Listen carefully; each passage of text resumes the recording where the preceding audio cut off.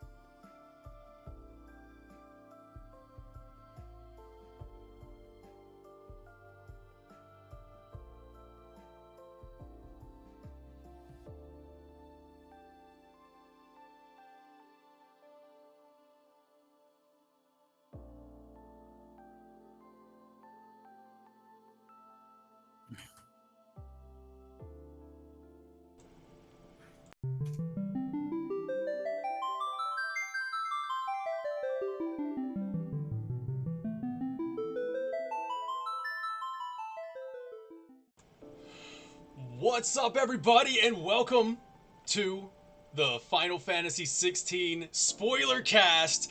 Thank you so much for everybody for joining in for this one. We are going to do a deep dive analysis of the themes, the characters, the symbolism, the just everything about Final Fantasy XVI. What worked, what we thought didn't work.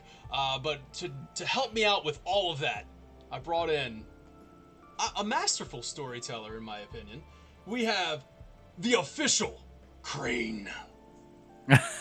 Gosh, Full they don't Crane! call you. I see your moniker of the Warrior of Hype is well preceded. Thank you so much. Thank you so much. I'm the official Crane. Yes. Thank you for having me on the desk.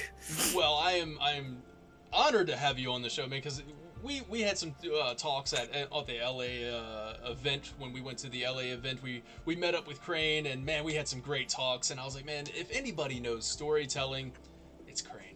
I just love that. I love that. Tell us a little bit about yourself, real quick, before we dive in. What you're involved with. Okay, so my mother met my father. In, No, okay. No, all right. Well, let's fast forward that. I'm the official Crane. I'm a content creator. Isn't I didn't know, a modder for many things Final Fantasy. I've been a Final Fantasy fan for a very very long time, and I'm more involved in things that has to do with sort of like the retelling of a lot of these Final Fantasy games, things like making like doing like dub mods and all of that stuff. And when you do a lot of those kinds of things, it's hard to sort of voice direct a project like that without trying to like go deep into a lot of the things, because as easy as it is for people to be like, oh, just add voices, say the lines, and do the emotions. There's always sort of like a responsibility to capture the narrative of whatever it is you're doing. The narrative that undergirds things. And I've always been, regardless of anything that I've done, I've always been a great admirer of those things. I went to film school. I did a lot of I do a lot of writing myself, but never really brave enough to put it out there. But but so that's pretty much it. But I'm a very very big Final Fantasy shill. I'm a Square Enix enabler. So just that is me. Well, it's awesome, man. Yeah, and then you go. Of course, you got the Echo S projects going on with Sunamods as well, where you're adding full voice acting to Final Fantasy. So cool.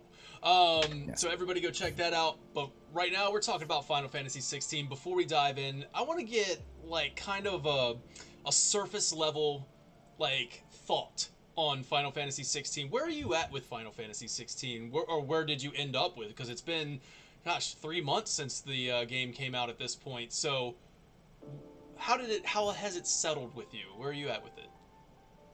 Okay. Okay. I think I'm definitely one of the people who definitely thinks that Final Fantasy 16 is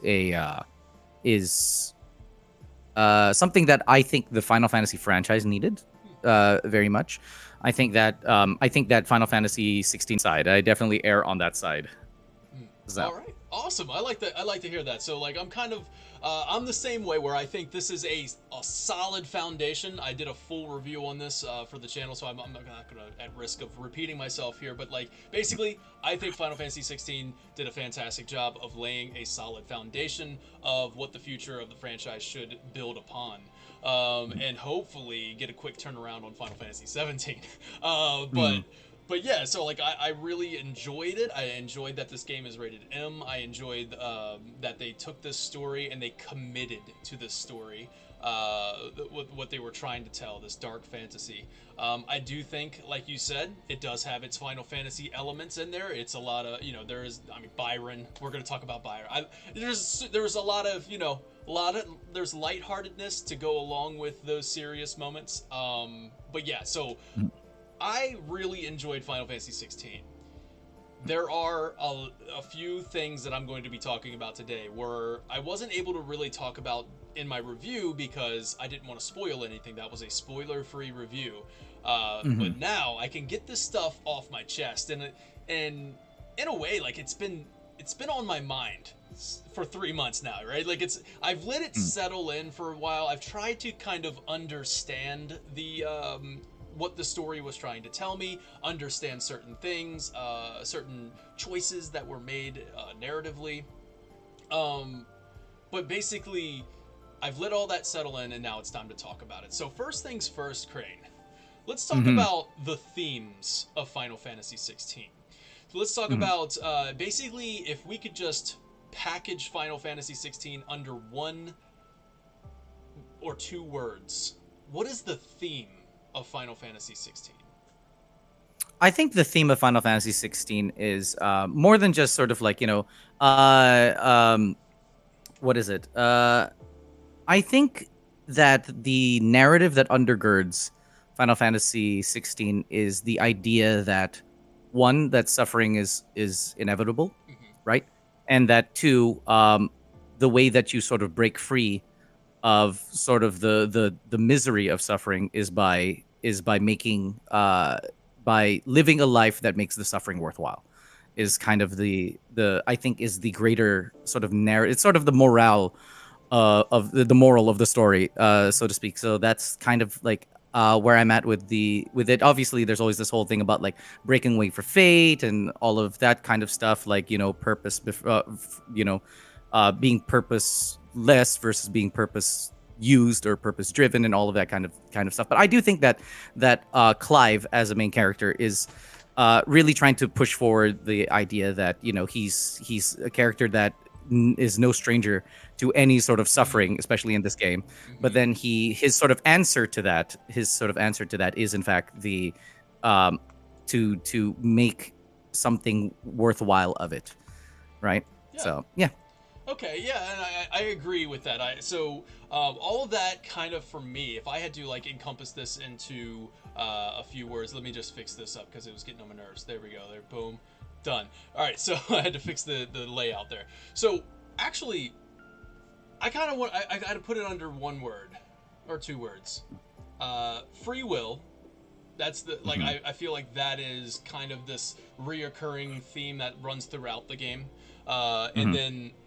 Did you know that in the development of Final Fantasy XVI, the project's code name was Faith? So I kind of was like, So the main themes of Final Fantasy XVI, I believe, are faith and free will. And I think those are kind of connected. They go hand in hand together because willpower, like free will, and is strengthened by faith in this game. The faith in higher power, faith in yourself, faith that others put in you, the free will to believe in whatever you want to believe in, and all this other stuff, like to make choices. I think to complement those themes, like, because I really do think faith and free will are the main themes of this game. But to complement that is unity, where humans come together, like the connections that we make as humans, and as you said, Crane, where you were like, suffering is inevitable. Clive says at the end of the game, he says that, pain, suffering, and sadness, it's what brings us together. It is what makes us stronger. And Ultima sought out a world that was like void of pain and suffering, which is obviously that's a fantasy. That's what Clive tells him it's his Final Fantasy. But because life is adversity, and humans are imperfect. Like to quote Cloud, humans are imperfect. So because of their free will to make decisions and mistakes and stuff like that, but basically, all in all, to live and die on your own terms. I think all of that is all of what I just said is free will and faith, right? In my opinion. So, yeah. Now that we've now that we've established those themes of Final Fantasy 16, we got to talk about. Yeah. Like, we got to wait. I'm sorry. Is it a bit quiet for who me? Am I quiet? I'm sorry. Are you quiet? Am I quiet? Who's quiet? Who's quiet? Somebody says I can hear him. He's quiet. I want to make sure that we're all good here. He's a bit quiet here, so I'm gonna. Yes, I am. Okay, so let me turn up my volume. There we go. Is that good? Am I too loud now? Hello. I'm more impressed that you have like a physical dial for your audio. I know, but it's not working. It's still kind of quiet. All right, I'll just talk closer to my mic. How about that? I'll talk closer. But yeah, so yeah, now that we've established the themes of Final Fantasy 16, how well did it deliver? Is the question, right? Here we go. I'm gonna hold my mic now. Right. How well did it deliver the theme itself? Like, I personally don't think that there was sort of any mincing of words, so to speak, for how there are plenty of times where they're quite on the nose about like really what they're trying to say. This, not that this is a bad thing, but Final Fantasy 16 is definitely a very wordy Final Fantasy. It's a very wordy story, right? There's so much words are being slung from people's mouths Clive in particular really likes to speak every time like he gets an encounter with like an icon or anything like that, right? Like these big fights. It's because all of the fights are supposed to like have sort of a climactic ending to all of them, and you can't do that without speech, right? Without giving a monologue or so. And I think that they do that sort of in more ways than one. So. Speaking of like what you were saying about like faith in all of those things, that's kind of like the it ties into pretty much what I said. See, the problem here is that there are many different sort of avenues of escaping said things. So the world of Valisthea is sort of wrought with the blight, right? And the blight is kind of described as something that cannot be avoided. Right? Mm-hmm. It's just something that cannot be avoided. And there's a lot of things that everyone's doing that is trying to usurp or try to cure sort of the blight or whatever. Like they have a lot of theories, the theory about the mother crystals like sort of sucking up all the ether, all of that kind of stuff. But at the end of the day, like they're trying there's this fate that is happening, and it's sort of a fate that is wrought to all, right? It's something that everybody is going to be held to account for. But then the faith there is that Ultima even brings us up to Clive, which is pretty much like, look, this is going to be the end of of your world, like through us, like through the plan. There's salvation for Valisthea. And Clive is sort of the opinion of, well, like I have faith essentially that is not going to happen. He doesn't really have any evidence that is not going to happen, right? Mm-hmm. But that's sort of the idea that you do have to have a bit of faith. It's kind of sort of the same thing, right? Like, what is his name? Byron. Mm-hmm. Byron says that kind of thing when he's trying to sell people on the idea of Clive, right? On Sid, the criminal, right? Yeah. Where he's just like, oh, my nephew, he's going to do these things, and everyone's like, well, how do you know? It's like, well, have faith in the boy. Mm-hmm. So it's sort of baked into almost everything they do. In fact, like you can look at a character like Clive as he is a character of very strong faith. What that faith is basically that the future will produce something good. Yeah. Right. So it's the reason why he's not so dismal. Right. Yeah. Yeah. A lot of hope. Right. So like I think even you could just that's why I think they go hand in hand so well. Like you could replace faith with the word free will every time. Like they're interchangeable.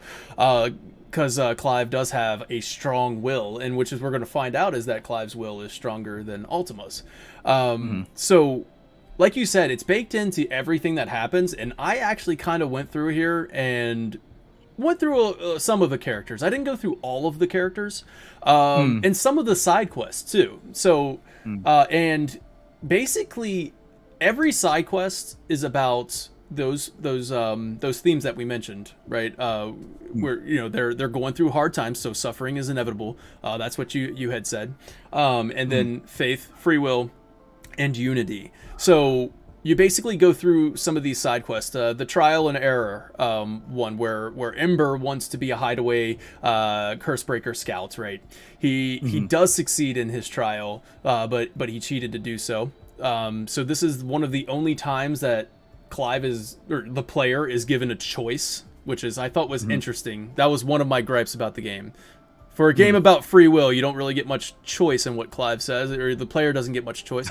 But I chose to say Ember doesn't deserve passing marks, but either answer results in the decision of giving Ember a second chance. Basically, this is a way of saying that, hey, free will is great, but there's still rules in place, and to keep you and everyone around you safe. So free will was a theme of that one. You got silver linings with Gav. This was a great one because Gav was awesome, but this is where Gav kind of does like a little heart-to-heart with Clive. And Gav is like reminded of the night that his family died. And it's sort of a reflection of Clive's guilt and inadequacy at Phoenix Gate. So it was such a cool moment there as Gav is telling his story. He's telling a story that is very similar to what Clive went through in a way, where he lost his family and he feels guilty for it.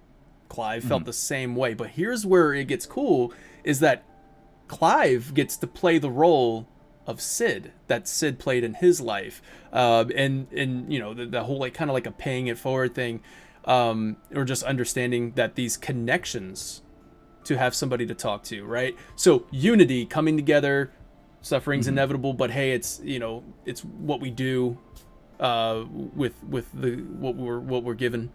And then of course you go on from there. You got Yote wants Joshua to kind of take care of himself. She sees that Clive is very selfless, and more unity, more when there's a will is another one, where Elwyn's will, where he had big plans to free the bearers, and to bring unity to the to the realms.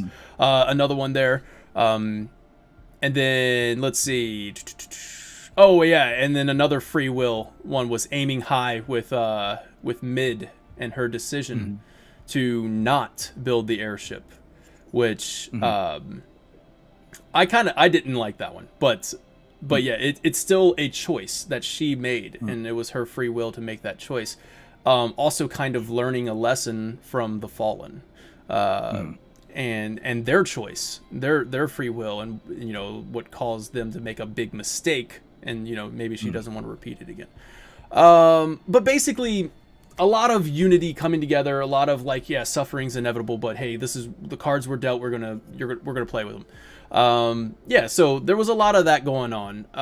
Blackthorn setting his differences aside with his nemesis, I guess, his rival, his blacksmith rival, and then they come together and they create the greatest sword the world's ever seen. So coming together, you know, gives great rewards.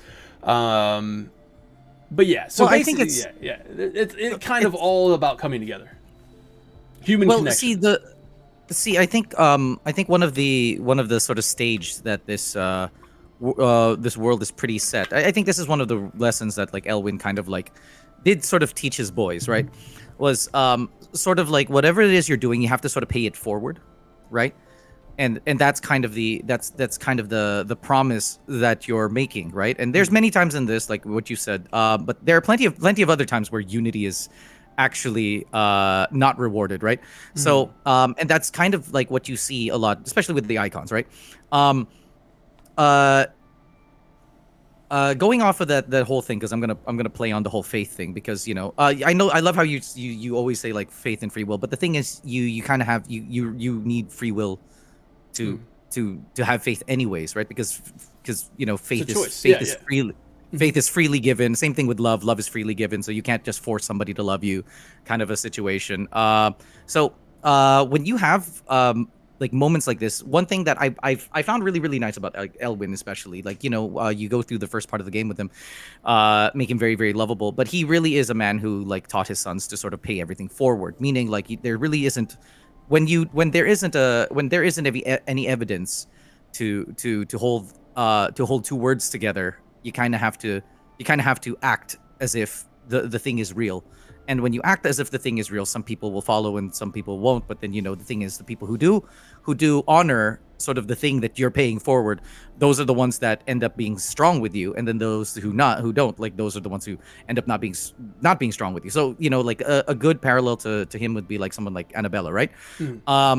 Right, for Annabella, there's no paying forward for Annabella, right? Like everything is, you know, you need to prove to me that something is of any use, or something is of any consequence, right? And that's kind of the problem that she has, you know, in juxtaposition to somebody like Elwyn, who, again, like I said, like likes to pay a lot of the things forward. It's also one of the reasons why like the men really, you know, especially in a time like this, like, you know, back when you look at medieval times, when you look at a lot of medieval parables and all this such, honor was like the currency of the realm. You know, that's the thing that they push forward. That's the thing that they always have, and it is sort of like, you know, so to speak, a man's currency back in those times, right? So it's, you know, the reason why you have sort of the currency of honor is because everything again is paid forward, right? Like you know, you show valor first and then receive consequences for those. You see the consequences of those things later. I think that's one one element of Elwyn or of their father that you see really birthed like through Clive and really like it's kind of a living legacy, so to speak, that you have with Clive and Joshua throughout like this whole thing, which kind of makes it's kind of like a Naruto situation, right? Like you know how Naruto's not a character that necessarily needs to change, right? He's usually the kind of character that he goes through this world, the world that already has its problems, and people are changed because of Naruto, because Naruto is the you know. So for those of you who don't know, like Naruto is an anime. Anyways, yeah, because I don't know if people know this, but, you know, we could be a purely Final Fantasy crowd. Yeah. But I think that's one element of Clive that is sort of inspiring. Even like if you think about it, right? It's funny that you mentioned this because I actually think this is kind of the thing that separates Sid from Clive. Is like Sid says he wants to create a Valisthea, a land where people can choose the way they die. Yeah, die on their own terms. Yeah, like they die on their own terms, right? So it's kind of like, well, you know, that's kind of the sense of free will, right? Like that's the free will without faith. And then Clive's answer was pretty much, well, I want a land where people can like live and die on their own terms. Yeah, you know, and which again has has again a lot of the sprinklings of faith and hope and all of that stuff. And you know, Clive is what is it? Sid is just kind of like, yeah, you know, I kind of like your way better. And then you know, yeah, he's like, yeah, you know, that makes sense actually. But I think that was kind of cool because Clive, you know, Sid, you know, he has a very determined outlook on life. Like he wants to die on his own terms because he's been told how he's, you know, going to die, you know, by everyone.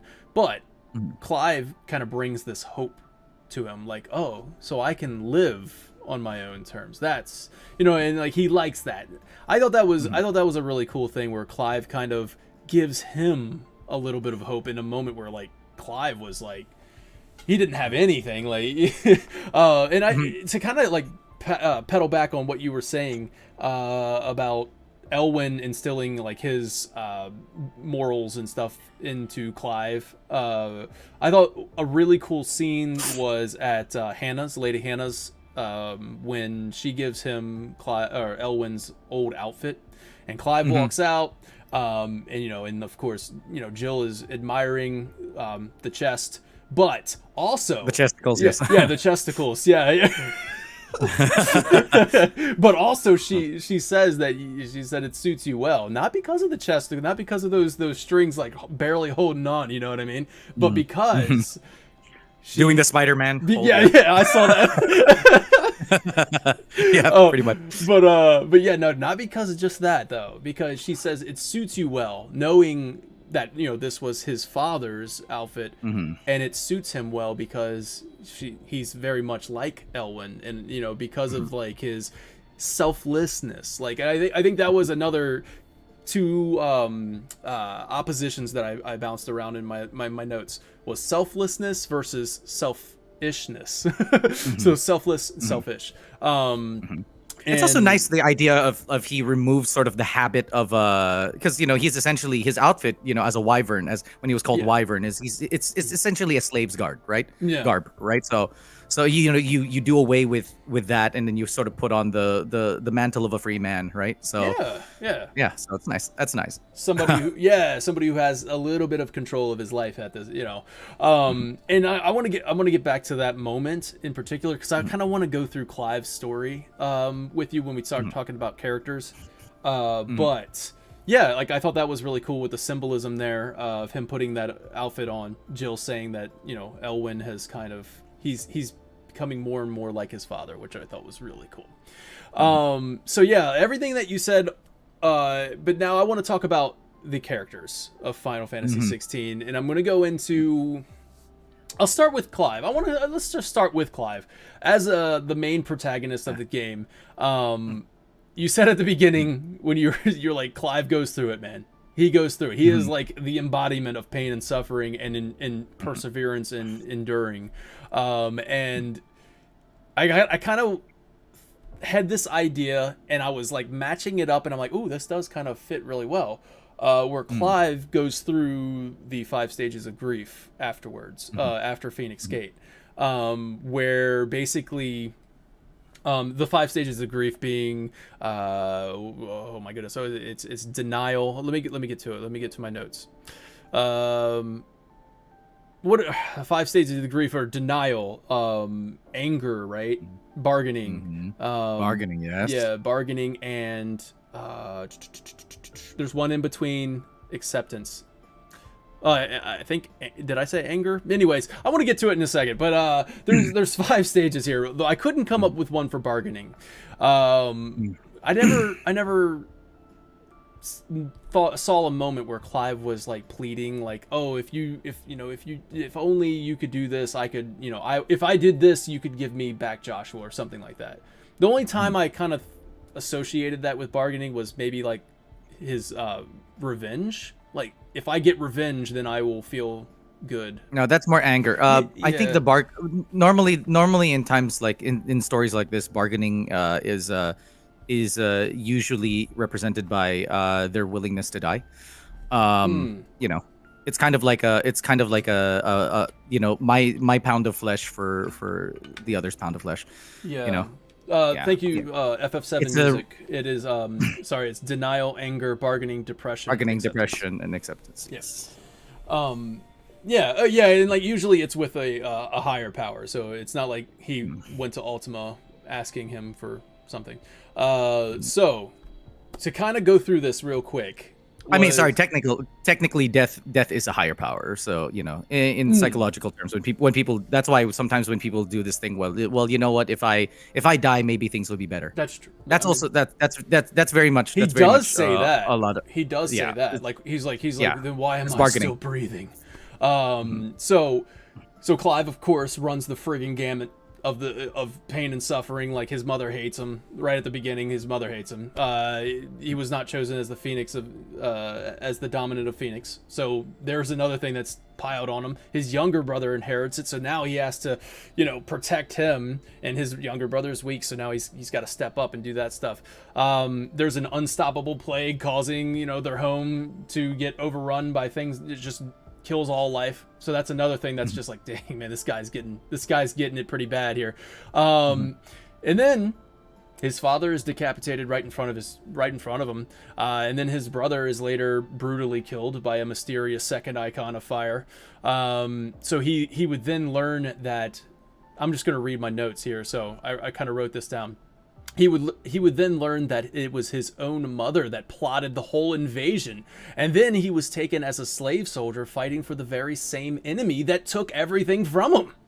The hooded man he saw that night, who he believes is the dominant of Ifrit, becomes all Clive sees every night for 13 years. He swears revenge against whoever this was, cutting out the tongue of any man who would talk him out of it. The forest is dark enough. You know what I'm saying? Awesome. So this hatred, pain and vengeance is what fuels him. It's his only purpose. He kills more men than he can count, slept in a gutter, by the order of the Empire and unbeknownst to him. He severely injures and almost kills his best friend, or his childhood friend, Jill, who he then learns has also been a slave to the Iron Kingdom ever since the fall of Phoenix Gate, which was his fault, and used for battles as their dominant Shiva. A man named Sid comes along and saves them both and takes them to a place to care for Jill. Now I think this is a very important, like, Sid is so important to Clive's journey. So the second icon of fire, who Clive swore to kill, yeah, that's him. He would soon find out that he is Ifrit, in fact, and he uncontrollably killed his own brother that night. It was at this point where we would have seen his will broken completely. Like, Clive was at the point where he was broken almost completely, if not for Sid. So I thought this was like this is the importance of Sid. Clive would have been done, but Sid was there, a friend, a father figure, or maybe a, you know, a brotherly bond here with Sid. He begged for Sid to kill him and end it all. Sid refused and gave him a purpose instead, to find the full truth. Right then, Final Fantasy XVI shows us the importance of family and community. The Hideaway doesn't shun Clive. They still accept him. No matter how much Clive wishes to be in solitude, he is surrounded by people who care. And then, when alone, when he's by himself, Clive contemplates jumping off the bridge in the following mission. But he stops because Gav was in trouble. And this kind of shows that underneath it all, Clive is still a very selfless person. Gav is in trouble, so he goes running after Gav, and instead of jumping off the bridge to go help him out, proving that Clive is still a good man. And I think that's a defining trait, almost to a fault in this story, where he just puts his life on the line no matter what for others, not for himself. But so let's go with this is the, you know, like, I want to go continue reading here. He was his brother's shield, right? He failed that night at Phoenix Gate, but here's Gav. He has a chance to save him. And that's you kind of hear Joshua's voice when Gav was hanging off the cliff, and like, you know, that kind of sparks it. Like, I have a chance here. So, Clive had been in denial, personifying his vengeance into a hooded man. So anger consumes him and became his only purpose in life. And he believes that exacting his revenge would bring him relief, but that's not quite bargaining. Then he falls into this deep depression after the revelations of who Ifrit is. And that's where, now I'm just kind of like, to recap. Now we got all the way to the bridge where he's like at this deep depression. Like, I'm literally imagining all of these things as you're saying them. Yeah, right. Good. All right. I'm glad I'm painting a picture here, hopefully. So when he saves Gav's life, and Sid gave him, purpose to find the truth of it, Clive doesn't realize it, but this is the start of his upwards turn out of depression. But it will still take him time, and most importantly, his friends, or his family, basically, has become, that he's become part of, will help him in this journey. And the reason why I keep talking about that is that it's important for other characters, where Clive has somebody, has people, and Jill as well. But it's important for other characters that I keep saying that he has people around him. And I think this story is very, that's one of the messages it's trying to send. It's like, surround yourself with people who care. So, on the way to Phoenix's Gate, Clive and Jill meet Rodney. Oh wait, I missed a very important one. He has Jill. That's a very important. Jill is kind of his anchor, right? Like, cares deeply for Clive and accompanies him on his return to the place where everything changed and where he will find his answers. So Jill is very, very important. But yeah, so you meet Rodney Murdoch's wife, Hannah, which Clive killed Rodney by accident, of course. So, consumed with so much guilt that Clive refused to sleep in the comfort of Hannah's home. They stay in a barn, and the conversation between Jill and Clive is so pivotal for both of the characters. And also, we're going to kind of come back to this scene when we talk about the moon and Metia. Clive opens up and questions why he is still breathing when he is the cause of so much death. His brother's life, Rodney's life. But rather than be alone in these dangerous thoughts of his, Jill is also there, and she can relate. She too has unwillingly taken so many lives. She admits that even she wanted to end it all back when Clive and her battled. And she says, that's at the end of that battle, she goes, finally. She thought she was dead. So Jill is suffering too. And you can see it in this moment. Like, Clive's entire, emotional state changes. He goes from being all about him, self-pity, and then just sitting up and looking at Jill and just now it's about Jill. Now it's all her, because now he's a very selfless dude.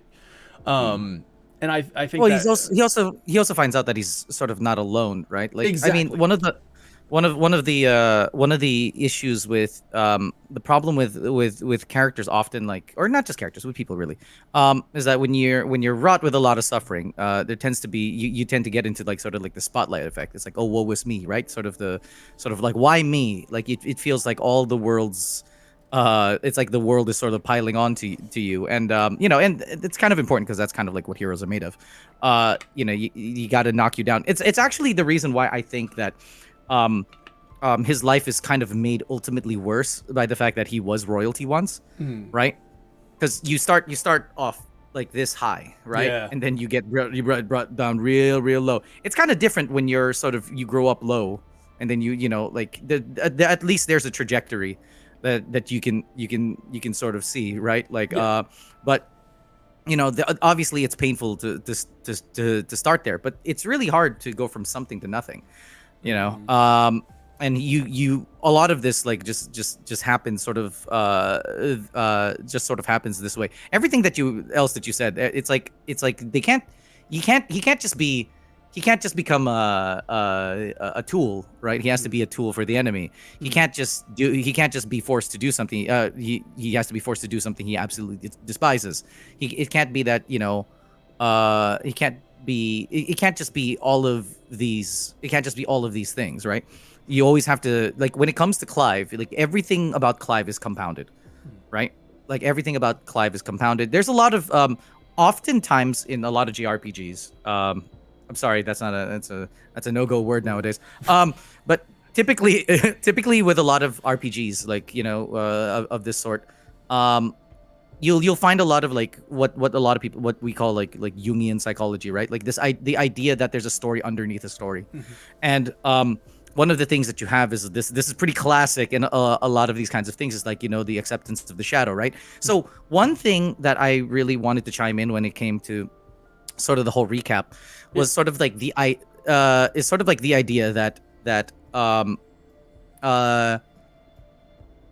the thing that Clive, and not just Clive, but like the thing that Jill and, you know, and this is kind of the importance of Clive, of Sid, actually, because I wanted to chime in on this, is that, you know, what they don't like about themselves is, you know, we can affectionately call it the shadow, right? It's the thing, it's the again, a lot of like Jungian psychology or Freudian psychology, whatever, right? The id or whatever. But the shadow is kind of the thing that they don't like the most, right? And that's normal, especially for very orderly driven characters like Jill and, you know, and Clive are very like orderly driven characters. You can even tell, like, even in terms of like character design, when you see it's always very interesting when you see a lot of like character design, like the design of their outfits and all of that stuff. You see, even for Clive when he was young, like, and then you look at Clive when he is older. When Clive is young, his outfits, you know, he's very symmetrical. Normally the design philosophy for that is that, you know, characters that are what you call that, symmetrical, are normally characters that are geared towards things like order and lawfulness and all of that things. If you see his father's very, like, you know, like symmetrical. You see Joshua is the same thing. Jill is sort of the same thing, and you see him sort of like that. The moment he gets older, you know, he's. But the thing is that even in his design, you can see that he's not entirely like that. This is done really by intention, right? So normally a lot of the language of design is that their outfits, their clothes, the clothes is kind of like a signature, right? A signature, when you make a signature and then you're writing in your like notepad, right? If you're writing in your notebook, your handwriting looks very different from your signature. It's because your handwriting is who you are, right? And your signature is what you want people to see from you. You want that's the image that you're putting forward. It's not fake. It's just it's something that you aspire to. Let's put it that way, right? It's the way you wish people for you to view you as. In terms of sort of the design philosophy, clothes are normally that. It's like a signature, right? That's how they want to do that. And then what's happening is that the physicality of the character is something that's like embedded into them. So one thing that's nice about like Clive's design is that as orderly as he is, you know, he has a little bit of like asymmetricalness to him, like, you know, with the hair like having like coming down on this end, not on the other, all of that kind of stuff. It's nice. It's nice. Like if you look at a lot of characters, look at characters like this is really important, right? You look at characters like Cloud, right? Like, you know, because I'm pretty sure if you guys don't know Naruto, I'm pretty sure you guys know Cloud, right? If you look at characters like, yeah, if you know Cloud's character, right? His character, his outfit, even though he has a soldier uniform, so to speak, his outfit is just full of everything is just asymmetrical. You look at Sephiroth, it's incredibly symmetrical. You look at Zack, it's much more symmetrical in terms of outfit. You know, like the left glove, the right glove, the left pauldron, everything is pretty much set. The time that he gets sort of out of sync with that, even his hair is parted. What happens afterwards, when you know he becomes a little bit more jaded? What happens, right? He has the hair here, he has the cross. It's like, you know, all of a sudden you see elements in his physicality that have like asymmetricalness to it. I swear I have a point to this. Okay, I swear I have a point to this. Yeah. So where this is going though. Normally when you see him sort of later, you know, obviously the bearer's mark with the scar and all of that stuff, like this is sort of like another mark of like, you know, he's sort of falling further and further away from like from that order. But anyways, you have like these order driven characters, and normally what order driven characters don't like is sort of like they're normally like disgusted by their shadow, and the shadow is pretty much the part of them that can do the worst, right? It's the part of them that can do the worst. It's the dangerous part of themselves that they're not very happy with, right? You see that in both Jill, you see that in both Clive, and before they meet Sid. Now the difference I think here is that when you meet Sid is a very complete character in the sense that psychologically complete character, because he's actually a character who's again, in sort of psychological terms, like has sort of integrated with his own shadow, right? He knows how much harm he can do, but what he does is he wears it like he uses it like a tool, right? So if you notice, everything he does after this, and this is kind of like the thing that Sid is sort of teaching Clive, right? Which is really important, which is, you know, everything you're doing, what you've done and what you haven't done, none of that is born out of virtue, right? Like that's the truth. Like I think this is something that I don't know if everybody else got this, but this is something I got from Sid. Sid is pretty much teaching Clive that, okay, this happened. Oh yeah, you did this, sure, but none of this is born out of your own virtue, right? Because none of this you did like with the sword in your hand, right? Yeah, but the thing is like for Sid, he's like, everything I've made here I did with the sword in my hand, and like with the blood that I've drawn, right? So all of the things that make me dangerous is the thing that I use to sort of my advantage. And this is not just the story of Clive and Sid and all of that, it's the story of the world, right? Remember how the world is like on a peace treaty, right? Because everyone has a dominant. Every place has a dominant. And the dominant is basically a nuke, right? It's the threat of force. So the reason why there's a peace treaty is because people have dominance. What happened to the emperor of Sanbreque? The moment the crystalline dominion like lost a dominant, they're just like, well, fuck this peace treaty. Yeah. Wait, we have Bahamut, they don't. So it's like they can't, they like, oh, well, we're going to break our peace treaty. It's like, who's going to hold me accountable? Who's going to hold us accountable? You know what I mean? Yeah. So, you know, you can see very well that the thing that's holding everybody's quote unquote shadow is just the fear of everybody else's shadow, right? But it's not the fear of their own shadow. So this is kind of like the difference between like Clive and Sid and all of that stuff, is that they're sort of taking step by step, living sort of in virtue, right? Because here's the thing, the reality is that, Clive, even though he's quote unquote done a lot of harm, none of that is harm that he decided to do. Yeah. Right? Right. And none of it is harm that he decided to do. And when he said, I don't want this power, I don't want to do any of this, he has no real choice to do that. The only time that he has the power or the choice to do anything is if he embraces really the darkest part of him. Yeah. That's why he had to fight Dark Clive. Which is which is what Ultima wants. So like basically going to get to like Ultima wants him to like to embrace that. But yeah, so that, well, he wants it to break him. Yeah, he wants essentially to, exactly. Yeah. He wants it to break him, right? So like that's basically where we're gonna get onto the acceptance part of the whole entire thing. Like so like now. Sorry if I ruined the flow. No, that's awesome, man. Okay. I love that. Like that's really cool to like very eye-opening about appearances and symmetrical and asymmetrical, and like how orderly and you know, like a little maybe just going against the grain, or maybe just kind of you know, this is showing that this character is kind of you know, free will kind of basically. So yeah, that's really cool. But sorry, I just wanted to chime in. There's no so the thing is, like, people say that, like, okay, so because, you know, I know that that free will is going to be like a big topic here, right? Yeah.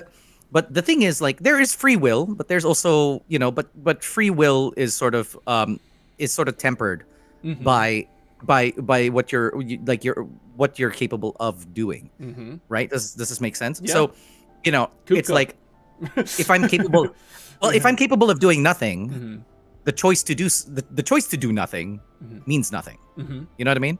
So if I don't have power to stop, or you know, if I don't have the power to hurt you, the choice not to hurt you is not a choice. It's just I'm just weak. You know what I mean? But you know, if I have the power to hurt you, then choosing not to hurt you. If I have the power to kill everybody in this town, and my choice not to kill everybody in this town, is sort of virtue. This is kind of like what I'm saying about, like, one way to really, like, look at the lens of sort of like free will in this sort of situation, right? There are people with greater will and people with shorter will. And the thing that we see with the icons, by the way, I don't know if I'm jumping, but one thing that we see with the icons is that they're always sort of drawn. A lot of them, mostly, not all of them, but a lot of them are sort of drawn to sort of the lust of being able to do something, as opposed to not doing something. Yeah. Right. And that's something that you'll see all the time. You know, Clive has all this amazing power, but he really chooses to not do as much as what everybody else is doing. And you know, he's doing these sort of things. He's doing it really, like, by choice. You know, it's kind of he's using it for good. Yeah. Yeah. He uses it for good, and if he could have used it, he would have used it, I think, a little bit more. I don't know, because, like, I know that he was saying, like, once again, the burden falls to you, like, to Jill. Like, he wanted to use it for good, but he just couldn't get it up, you know?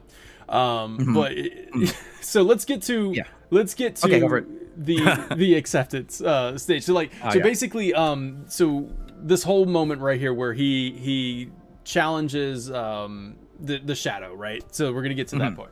All right, I have an interpretation of this, and it might have been answered in an Ultimania, it might have been answered somewhere else. I don't really get to watch a lot of spoiler casts or anything like that of what other people's thoughts were on it.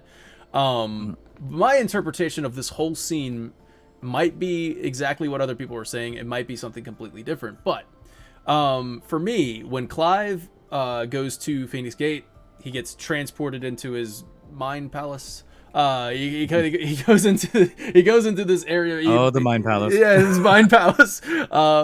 Basically, his consciousness or something. The hooded man reveals his face. It's Clive, and he's transported back to the night of Phoenix Gate, forced to relive it. This is my interpretation. One more time. Ifrit slams Phoenix down in front of Clive, and right before him, he witnesses the act of murder, once again helpless to stop it. He shouts, and right before the killing blow, time freezes. Ultimo wants Clive to wallow in this. I think this is all Ultima here. I don't like I said, I don't know what other people are saying. I think this is all Ultima here. He wants Clive to wallow in this guilt. He rubs it in by personifying a young Clive who comes up to him and speaks to him about failing his duty to protect Joshua. Then he appears before him as Joshua. I think this is also Ultima, appearing before him as young Joshua. Clive runs up to him, falls to his knees, and he says, "I'm sorry, I failed you." And Joshua gives this little bit of a smirk. Now, I thought for the longest time, like when I watched all the trailers and everything, I thought this was just a really touching moment. I thought this was a really good, like, oh man, brother moment. Like this is him seeing his brother and, you know, saying I failed you and like trying to give like a little bit of closure there. But I think Ultima is pleased. I think Ultima likes this, where he's like, yeah, you failed. And he kind of smiles, and then Joshua disappears. Now, young Clive is back at it to repeat it. I killed him. And Clive adds, and I blamed another for what I did, to spare myself the guilt. This is my interpretation of the scene. But if you feel this was meant differently, let me know, Crane. But I don't think Ultima expected what Clive would say next. I think Ultima was like, this kind of shocked him. So what Clive says next is that no matter how bitter the truth that awaits me, I will press on. And then he battles Ifrit, who then reverts back into the dominant, the shadow of himself. Clive says, even with the truth right in front of you, still you deny it. Come on, Clive, face your fears. Clive is fighting back and tells his younger self, no escape, eh? It's all right. I'm done running from you. I see this kind of this look of accomplishment, but laced with disappointment in young Clive's face. Like I think Ultima is almost disappointed here. Like what is he doing? What is this? But he disappears, and then he, like, the disembodied. Oh wait, no, not yet. I'm sorry. He vanishes. And then the L3 R3 thing happens where you can accept the truth. So there's acceptance right there. So Clive accepts that this is what, this is the whole situation. But here's the thing. Ultima wanted that to happen. Like, Ultima wants him to be Ifrit. He wants him to accept that role. Like, you need the power of Ifrit. You need to control it. Your mythos. Like, he wants that. So Ultima is satisfied because he gets what he wants, but he might also be a little bit concerned in a way, or like a little confused, because Ultima's not used to this. Like, wait, okay. But anyways, he laughs in the disembodied voice, right? He kind of tells Clive, you did exactly what I wanted you to do. Yeah, that's the whole thing. And then I want to move on into the other characters and how this all kind of like ties in of everything that I was saying about unity and all this other stuff. But is that like the interpretation that you got out of that, Crane? Like, did you think that was Ultima? Yeah. Okay. So I don't disagree with that interpretation, by the way. But I did want to add on to, like, there's some few things that maybe I'm not because this is the thing, like, throughout my playthrough, one question that I had was, again, this might be jumping forward, but one of the things that I watched this cutscene over and over again. I even looked at it on YouTube because I thought that maybe I'm not understanding it. But according to Ultima, the things that were needed was power and will, right? He said they needed to be a power and a will. Now the thing is, so the will to, maybe power can only be controlled by will, which, I guess that would also make sense. But that's also the reason why they created humans to begin with, right? They can't just create automatons because they've created plenty of those. But the reason why they created human beings is because human beings are basically a factory of will. So, right? Where are you getting that Ultima wanted power and will? I'm sorry, I'm assuming. When Joshua, older Joshua, and Clive get whisked away, before or after Odin, I believe, I forgot. Yeah. And then they go through the thing, and then Ultima is literally like God-splaining the birth of mankind and everything, right? Yeah.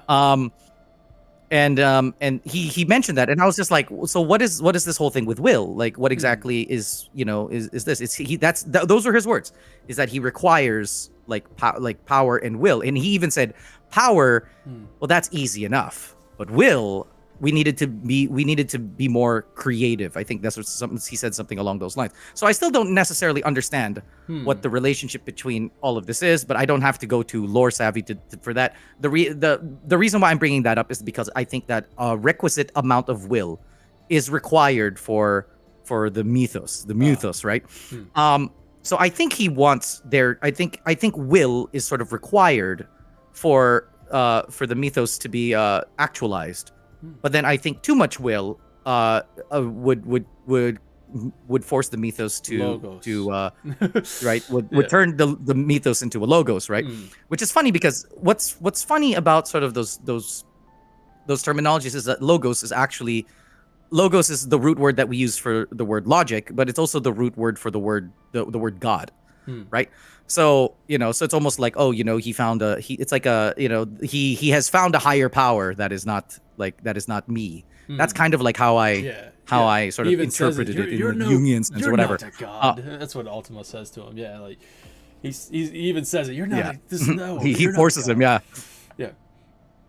Yeah. So I do. So I think so. Me bringing this up, I think, I guess in many ways, sort of like augments your or helps your argument here, where he wants him. He doesn't want to break his will there because some of that will is required for him to complete, right? For him to essentially gather all of the iconic ether or whatever, so that he would be complete. He would be presentable, so to speak, right? Yeah. Based on with what Odin said. But I do think that I think that the thing that he wasn't sort of counting on is just like how powerful his will does become. Yeah, it becomes something it becomes something he wouldn't be able to break. Yeah, so I do think that tracks, at least to me. Yeah, from a narrative perspective, I think that tracks. Okay, cool. And thanks to Darthace in the chat says, Ultima confirmed.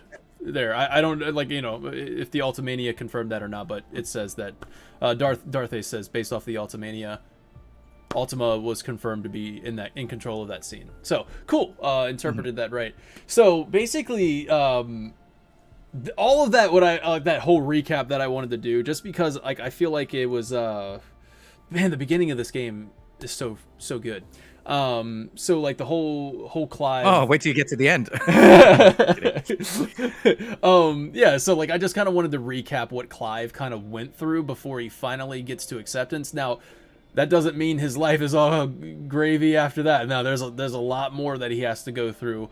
But yeah, like he finally accepts the truth there, and it's like that was a really pivotal moment there. Now, the way he gets there is through community and family, right? So I kind of want to move on to... It definitely helps in, yes. Yeah, exactly. Like, it definitely helps. Yeah. I think it, in at the end of the game, Joshua tells him, basically that's why he's where he's at, because he's like, people believe in you, and that makes you strong. Like, that was kind of like what Joshua was trying to tell him. Like, nobody believes in Ultima, and that makes him weak. Like, your willpower is stronger because you have people. Like you have a community backing you up, and I think that's basically the message I got out of it. Like, you have your selfless person who has a strong will, and you have your selfish person who has strong will. Which one wins? Whose will is stronger, basically? Then I think Hugo Kupka. I know Clive has a whole lot more to him, but like. So we'll move on to the other characters here, and then I'm sure Clive will be intertwined. But to Hugo Kupka, I think is kind of what happens to a man who is consumed by grief and vengeance, like Clive was at the beginning of this.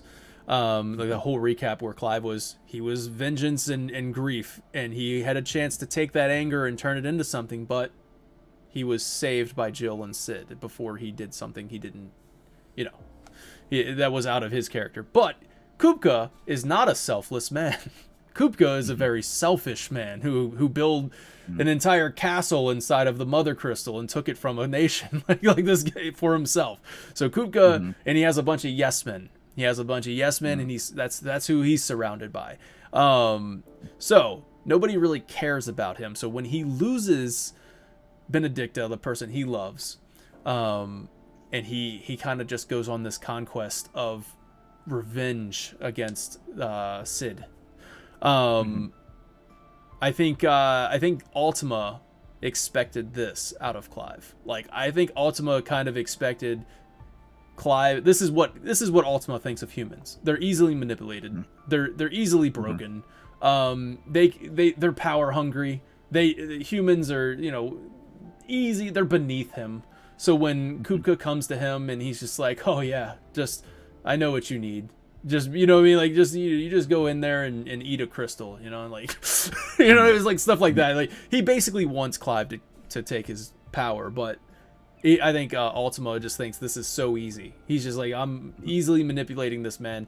But I think Hugo Kupka is the danger of what Clive could have become if he didn't have Jill and Sid, where he was on that rampage for revenge. But yeah. So, and then, do you have anything to say on Hugo Kupka before we move on? Yeah. Hugo. I think Hugo is an example of sort of like the vanity of your own like sort of desire, right? So the thing is, the thing that is the funniest about Hugo, right, is that the things that he likes. He's a very vain man, by the way. He's a very vain person. Yeah. Right. You know, he's you know, even his power is vain. Nothing is real, right? In Hugo's world, nothing is real. Besides like, his you love know, for Benedicta. Oh, that's not even not even real. real either. To him it is. So yeah. So and no, that's sort of kind of like the folly of his own desires, right? So the folly of his own desires is that like, I mean, think about it. You look at everything that surrounds him. I think they paint this picture pretty perfectly when it comes to Hugo, right? You know, when people say something, he literally like grabs onto their shoulder and pushes them down and goes like, nope, this is what we're going to do because I want to, right? Like everybody bends to him because of that, but nobody respects him. Nobody loves him. You know, everything is there because of power. Everything is there because of that. And all of those things are ultimately vain, right? So and I think what they did with him was pretty perfect, right? Because think of it this way. The one thing that he feels the most passionate about is like Benedicta, right? But he can't. He's just like, I lost Benedicta. It's like, you never had Benedicta. Like, she never loved you. You know what I mean? She never loved you. I think I know we're gonna jump to Benedicta at one point, but I think it's sort of inevitable that I talk a little bit of Benedicta here. Yeah, go ahead. Right, for sure. What's funny is that everything that one of the beauty of the storytelling of 16 is that they show all of the vanities of every single dominant, yeah, right? Really all of their vanities, really, right? All of their preconceived notions are ultimately destroyed, right? Is that if you look at, like, even for somebody like Benedicta, I know again I'm jumping, but for someone like Benedicta, you always see her like sleeping with you see her sleeping with Barnabas, you see her sleeping, you see her like with Hugo, you see her doing that all of this kind of thing. Oh, she's the leader of some group, all of this kind of stuff. But really, the person that she does not touch, like, they don't show you touch that she's never even, like, they don't even show them like shaking hands is Sid, but that's the man that she loves. You know, you see how like beautifully ironic that is. Yeah, like all these people, all these men are just like on her, and she's enjoying their warmth and all of that, but then the warmth, but all of it is cold to her because the one person that she loves is Sid, and Sid like doesn't even, like, barely recognizes her. Yeah, right? As in, it's like, you're like, what happened to you? Like, remember he had that tape, that was such a painful way that he said, he's just like, what happened to you? Like, it's like, that's so it's so belittling. But and then that's so going back to Kupka, it's like when he's just like, oh, you know, the one thing I want is Benedicta. Like, Benedicta doesn't even like love him. So even the image, so, you know, and it also shows how pretty dastardly Ultima was, right? Because the thing that lured Kupka into sort of like Akashicking himself, I don't even know if that's the word, right? Yeah, we'll verb it. But it's because, you know, if the sort of the dominant or whatever, like that ether is removed from you and it's stolen from Clive, then when you prime, you essentially become Akashic after that, right? You're not a human anymore, essentially. You lose your will. You become like those Akashic kind of like zombies, right? And you know, and that's the thing that like lures him into the mother crystal, right? Was that he used the image of like Benedicta. He's like, oh, Benedicta, and then he put this image of Clive like having his way. Oh, yeah. And, you know, and the thing is, Ultima knows that that's how Benedicta doesn't really, but he knows that Benedicta doesn't love you. Like, he knows that Benedicta doesn't love Hugo, but then he uses that vision because he knows that that's how simple, like, that's how blind Hugo is, right? So that's kind of like the beauty of it, is that his, like, all the things that he loves is or all the things that he cares about is fake, because none of them are nothing that he has is sort of built upon his own virtue, right?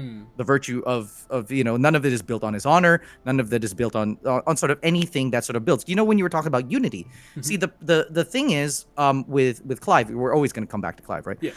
Sort of the thing is with Clive is that and they do this a lot with, again, this sort of form of media, is that they love this idea that a virtuous man's virtue is infectious, right? Like the people that you draw in are the people who, because the thing is, they trust you because everything you're doing is paid forward, right? Like they know that it's hard for Sid. Like, think of it this way, it's hard for somebody to like do something, like Sid does something for Clive before he can ask Clive to do anything for him. That's kind of a hard sell, like, especially in that world. Like I said, you saw with like the treaties and everything, right? Like it's based upon power versus power. It's not based upon like, and like I think Kupka is kind of like that image, like, so yeah. And I think that's like Ultima really just believe that's how people are. So that was, I think, cool. No, because you said Ultima. I think for Ultima, I believe that Ultima thinks that human will is exhaustive. Like you can exhaust human will, right? Yeah. So I think he believes that. So this is going actually back to your theory of how he wants Clive to accept the truth, right? So he's like, yes, you can have your will, but I'm not bothered, because as time goes by, like your will run out. Like I have no faith in your will. Yeah. Every human will you can exhaust. Like that's his point. Yeah. That's Ultima's point. It's like all your will can be exhausted. Like will be exhausted eventually, right? And then all I need to do is just give you a way out. Right? That's what it is. And that's kind of like, that's what I expected. Okay, so anyways, I that will lead me to like my first real gripe of the story. But go ahead. Do you want to say it? Huh? Do you want to say your first gripe of the story, or? Oh, my first gripe of the story is that Ultima actually doesn't use he sells everybody he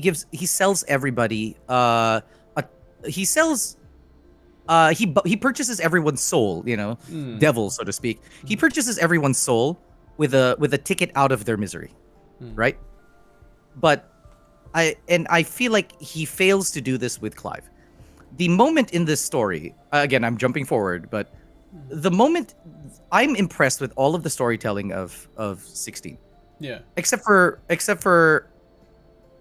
this weird sort of like psyche dive into Clive's mind, like later on in the story. Oh, yeah. I'm gonna tell you right now that I absolutely hate it. Really? I absolutely hate it.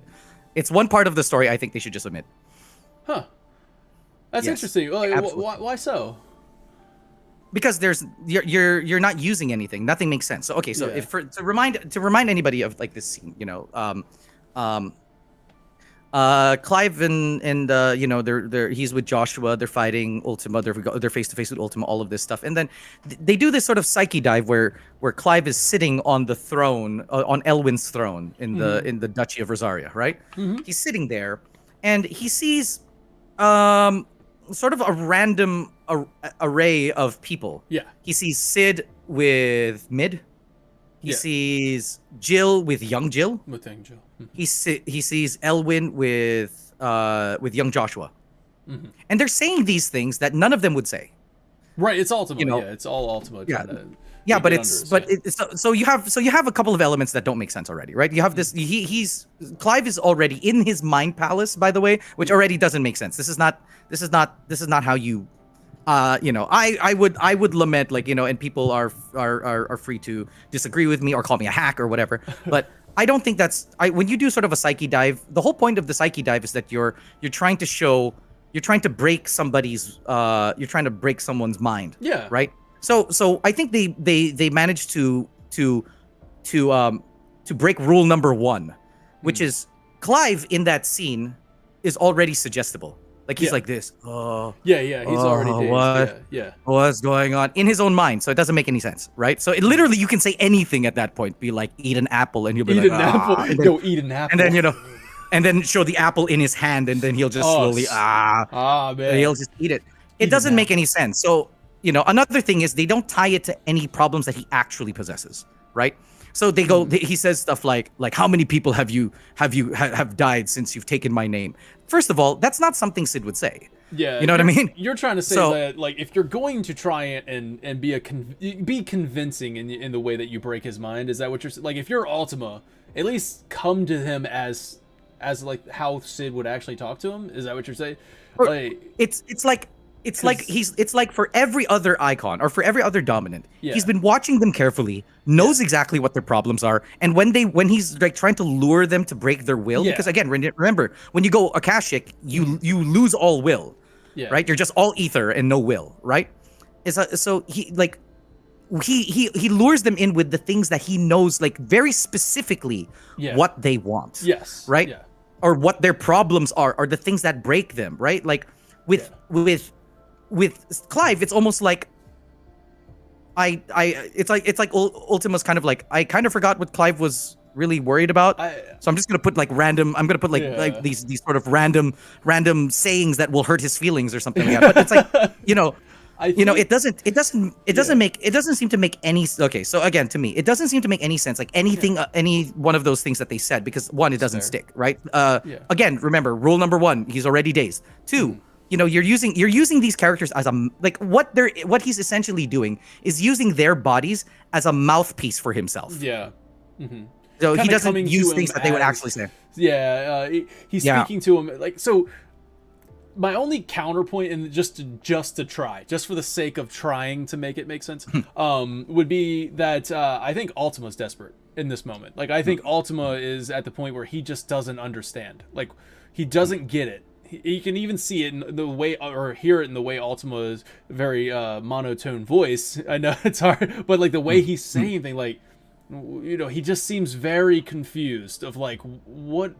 All of my plans are not working here, and then like I feel like this is like this last like ditch effort. Like we're at the Kingdom of Elude at this point where he just needs mythos at this point. We have all of the icons and all that other stuff. Icons. Yeah, so it's kind of like he still resists, and then like and like I think Ultima is just getting to this point where like screw it, we're gonna take you through everything that has ever happened to you and just overload you at one time with a bunch of stuff. And that's what I got out, where he was just like, he's going through this where he sits down, he sees his father that decapitated, and then he sees Sid, who he respects and admires, but hey, here comes Sid coming at him in a tone that it's like, oh crap, I'm disappointed, Sid. Now I got over here, I got Jill over here, Jill talking to me and saying, I don't know what she says, but it's obviously Ultima using his mouthpiece, but presenting it in recognizable, like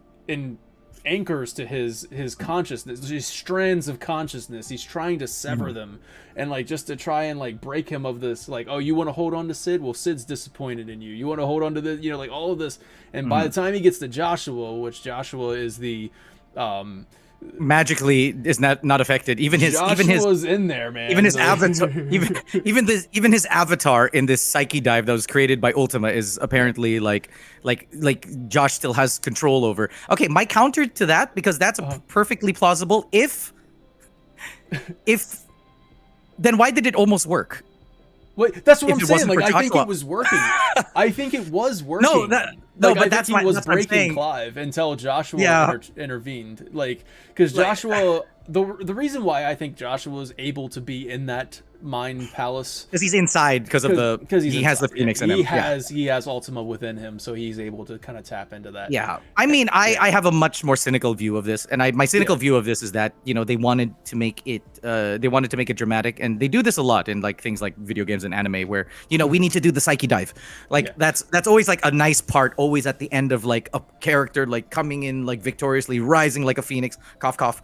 It's like, it's this idea that, oh, we need to do a psyche dive. Like it's a big gripe of mine, because for some reason a lot of these creators, they find it like so sexy to do that shit, because it's work. like in many different times, like like we brought up Final Fantasy 7, we did this whole psyche dive with the live stream, but that one's far more organic, right? Yeah.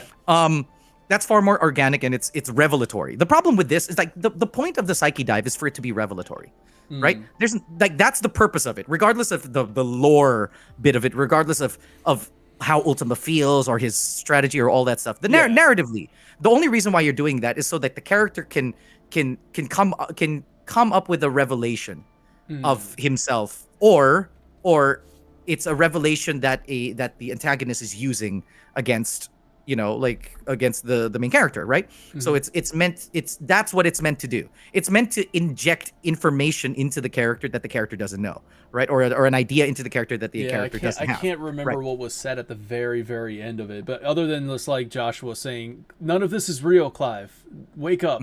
But I don't know what he says at the end of like the revelatory part that you're talking about. I know, I think the revelatory part of it wasn't for the character. I think it was for Ultima. I actually, this is the only part, like I said, I mean it. This is the only part in the movie, I said the movie, and the only part in this whole game that I cringed. When he goes, wait, he literally, this is his line, okay? And I'm gonna cringe right now saying it. He goes, "I am Clive Rossfield." And then fire, and I'm just like, oh god, why are we doing this? He's doing it, man. Honestly, I'm sorry if this breaks a lot of like people's like because I've said this to some people before, and some people were just like, oh shit, now you talk about it. I don't think I'm that influential, but I do think that this is kind of like an area where sort of like a lot of the quote unquote anime corniness like kind of like seeps in, right? Where it's like we need this moment, because what they're trying to do is they're trying to build hype. For this moment, they want there to be like a big revelation, a big explosion. All of this is built around like we need something big to happen, and and they fucked themselves over because Bahamut was already like too spectacular. I don't know. Bahamut was great. Bahamut was one of the hypest things I've ever seen. That was the greatest in almost anything. Yes. Like I was physically exhausted after. I was like, I thought the Titan boss fight was. I mean, after the Bahamut, I was like, that was when I texted my brother. I said, "This is I think I just did the greatest thing I've ever done in a video game. Like for real. It's like this game is freaking amazing." But they definitely set the bar really high with the Bahamut fight. I mean, they went to freaking space and all the way. It was crazy. God, with the Ultima fight was still a really cool fight. Like it was still a cool fight, but I just feel like the weight of the fight was greater with Bahamut and Titan than it was, even though I know it was for the fate of the world. Obviously, it should be a little bit more with Ultima, but yeah, no. So like to kind of stick with what you were saying, I totally understand, and I was just trying to like give it like some sort of like counterpoint. Push back on it. Yeah, just so like, hey, maybe this is what they were going for. But like, that was the revelatory part, man. He said, "I am Clive Rossfield." You know what I mean? Like that was he did it. He found out. But like I think the revelatory part was for Ultima, where he was just like, "Oh, is this Logos? Like what is this?" Wait, is that where he says Logos? That might have been where he says Logos, and that might have been this is Logos. Yeah, that might have been the revelation in this whole entire psyche dive. But where he's just kind of like, he's Logos, he's not Mythos. So maybe that was what they were going for. Where Ultima this was his last ditch effort to break Clive. Like we're going to show him everything. Like the recap that I gave you at the beginning of this conversation, he was like, "I'm going to give you the recap." I'm going to put you in front of your burning hometown. I'm going to do all of this and just, but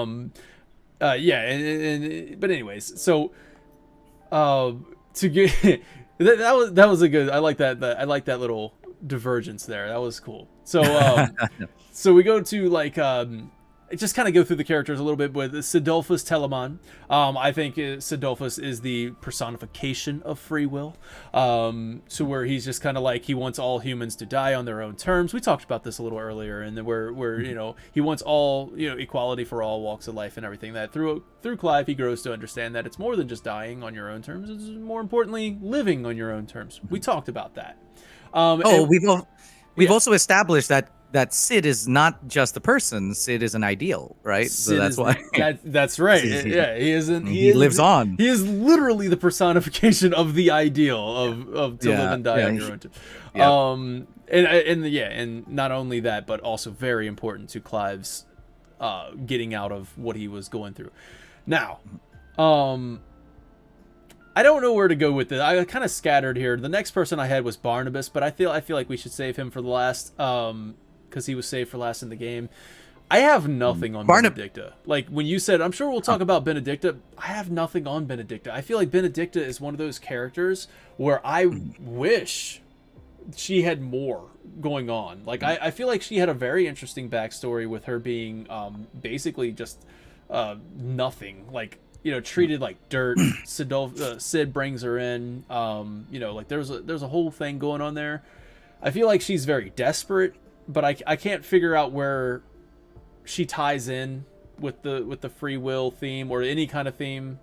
Like, I feel like maybe she's alone, even though she's got people around her. She's just still alone. I don't know. Do you have anything on Benedicta?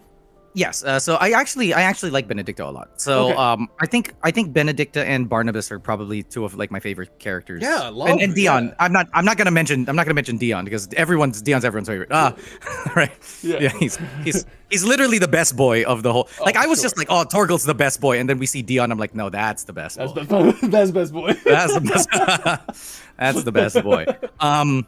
But no, okay. So with in terms of Benedicta, I think Benedicta is sort of like the because in like, okay, so you remember how I said I think that she paints a very good okay, well, to preface everything, what I like about the dominants is that all of them are a great reflection on of Clive's like they really put a focus on Clive's character and his virtue. Yeah. Right. So that's actually what characters are for. Like, I know a lot, especially in the Final Fantasy sphere, you know, for the community. There's always this sort of like thing, and you know, you may agree, you may disagree with me, or your chat might disagree with me, but there's always this sort of like fixation on different characters, and they kind of want to treat all the characters like the characters are pretty much their own protagonists, right?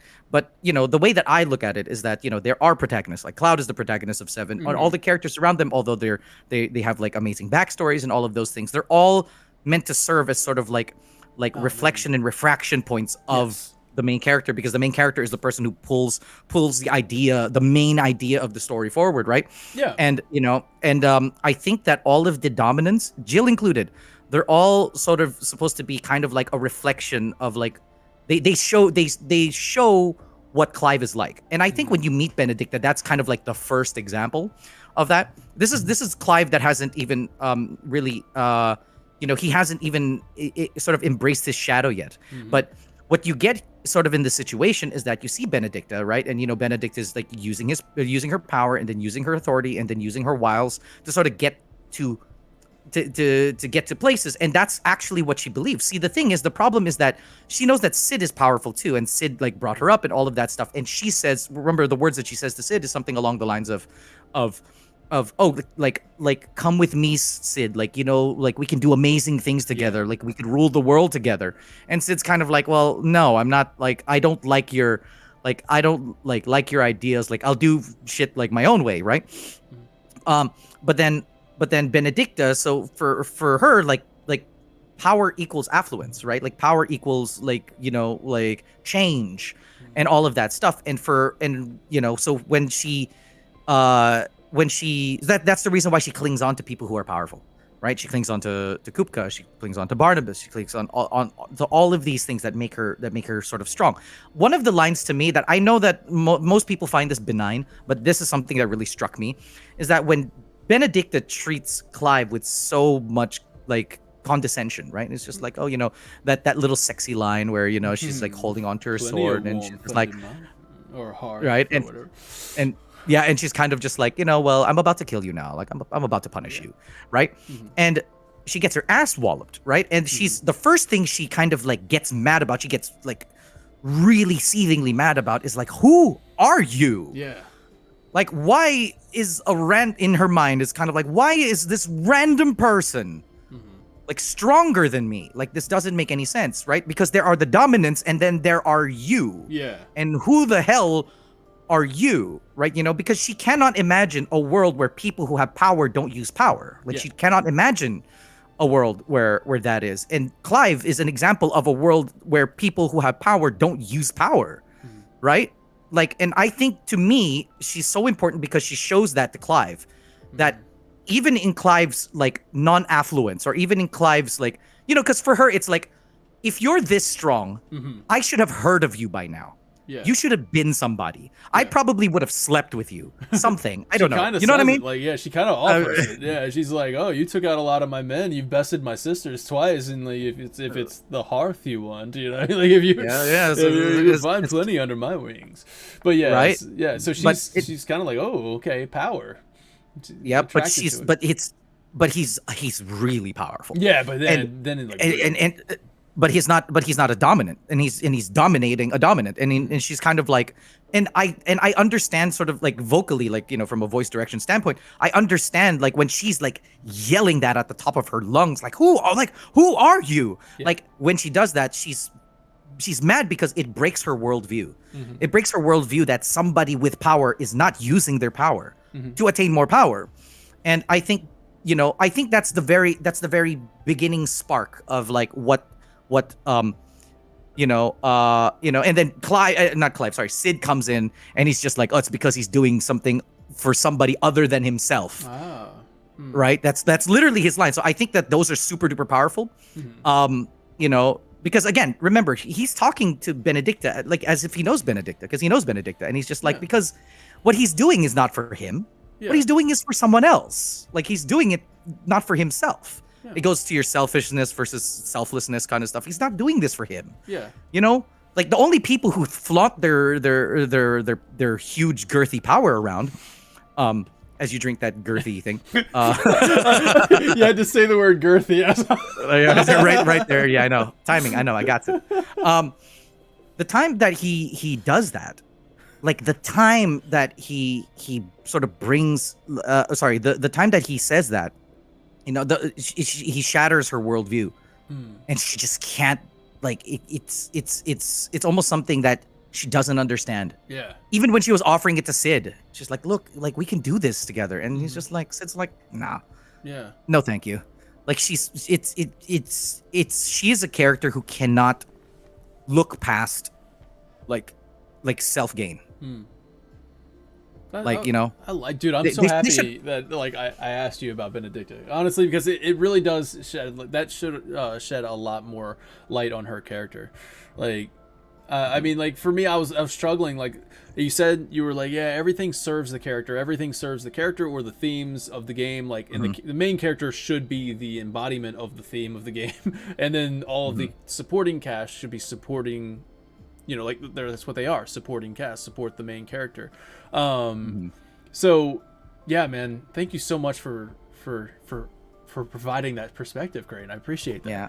I mean, if anybody usually, okay, so this is just my advice. Like when people look at characters, sometimes, you know, the problem a lot of the times when people are trying to like sort of make sense of a character, oftentimes they will look at the character sort of in a bubble, right? It's like, oh, who is this character?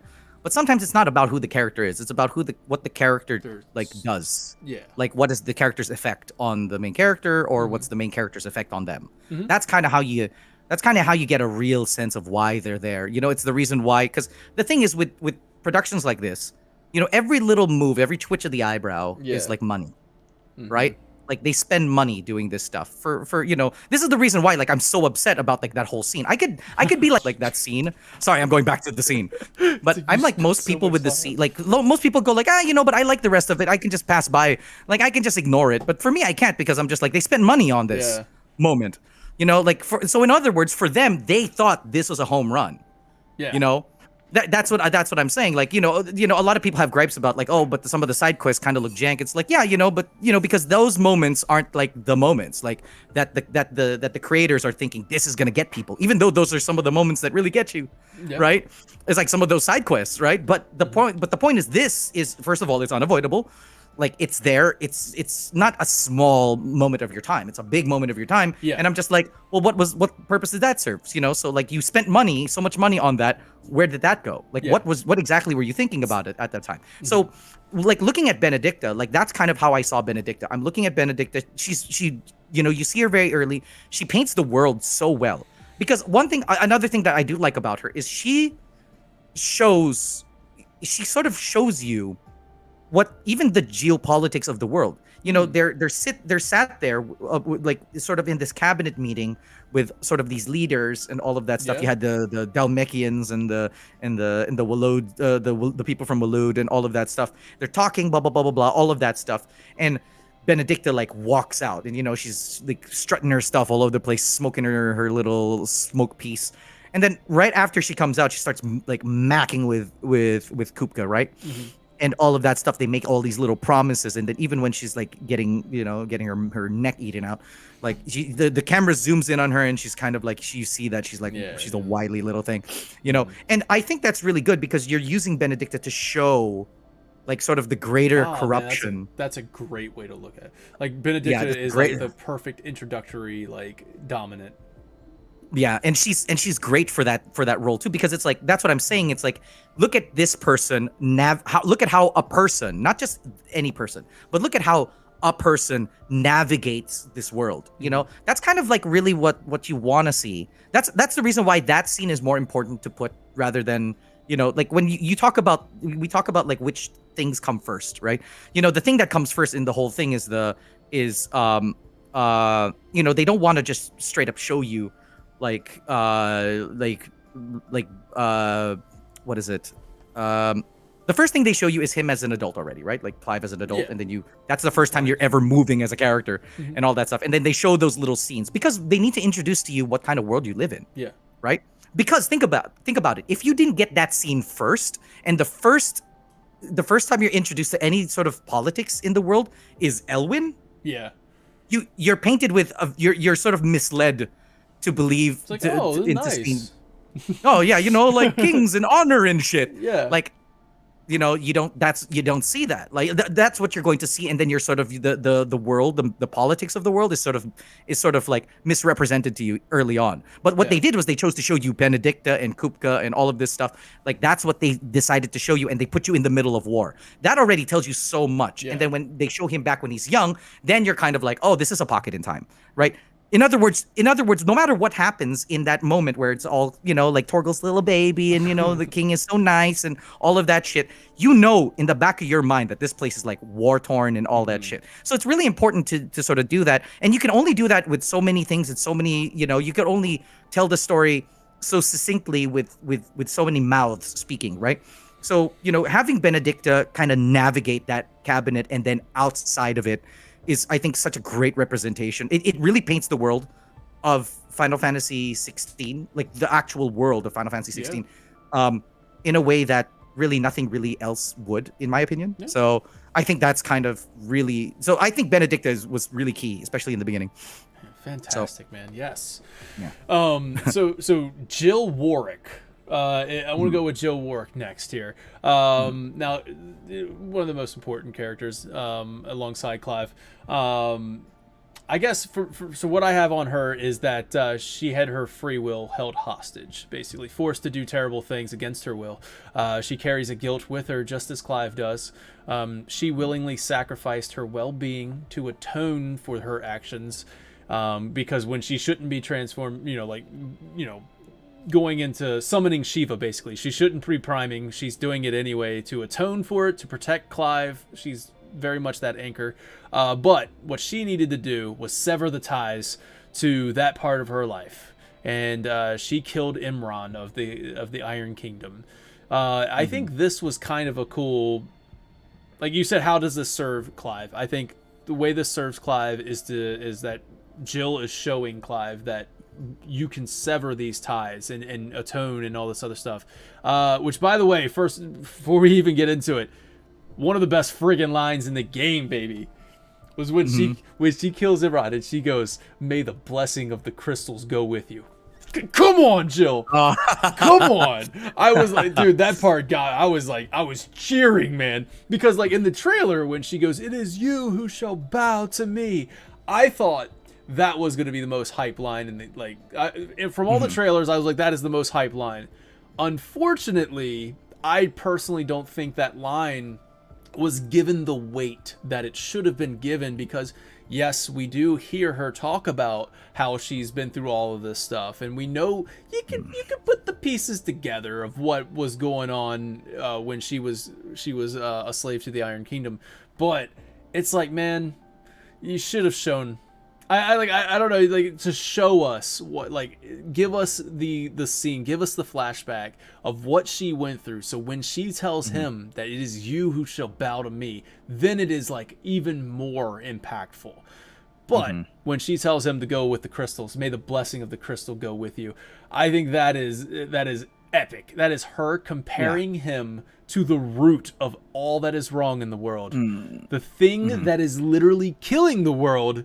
Imran is the blight of humanity, and they both need to go away. She said, just go. You know what I mean? Like, oh man, come on, it's Jill.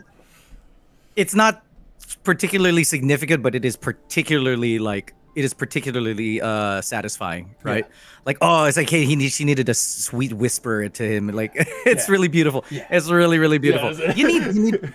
I think that's personally. I think that was Jill's sort of strongest showing in the pretty much throughout the rest of it. Honestly, okay, and hot take, right? Okay. Not that I want it, by the way. This is not something I want. But if they had ended, like, if that was the last time we would have seen Jill, like, I would have been satisfied. Like, I would have been satisfied. Like, you know, that was a very satisfying moment. Obviously, I would like her for the rest of the thing. I would like all of them. I would have loved to see all of them again. But for Jill, I think one of the key things about Jill, like, at least from my perspective, is that Clive was going through a lot of suffering, right? But the thing was, he felt sort of alone in his own suffering, correct? One thing that's like nice about Jill, like when he meets Jill, the thing that sort of is important, the reason why, you know, he stands up and all of that stuff, because he's, you know, it's the gentleman in him, is the fact that, you know, he realizes that he's not the only one, right? That's you know, and it's for him. Think about it. Okay, let's put ourselves in Clive's situation, right? Clive is like, okay, look, I did all this stuff, I killed people, blah blah blah blah blah, but at the same time, you know, to counter Clive, I could just look at Clive and be like, you could die, you know? You could just die. Like, you could just die, and then you wouldn't suffer anymore. You would have paid the price, and that's it. You should just die, right? But the thing is, you know, Clive's like, oh, yeah, they know, but I survive, and I need to survive, blah, blah. But then, you know, and then here comes Jill, who is pretty much, I wanted to die, but I couldn't die, because if I died, then, like, they would have done horrible things. So it's almost like if I didn't do this for them, they would have done worse. Right. Right? It's like they always held, and they showed it, right? They just like, they're gonna kill someone else if I don't do the killing. Like, if they're gonna, you know, like it's literally a situation of, we're gonna kill this person you know is innocent, if you kill those people who you might know are not innocent. Right? So you might as, like, and she's stuck with this choice where it's kind of like, no matter what choice I make, it's wrong. Yeah. So I have to make a choice, and me dying doesn't solve any of those things. But the thing is, that's not the same bargain. That's not the same wager you have with Clive. Clive could really, no, honestly, he could have just chosen to die at any point in time, right? And what are the consequences? Nothing. They lose a soldier. Okay, big deal. They lost a slave. Big deal. They lose a bearer. Okay, whatever, right? But are there any other consequences tied to him? No. You see what I mean? Upon hearing something like that from somebody that you think you're stronger than, right? You know, somebody, you know, you're just like, well, you know, like he looks at Jill like somebody like he needs to protect. He's been like that. He's always like that. He's always protective of Jill. And then to hear that she's gone through something like that, one, it kind of puts the sort of the what do you call that? The spotlight of your own suffering, like into question, right? Like it's almost like, oh shit, shame on me. You know, it's almost like, oh my god, like I can't believe like I lost my finger, and then you watch a man walk by without an arm, and you're kind of like, you know what, this isn't so bad. Right. So there's always that, and then secondly, you know, he's not alone. One thing that's sort of beautiful about like Jill in terms of like Clive is that Jill is somebody who can share in Clive's pain because she understands it, right? And that's super powerful. There are a lot of people, I mean, that's the thing that makes them sort of different outside of the fact that they're romantic, is the fact that everybody in a sense can share his burden by like by jumping into action with him, right? But not everybody, like Gav can jump into action with him. And even though they have some similarities in some of their stories, like nobody will really understand like what Clive was going through or what Clive went through. And Jill is the only person who can share that with him. And you know, and it's kind of like you know, corny maybe, but it's sort of the two people who have sort of like a similar shaped hole in their hearts, and they're sort of filling it, right? You know, the world doesn't seem as bad when, you know, somebody else, you know, is, you know, and you know, you do this in therapy. This is the reason why, you know, you were talking about the stages of grief. This is the reason why they have like grief counseling like groups, right? One beauty about that is you sit there and then all of a sudden you kind of realize that you're not alone, and a lot of that burden is sort of like lifted from you, right? Have you ever experienced like you're so mad at something that happened. Let's say you and your friend, like, I don't know, I'm just gonna make up a story. Like, you and your friend wanted to eat at a restaurant, and you get to that restaurant and it's closed, right? And the restaurant said, no, we're open. And then, you know, you called and they said they were closed. Now, the thing is, you're mad, but then your friend is fucking losing it. Sorry, I'm like cursing. I didn't know if that was part of the rules or no. Okay. Okay, sure. Okay. You know, because I know this is YouTube, so it's a whole different story. I don't know. Yeah. You know, I'm just using the language I learned from Final Fantasy 16. I'm not sponsored, so like if I was, I think that would be the case. I've never heard that word until I played Final Fantasy 16 because they said that word excessively. Yeah. I'm just using the words I learned from 16. Yeah, 16. Yeah, you know, Kupo and fuck. You know, no, but then your friend is like absolutely losing it, and because your friend is so angry, you're almost not as angry anymore, right? You're kind of like, okay, man, let's look for another place to eat. It's fine, right? But if everyone else was calm, you would be like, oh, what the hell? Like you'd be going sort of nuts. So it's kind of it's sort of like that. I think that Jill fills that for him, and especially at the loss of Sid, right? When you lost Sid, like nobody else really can feel that burden, can shoulder his burden, can sort of carry that weight, like unlike Jill, you know, which is kind of nice because, you know, what's sort of beautiful about this, they're like fire nice, you know, there's a little bit of poetry in that, right? Yeah, but that's sort of how I see Jill's relationship in all of this. She's also the first person to give up her iconic powers willingly. Right? Yeah, willingly. I think. Yeah, and Clive accepting it willingly as well. That actually, to kind of go on to that scene, actually, this this is gonna sound. I don't care how it sounds. All right, I'm just gonna tell you that I think this would be better. All right, so listen. When that scene happens of Clive and Jill, we finally get them on the beach, right? This is something that when I played it the first time, it was something that was on our minds the entire time. When you're playing the game, you're like, Jesus, it's been 5 years and you're still not together. You know what I mean? Like this is something in the story that I thought it was good, but when it finally happened, right? But and then when I even played it with my wife on the second time around, she was watching me play the game, and I'm like, so what do you think of like what did you think of, like, you know, who do you think that guy is, that Ultima guy? What's going on there? And Laura, or my wife's just like, she's just like, yeah, he creepy, but what about Clive and Jill? Like what's gonna happen? Yep. Are they together? What's going on here? It's been 5 years. Like what are they together now? Are they doing the stuff? And I'm just like, you'll find out, I guess. Anyway, so They talk a lot about. They say fuck a lot. That was fuck happening. Like what was happened? this happening? What is going on? So we finally get to that scene, right? I think personally, it would have been I think it would have been a more like beautiful scene if it happened while they were in the process of making love. That's what I'm saying. I think if they would have transferred the power while they're doing it on the beach, I think that would have been better. And I think it would have been obviously more intimate and a more like romantic scene. But the reason why also is because Clive seems a little too excited. About giving like Jill saying you can have my power. So if it would have happened organically, like while they're intimate and being intimate, and then all of this it just happens, I feel like Clive would have been a little more disarmed, if that's the word I'm looking for. But we're in this one, they're back to back.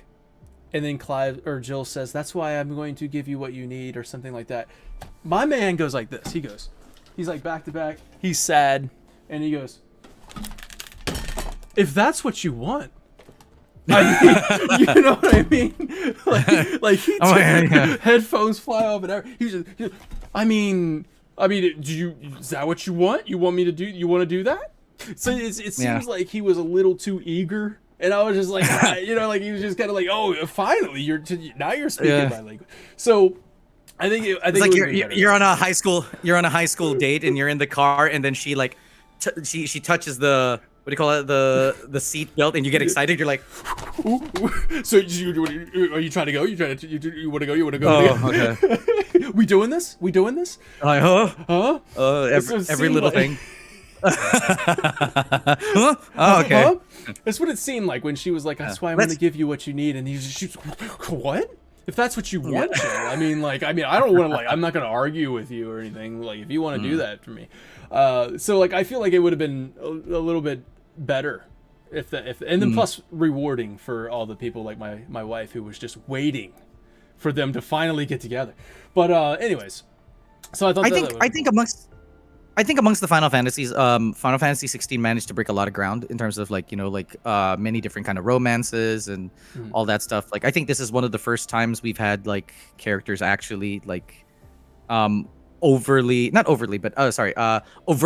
not the word I was looking for. Overtly romantic. You had moments like with 8, and you had moments like with 10, and all of that. But this one is like confirm that they've at least shared some skinship. So that's nice, because the only other Final Fantasy, no, it's not even a Final Fantasy, because I was about to say like Xenogears, they showed something like that where the main characters actually like make out, like actually do the ting. Do the ting. But yes, the ting. But no. So I think there's that. Obviously, there's the the kiss with Dion and all of that. So it's really like, I think they sort of broke ground a lot. I think that's really great. I think that if you're trying to make a Final Fantasy that's mature, you really can't sort of dull it. This is okay.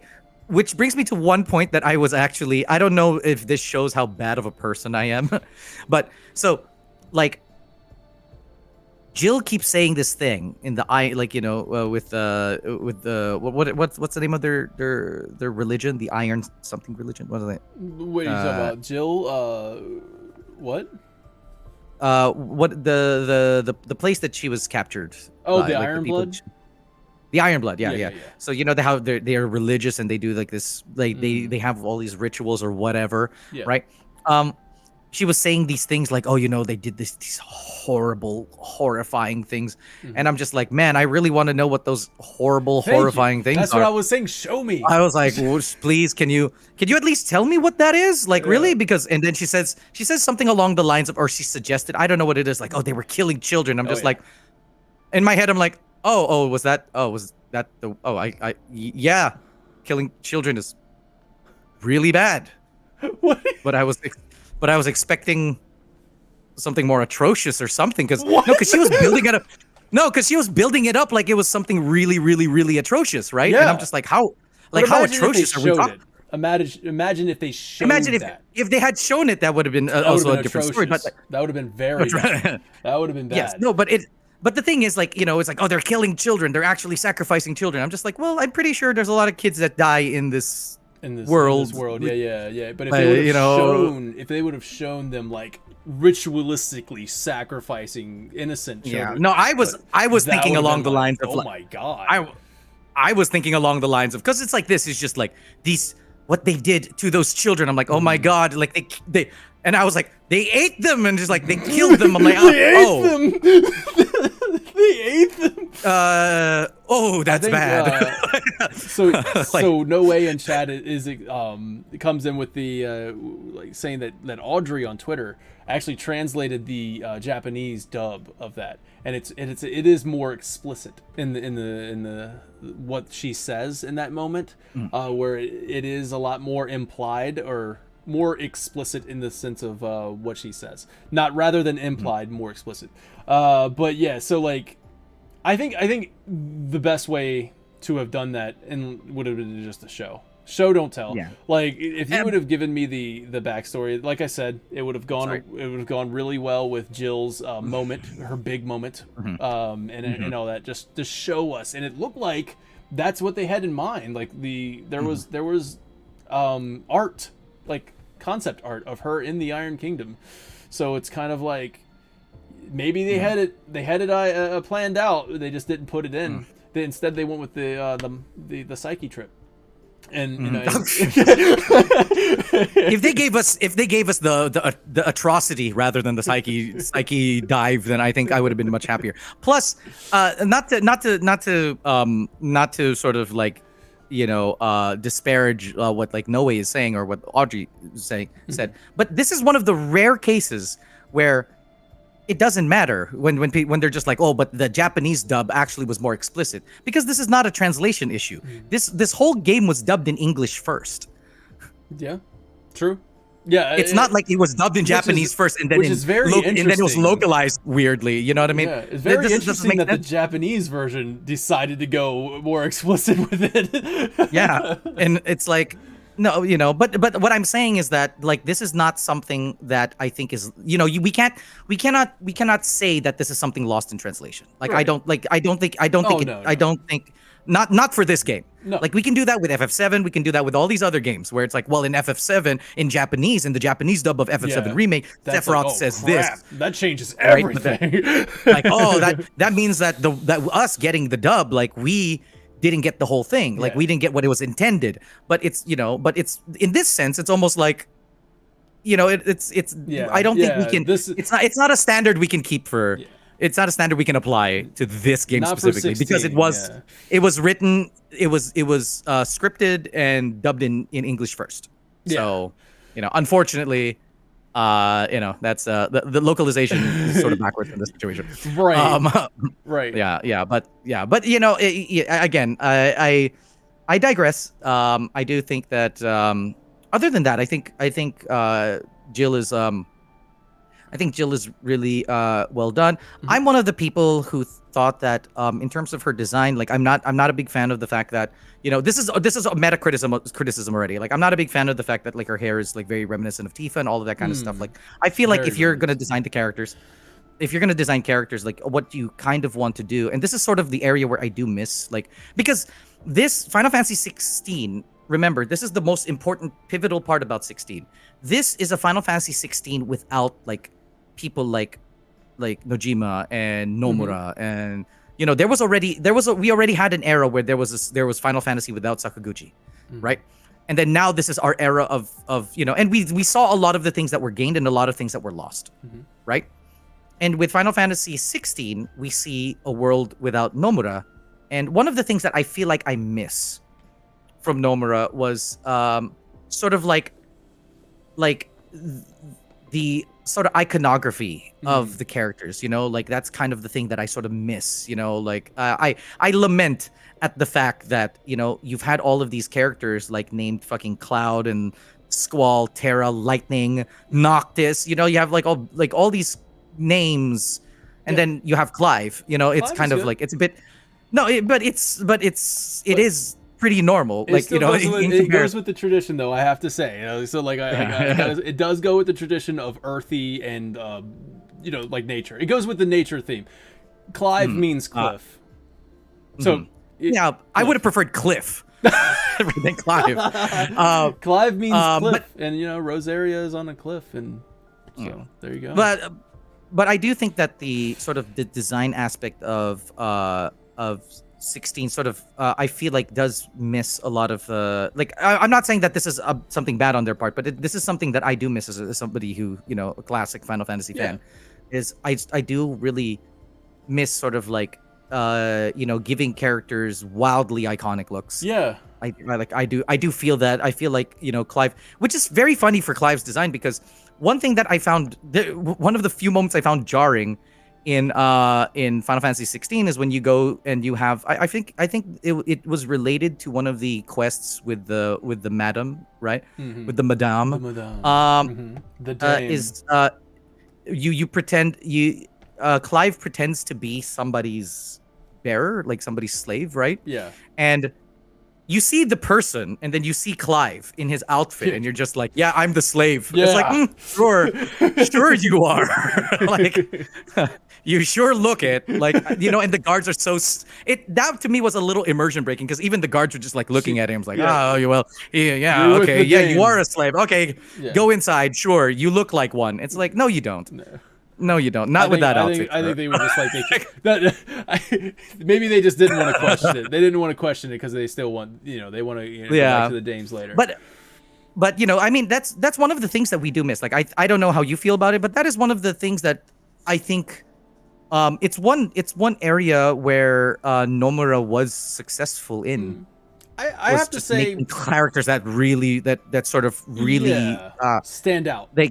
They stand out, and they sort of like, if you were even their silhouette. Exactly. You know, I was gonna say, if he's you were very shown good a silhouette, you would know exactly who they were. Who it is. Yeah. And I really do miss that. So, I agree. You know, I would say that I'm not saying the design is bad. Yeah. But I'm not saying I'm not saying it's bad, but I'm just saying that, you know, we do see a little bit of what we've lost or what we missed. I like in my opinion. Clive. I think Clive's outfit was freaking awesome, badass. I loved his design. But yeah, I get what you're saying about the other characters. Very you know, they wanted to keep it very grounded to the rest of the world, without feeling a little too detached. But Clive is awesome. I love his design. But yeah, I definitely get what you're saying. Jill's was a little plain. But yeah. So, I think that it's a sort of a. I'm not sure how smart of a move that was too either. It's kind of like, you know, because her hair seems very, very reminiscent of Tifa, and you know, Tifa's like she's like the Final Fantasy female that most people like know. Yeah. And it's kind of like, you know, I know that this, you cannot look at this as anything other than kind of like a decision really that they made on their part, right? To make it sort of similar. Like, I don't know. I think what that they had so many callbacks to the previous Final Fantasies, and I truly think that even my wife, who doesn't, she's never played Final Fantasy before. She watches every now and then. She watched me play all the way through 15, and now she watched me play all the way through 16. So she doesn't really have like the whole knowledge that we do. But she immediately said, when she saw Jill, she said, "That's like Tifa and Aerith combined." And I went, yeah, I really do think that they have so many callbacks. They're like, what works from the past? Well, if you're going with a love interest, let's combine these two. So I really do think, which by the way is combination. That's not new, by the way. That's something that they've done since 7. For sure. Yeah. So, you know, like what you call it, Rinoa is supposed to be like quite literally the combination of Aerith and Tifa. Yeah. You know, like Garnet is supposed to be sort of the same kind of like idea. Like, you know, there's plenty of that, because, you know, there's plenty of that. You know, you do, you know, if it's not broken, like, don't fix it kind of situation, right? Yeah. Just shout out to Tigress. Thank you so much for supporting over on Coffee. Oh, Tigress supported. Tigress. Hey, Thanks, there we go. Thanks, but so let's talk about Barnabas real quick, and then we're gonna talk about symbolism, and then we're going to, I guess, wrap it up with some like final thoughts. But so Barnabas is our last kind of character that we're going to discuss. So Barnabas, meant to be basically, I think this one's kind of like, man, it almost feels straightforward in a way. Like Barnabas is kind of the antithesis, like the complete opposite of Clive. Like he willingly gives up his will. Yes. So no, that's the thing. Yeah, it's like so he made a choice, which was will. Like it was his free will to make that choice, which is something Clive brings up to him. He's like, yeah, you chose to do that. You just chose wrong. But he chooses to become a Kashik. He believed what he was doing was right, and that is still a sign of free will. So he just chose wrong. Does it like he's kind of the opposite of Clive in the sense that he just gives up his will rather than fighting back against Ultima. I mean, Barnabas is my favorite dominant in the whole thing, which is funny because I'm not like an Odin stan. Like I'm not one of those people who's just like Odin. Oh my god, when people are just like, which dominant could you be? Like I'm the everyone's just like, oh, I want to be Odin. I want to be Bahamut. Like I'm that weird dude. It's just like I want to be Carbuncle. I don't know. Right? I'm that dude. Yeah. But I really do think like I wanted to like personally I would have been like I want to be Alexander or some shit. Yeah. But I do like so again I'm just prefacing it like I'm not like a big fan of like the Odins. I'm not a big fan of sort of like the Sephirothic characters, so to speak, but my god is Barnabas like he's really great. Like I'm so happy too because amidst like what you had, like we talked about this, you had the spectacle that was Bahamut, right? The absolute massive spectacle that would, like, if this game did anything at all for the future of for the history of video games, it gave us the Bahamut fight. That's why when people, honestly, it's one of those things. I know. I said it on the top. I'm a shill, but it's like. It's kind of like when you look at Persona 5, like, I'm referencing other games. But if you look at Persona 5 and people like, what did Persona 5 do? It's like, well, Persona 5 gave us fucking like dynamic UI. If that's the one contribution it made to the world of gaming, then that's cool, right?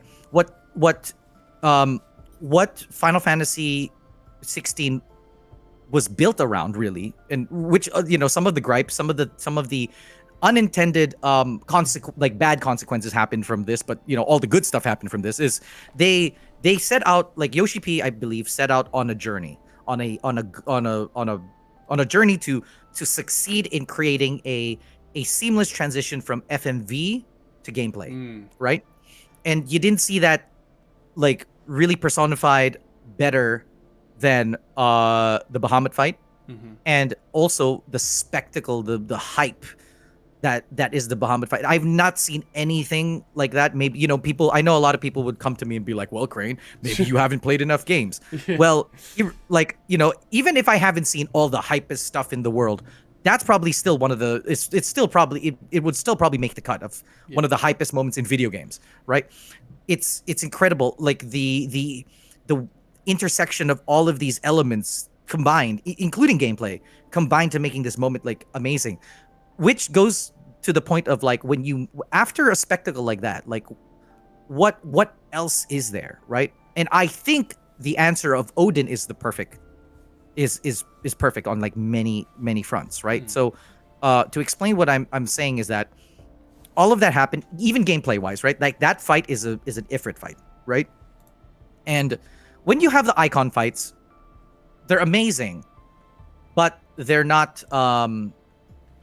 It's not really it's not a testament or a test of skill, right?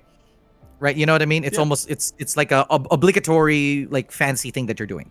But you get to a point in the game where I think personally the only thing that this is stifled by, like the encounter with Odin, is that it wasn't hard enough. I think that if there was going to be any moment in your game that you are gated by not being proficient at the game, it's got to be Odin. Yeah, because he fights you man to man, right? And I think that's what that is like, like fight me as Clive. Like, Clive, come on, you have a sword, like pick it up, let's fight. And Clive just cannot beat this man, right? I thought that was so cool. I thought one of the coolest moments ever, like I was so hyped for this. One of the coolest moments ever was your Ifrit, and he's semi-prime. Yeah. He's like in the armor, and he destroys you. Yeah. His small little body just destroys Ifrit, and then Clive is like, "What happened?" Yeah, you know, yeah. and you know, you don't see that really anywhere in the entire game. Normally, when someone turns into a dominant, like the only way to answer is to turn into a dominant. Yeah. Right. Like, but you turn into you fully prime, and he's just kind of primed, and he just like destroys Ifrit, and he's just like, just fight me with your sword, bro. You know, and that's amazing. Also, like narratively wise, because I know we're speaking more about narrative, you know, but you know, this is a video game, so you can't really divorce narrative from gameplay, right? Mm-hmm. Is that one thing that's amazing about Barnabas is that you look at all the other. You remember how I talked about you look at all the dominants and how they are reflections of Clive, and you know how are they sort of objections to him and all of those things. All of those characters are characters whose wills are, you know, have a bending point. It's kind of like, again, if I'm gonna reference like Naruto or even any kind of anime, right? Like, you know, is that, you know, you have a main character and like you fight this villain, right? But the thing is, you can imagine a world where if that villain was friends with the main character or knew the main character well, then he wouldn't have become a bad guy. And you kind of have this idea like that with 16, I think. You know, like what would the world be if people didn't listen to Kupka, right? Where his power wasn't, you know, like what would happen in a world where, you know, Benedicta was loved by Sid, like, you know, in sort of a way. Like what happens if sort of like their little vanities were shown to them to be vanities, and they sort of see the light, like, you know, that kind of thing. And you can kind of see that all of them are sort of they're sort of victims of their own kind of like humanity, right? But here comes Barnabas, and I think this is what makes him so freaking awesome, is that Barnabas is a character who is like he's a rock, right? You can't break him. Like nobody can break him. He is ideologically opposed to the main character. You know, it's like there's nothing Clive or anybody can say that can make him change his mind. And you know what we normally call as a sort of like a classic villain archetype, right? But you know, in something like this, that's kind like after all of the dominance you fought, that's refreshing to me. I'm like, what's Barnabas's whole shtick gonna be about now? And he's just like, no, I gave up my will. No, I believe. I know Ultima's in charge. I believe him. No, he's not manipulating me. Like, I love everything he said. Yeah. Like, that is it. And I'm going to bring you to him. Even if it means my death, because I don't care about death. I care about getting you, like, nice and ready and prime for my Lord and Savior. Like, that's what you're all about. And it's kind of like, that's, you know, that is a villain that you put in front of a hero, right? Yeah. That is the kind of antagonist you put in front of a hero to really test them. Right?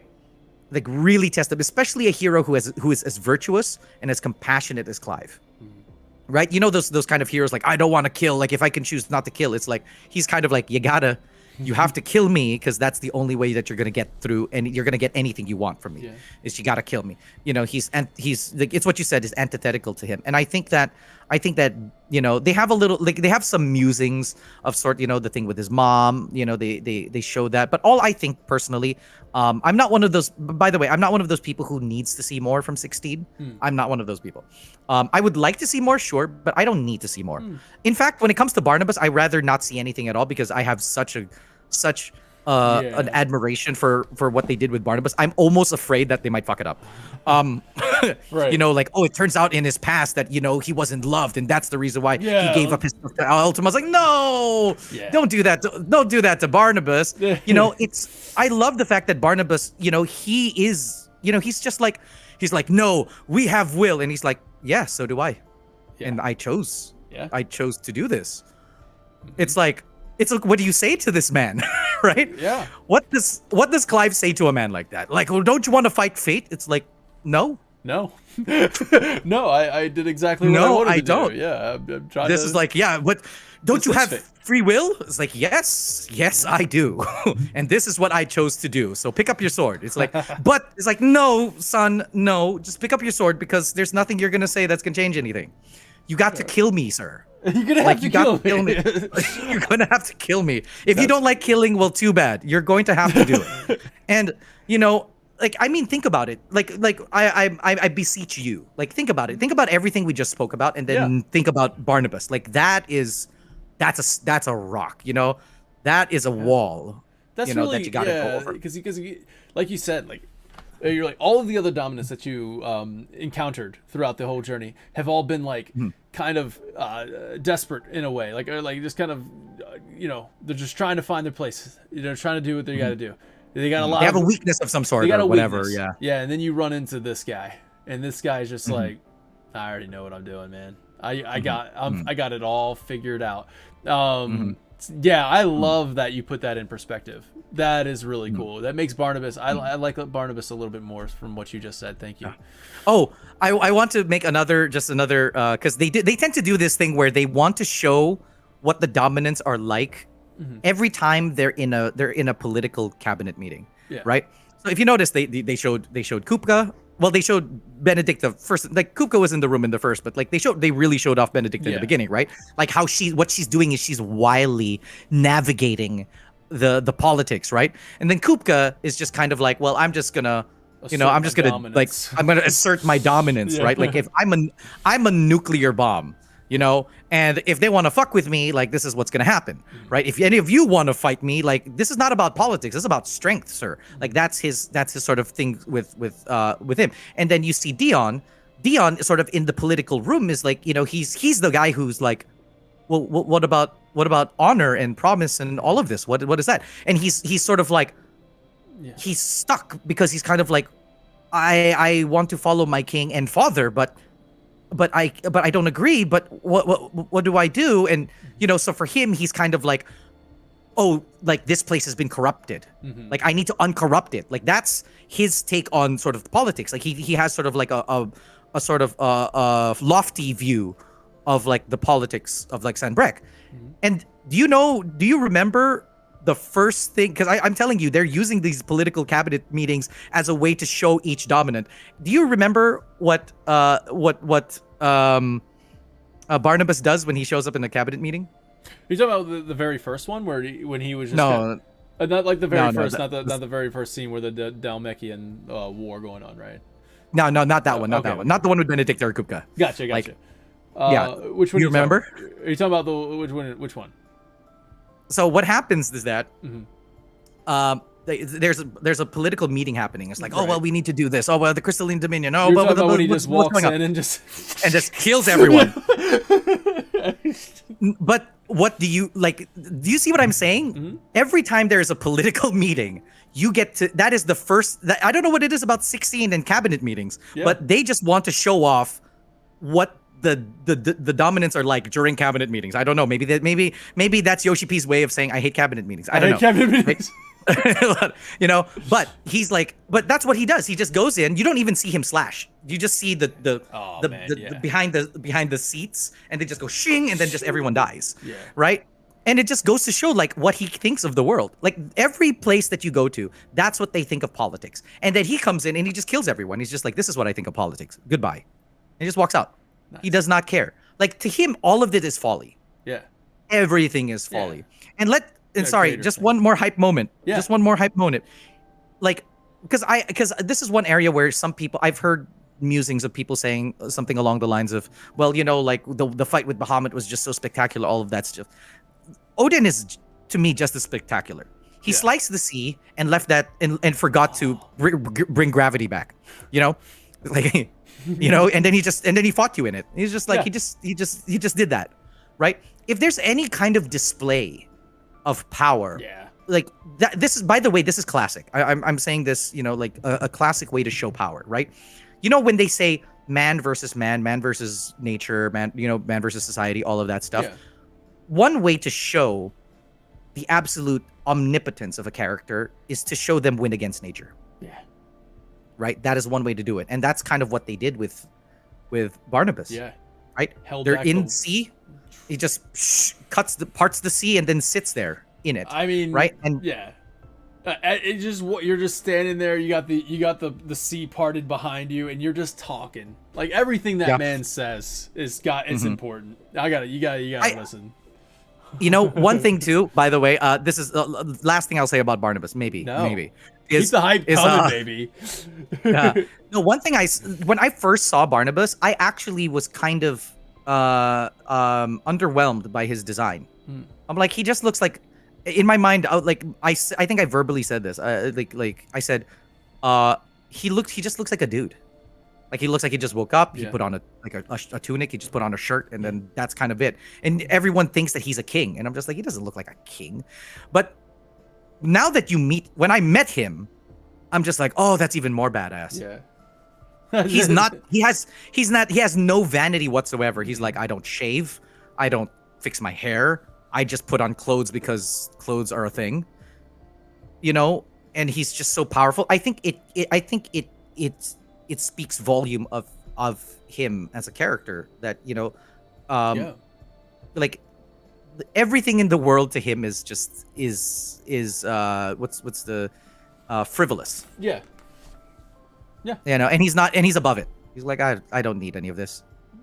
You know, if I could fight you in an underwear, like that would be it. Like if I can fight you naked, I don't care. Yeah. You know, he's like, you know, I can summon armor anytime I want. It's fine. Like, but yeah. So that's kind of those are my feelings on Barnabas. I really have very, very strong feelings about Barnabas. You hyped me up about Barnabas, bro. Like you hyped me up on Barnabas. Am I a good Barnabas apologist? You are bringing you're loyal to Barnabas, man. You're part of his cause now. That's you've made me like Barnabas more than I did before coming into this. So that's that's good.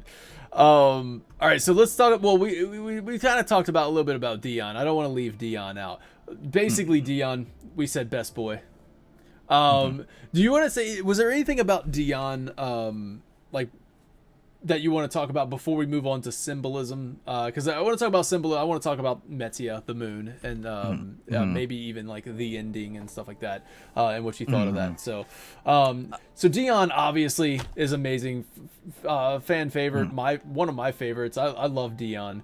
But I do want to say, like we kind of talked about representation and stuff like that. I think it's freaking awesome that they brought in, you know, to have a gay character, but not only have a gay character, but make this character the freaking Bahamut. like you're not giving him a random summon. You're giving him the freaking, what is he, like the king of the gods? Like the king of dragons, yeah. Yeah, it's a freaking Bahamut. In Final Fantasy 15, he was the god. You know, so like you're giving him, and then you give him quite possibly the greatest sequence of events in like video game history. One of the greatest battles ever. And you know, like, so like to kind of like to make it that awesome, I think that's major props to them. Major props. Yeah.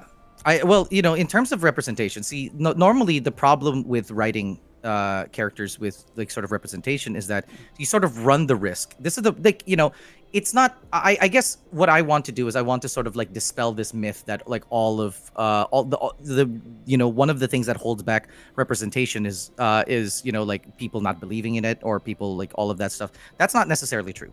There's a lot of times that people want to write like representation, myself included, or, you know, a lot of people that I know who write, you want to do that. But the problem is you always run the risk of, if they are, you know, representing sort of like a, you know, at least something that seems to be like a minority, is that you run the risk of needing to represent everybody, right? And that's kind of the problem. You know, it's one of the reasons why, like, you know, this might sound like a tangent, but I swear I bring it back. Like, there's a lot of times where people go like, well, you know, we want to write like a good female hero or whatever. But, you know, the reason why a lot of female heroes end up becoming things like Mary Sue's is because of the fact that when you're writing them, people will think that when you're writing the character, they think that's what you think of the thing that's being represented. So if I write a woman character and then I write her to be like crass and she says fuck all the time and she's like doing this, and she sleeps around, people are going to think like what you run the risk of is that people will read your character and they're not going to read your character as a character. They're going to read the character as that's what you think of women. See what I mean? And when you're one of the reasons why for something that has a wide we call these things tentpole, right? Like when you like a Marvel movie is a tentpole movie, meaning you expect everybody to watch it, right? You don't just expect some people to watch it. Like if I make a film meant for like the Cannes, film festival or something, that I know movie people will watch it. Or if I make a sports movie, sports people will watch it. You know what I mean? Like that documentary, people who watch documentaries will watch it. But this, like Final Fantasy, is a tentpole event. It's a tentpole movie. Yeah. When you put something in Final Fantasy, you write it as if everybody is going to watch it or everybody is going to play it, right? Or at least talk about it. So when you write characters of sort of like some sort of minority representation or persuasion, you always run the risk of, my God, if I write this character this way, people are going to think this is what I think of the character. Yeah. People are going to think this is what I think of those people, of this group, of this, and that's one of the main what do you call that, obstacles to people writing these characters in, because we already actually got that with Dion, right? Like, so for example, they wrote Dion, like, and he's a gay character, whatever. You've already seen it on Twitter. I went on Twitter, I'm just like, oh my God, like, I don't actively go on Twitter, but I thought like, oh man, this might be a good moment where everyone's just gonna like praise how like great Dion was, and you got a lot of people who are just like, oh, his sexuality was just like minorly, like, they didn't even show them really kiss, all of that kind of stuff. And you see, this is also what I'm saying, is like, you sort of run the risk of everybody wanting to be represented by it. But what I'm impressed about is that they didn't, it's not that they didn't care, but it's almost like they cared more about Dion's character, than they cared about what he represented. Yeah. And I think when that's done, the representation ends up becoming organic. Like a lot more organic. Yeah. Comes out a lot better, right? You know what I mean? Yeah. Like, it's funny because in the entire movie, the entire game, in the entire game, I don't know if you feel this way, but I actually feel this way. Dion's kiss with Terrence was the first delicate kiss of the game. It was, yeah. We got the first tender kiss. Yeah, yeah. It's the first tender moment of love. The first tender moment of love, like romantic love between two people, was that kiss. So like I was a bit. One of the only signs of affection in the entire game. The entire game, and it was sort of like, so I kind of disagree with a lot of people who wanted it to be more visceral. I didn't want that to be more visceral because I didn't want it to feel like highly sexual, because not because like I'm not like I don't like that kind of sexuality, but it's kind of like Dion is. That affection is so pure. Yeah. And he's such a pure character. In fact, his pureness is actually one of his symbolisms. Yeah. He's right. Light. Yeah. He's light. And remember, that's the thing. That little white, the flower thing. Mm-hmm. What does that symbolize? Like, usually that symbolizes like virginity and purity. Mm-hmm. Right? And it's very funny that they put that on a character like Dion. That's sort of the symbolism for him. It's like, this is like, you really can look through this, but the white lotus or the white flower or whatever. A lot of this times, in cultures, I know in Asian culture we have this a lot. That's really a symbolism of sexual purity, right? It's the virgin pussy, so to speak. Sorry, and it was kind of beautiful putting it in the hands of making that sort of like a big part of Dion, because his whole thing is about purity. Mm-hmm. Remember, I think it's also fitting thematically too, because Bahamut is not the icon of dragons or the icon of explosions. He's the icon of light, right? That is what he represents. He is the icon of the element that is light. So it's something supposed to be pure and all of that stuff. And thematically, that is actually what he represents. That's the thing. When you meet him, we mentioned this earlier, but just to recap, is like when he's there, he looks at his father, he looks at the palace, and he looks at the politics that is being held in his palace of Sanbreque to be pure. Everything about Sanbreque is pure. Mm-hmm. Look at the drapes. Yeah. Everything is clean. Everything's dripping, but nothing is spilling. You know what I mean? Mm-hmm. So like he himself is like, look at, he's so well made. His armor's clean, shiny, not a speck. He's the embodiment. He's the representation of purity. Yeah. So it's kind of nice, like going back to the sexuality thing. It sort of normalizes his sexuality, even that they're kissing, but even that exchange, even that romantic exchange, is done through like like with a sense of purity to it. Like it's clean, you know, and it's like and everything like you can imagine like their sex is clean. And there's no need for like napkins or anything. Anyway, sorry. Sorry for the weird visual, but you're going through this, and you're just like that's what he is, and he hates that concept. And you know his father like with the flower doing all of this stuff, right? And then he he's talking all of this. The father is talking all of this corruption shit, holding the flower, and then he puts the flower on his he puts it on Dion. Mm-hmm. And Dion looks at it and he's just like, it's not this pure. Flower's, it's not pure. This is disgusting. It's like, here, accept it. And it's like, for him, it's kind of like this flower looks pure, but it isn't. It's like, how dare, like he's disgusted by what's going on. He's disgusted by everything here. And then he looks, and the thing is, he couldn't get through the idea that his father is corrupted. So he looks at Annabella, and Annabella, like, she is a horrible character, right? Like, not a horrible character. She's a horrible person, right? She's an amazing character, by the way. When people are like, I think people missay that. When people are like, oh, she's a horrible character. It's like, no, she's an amazing character. She's a horrible person. But she's absolutely one of the best characters of this whole game. Like, I think she's one of the best, right? She really, she appears on screen, and you're kind of like, ugh, you know?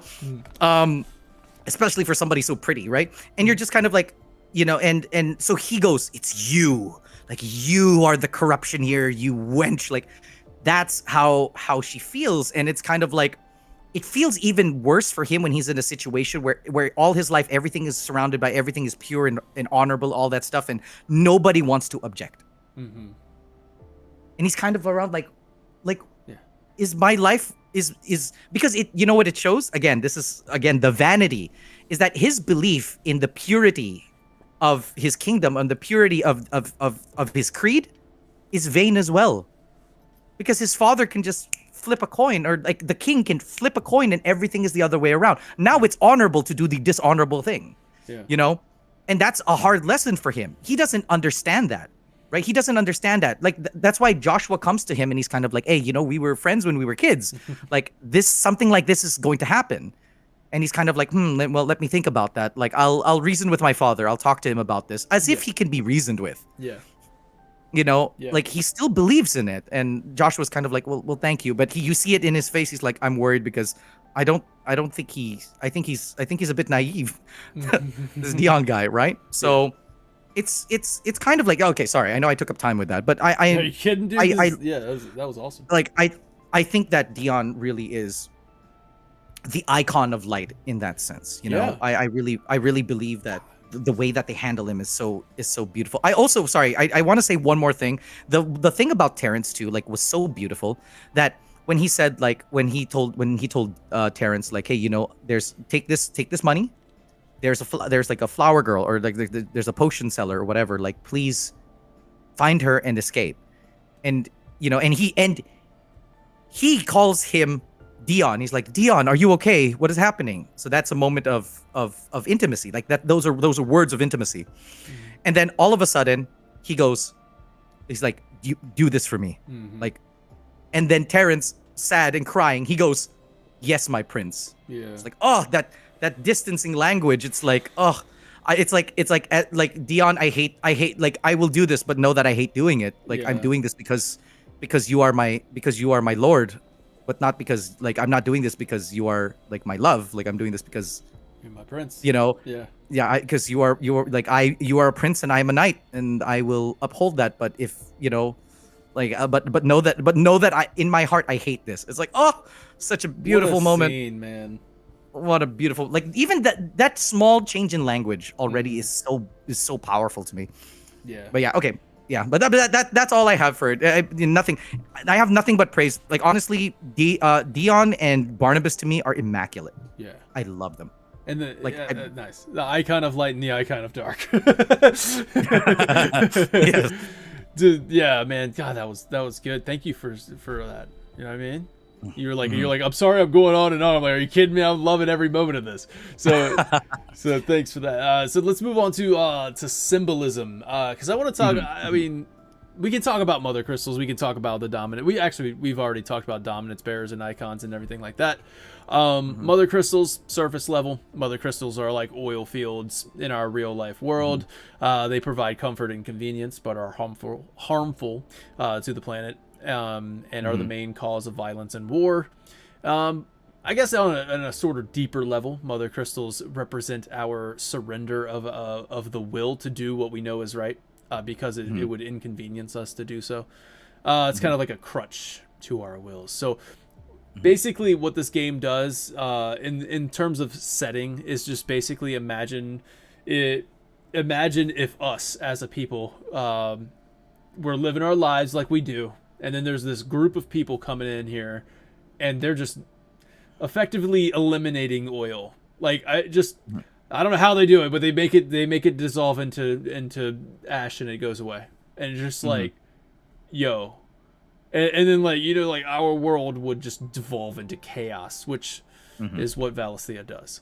So I thought you take away that crutch and then this is what happens. I think the side quests of this game do I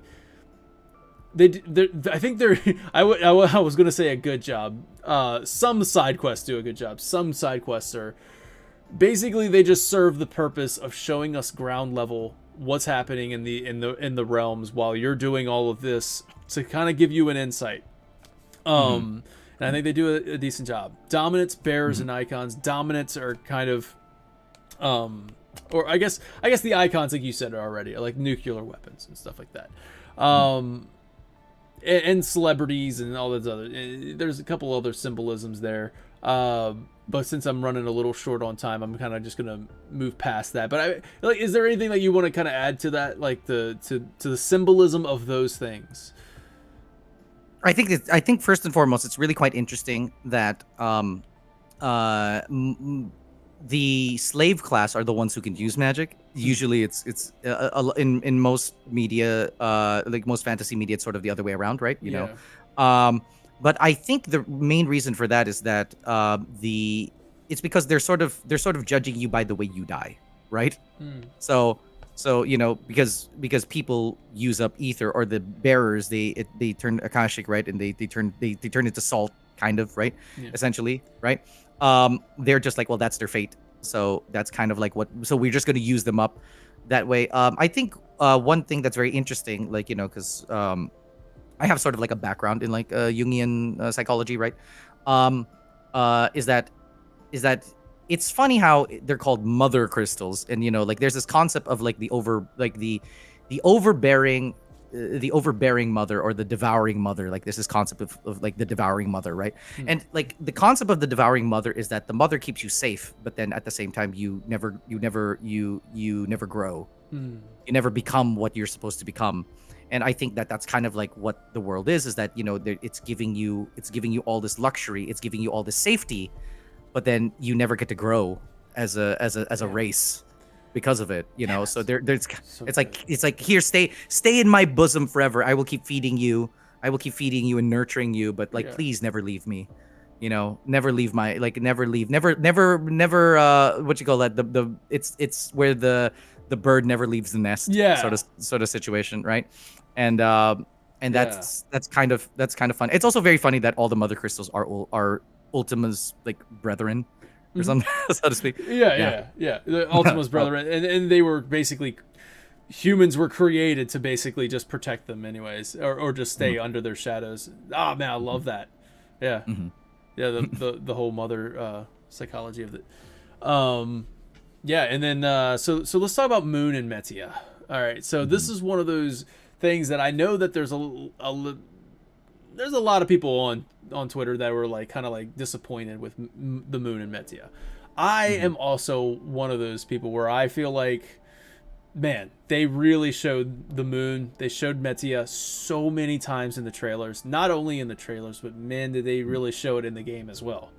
So the opening shot of the game starts off with the Moon and Metia as Clive is talking about, he's narrating over it. I'm going to get to that in a second, but I do want to kind of shout out to Audrey on Twitter for the translations of the Ultimania, because it tells us that the Moon, she does great work. Oh my god, yeah. I was following her because you go check that out if you're listening and you don't know who I'm talking about. I'll put a link in the description.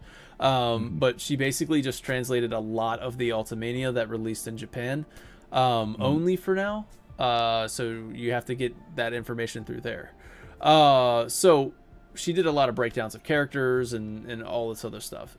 But this one is about the moon and Metia. They had a little piece on it. And it was talking about how the moon, they explain, in the sky is a symbol of what connects everyone, no matter where they are in the world. So, for me, this explanation, but basically it just comes into play at the end of the very end of the game, when Clive is lying on the beach, dying, and he says, "Jill, can you see it too?" Right? And Jill is looking at the same moon in a completely different part of Valisthea, miles apart, but connected through the moon. So there's that symbol, the symbolism of the moon explained in the Ultimania.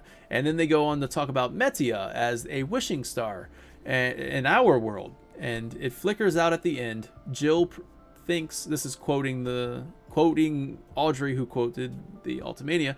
Jill thinks that perhaps her wish for Clive's to return safely did not come true. I personally think that this explanation is supremely shallow and disappointing, and this is my opinion. So Metia and the moon framed in almost every shot throughout the game. But when I was playing the game on the second playthrough with my wife watching, and she didn't watch all the trailers. She didn't do the frame by frame breakdowns like me. She, you know what I mean? Like we're not. She didn't do those deep dive analysis. Well, who does? But nobody but Final Fantasy TV does. So I was like, so what did you think of the moon and Metia? And she was like, click subscribe. Yeah, click subscribe if you want to watch more breakdowns. Yeah. So I said, so what did you think of the moon and Metia? Did you feel like that had a satisfying payoff? And she was like, yeah, it was all right. And I was like, you don't think that it was kind of weird that they didn't really do anything with it? And she was like, no, I don't feel like it was really necessary to do. She just said there was no point where I was kind of thinking that they were going to do anything with it.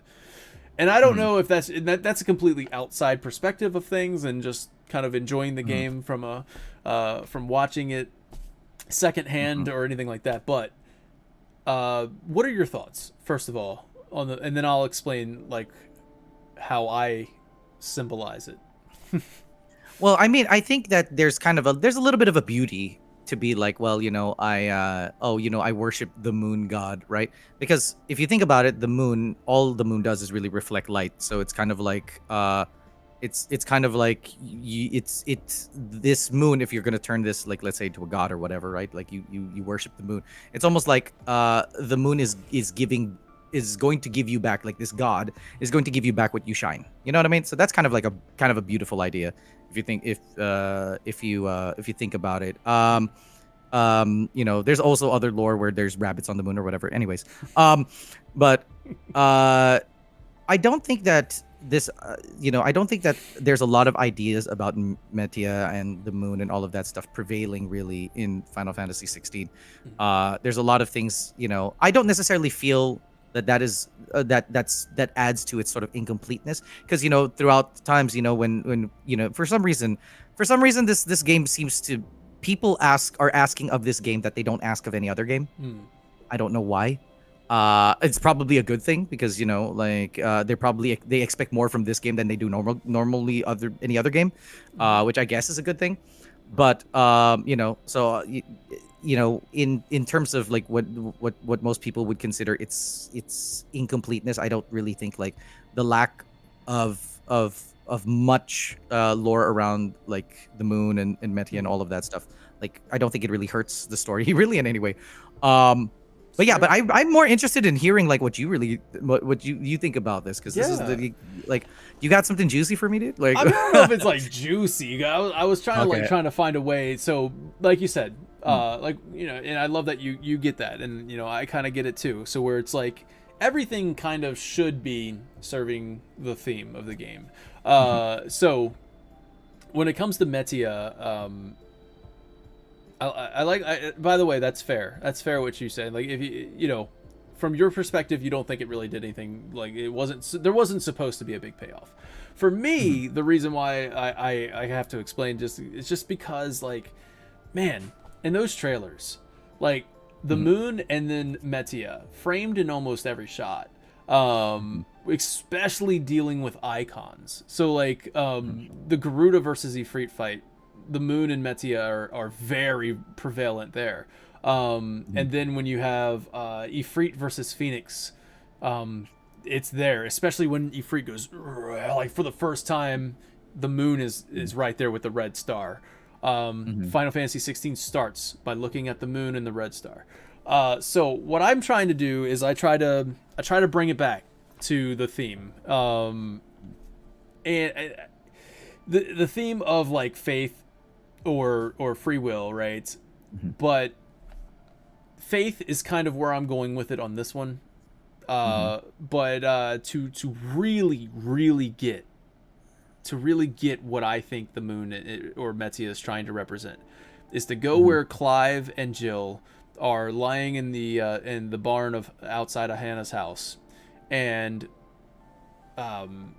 Clive reaches out to the moon, like in the scene, like he reaches up to it as he's explaining, and he's like 13 years of killing, and then he reaches out, and the moon was framed, and it's almost as if he's grasping the moon. Like he closes his hand and he goes, "Without the faintest glimmer of hope," and he grabs it.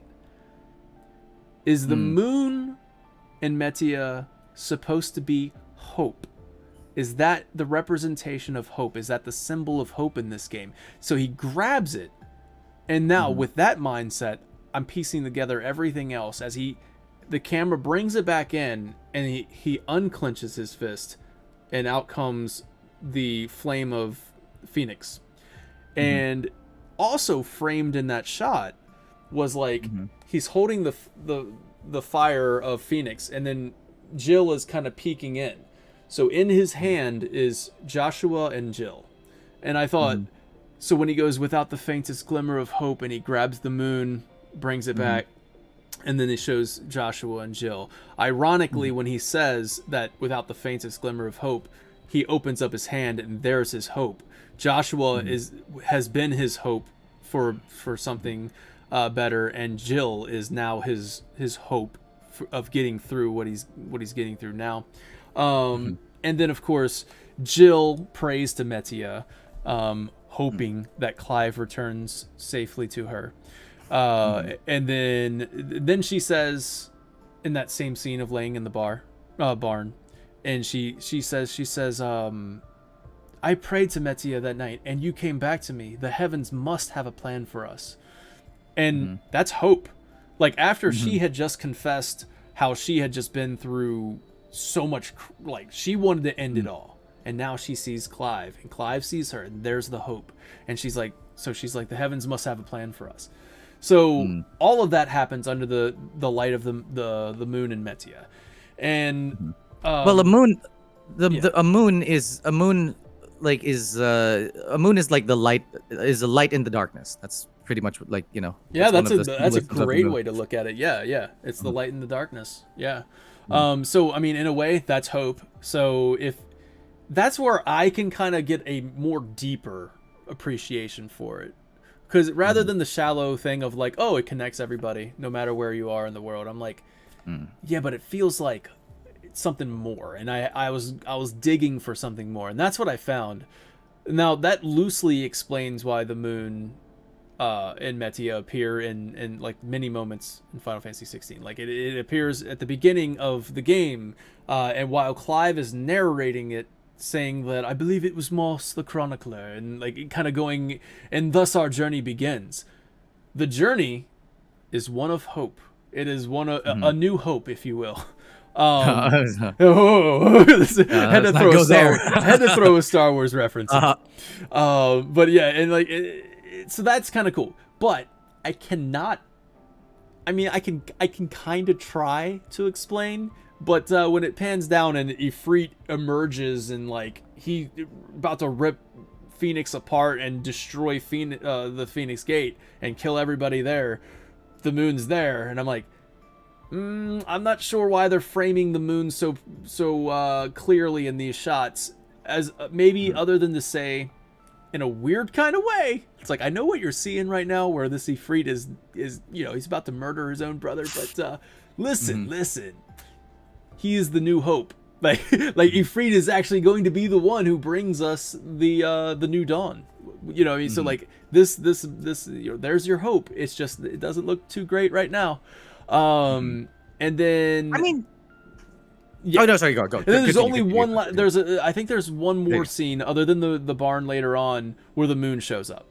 So there's a couple scenes, but this is the other scene, and maybe I'm wrong. Correct me if I'm wrong in chat or comments. But I think the other scene where the moon shows up is where Benedicta is sitting on the rooftops, and she's like glaring up at the sky, and she's just kind of, and then Clive walks in, and she doesn't take her eyes off of it, and she's just talking to Clive, and just like, you've bested both my sisters and all this other stuff, but she's clearly thinking about Sid, and it's like she had hope that Sid was going to return it to her, and like she had hope that they would get back together, and then when she realizes that that's not going to happen, she turns away from it. So she, like, it's like a symbolism of her just turning away from that hope and just and going to battle.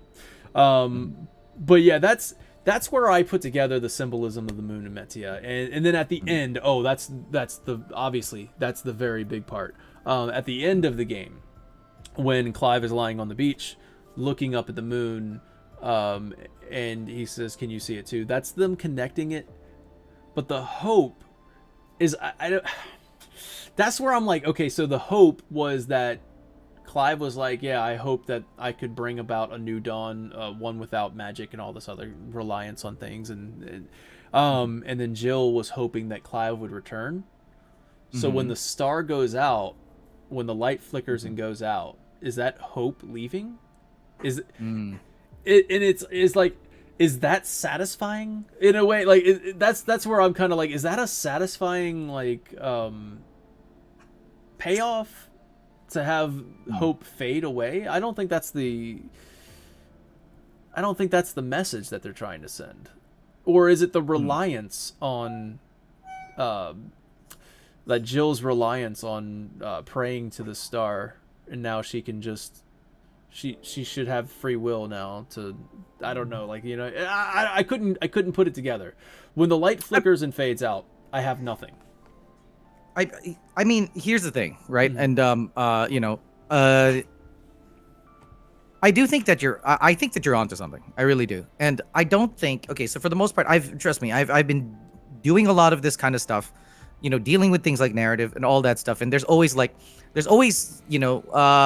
people kind of conflate like lore and narrative together, and they're not necessarily the same. So like let me explain, because like, even if this is something they say, for example, like, because you said that a lot, their explanation is shallow. Their explanation is probably, most of the Ultimania explanations might possibly be shallow in terms of like trying to explain narrative or whatever, because part of the beauty of what they're making, art in general, part of the beauty of what they're making in art is something that is sort of evades even them, like even their own like faculties, right?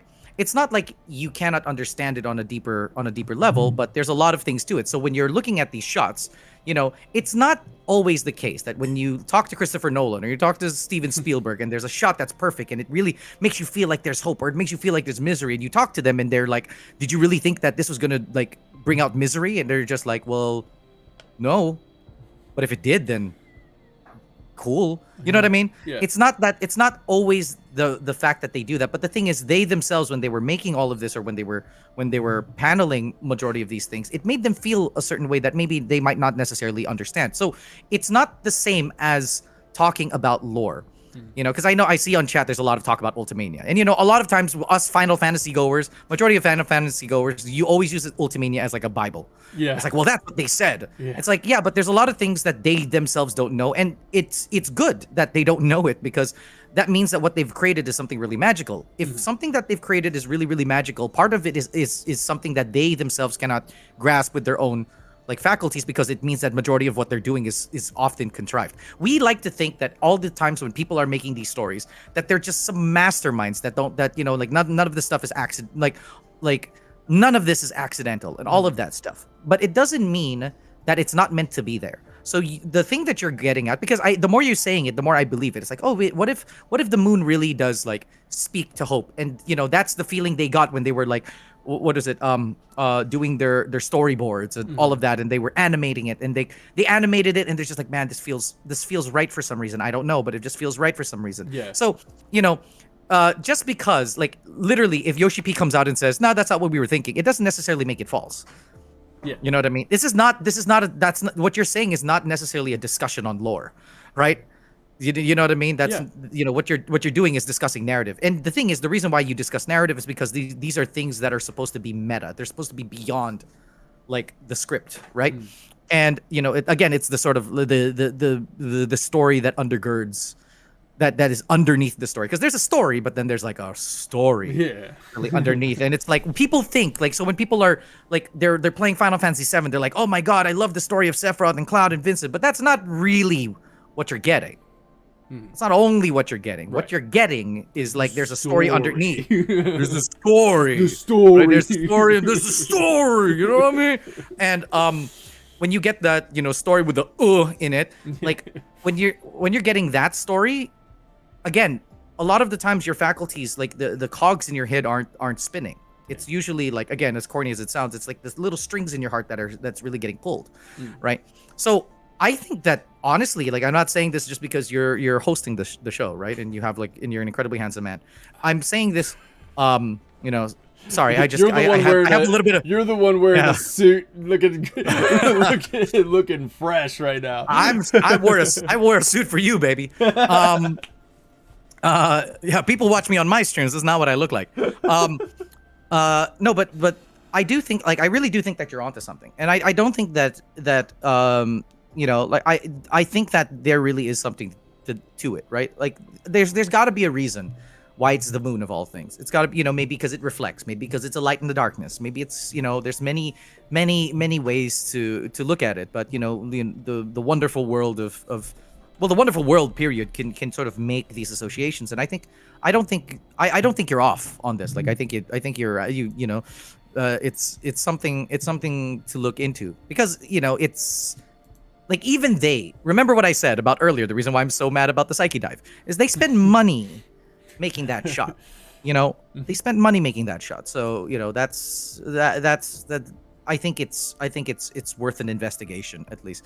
You know, so yeah, I mean, I think like you said, they spent money on the shot. So I think the only thing when you talk about, this is the story under the story, I think that I understood, and I get that, and trying to piece together, make, you know, I just can't come to grips with like how you know, in your face it was, and I'm like, it really felt like they were trying. Intentional. Yeah, like it was very intentional. So as far as like, we can kind of speculate and analyze, and you know, kind of come up with our own you know, interpretations of things. But man, the moon in Metia was just kind of like, wow. You know, you put that in the opening chapter of the game, like you talk about it openly about it. You really kind of seem like you're foreshadowing something.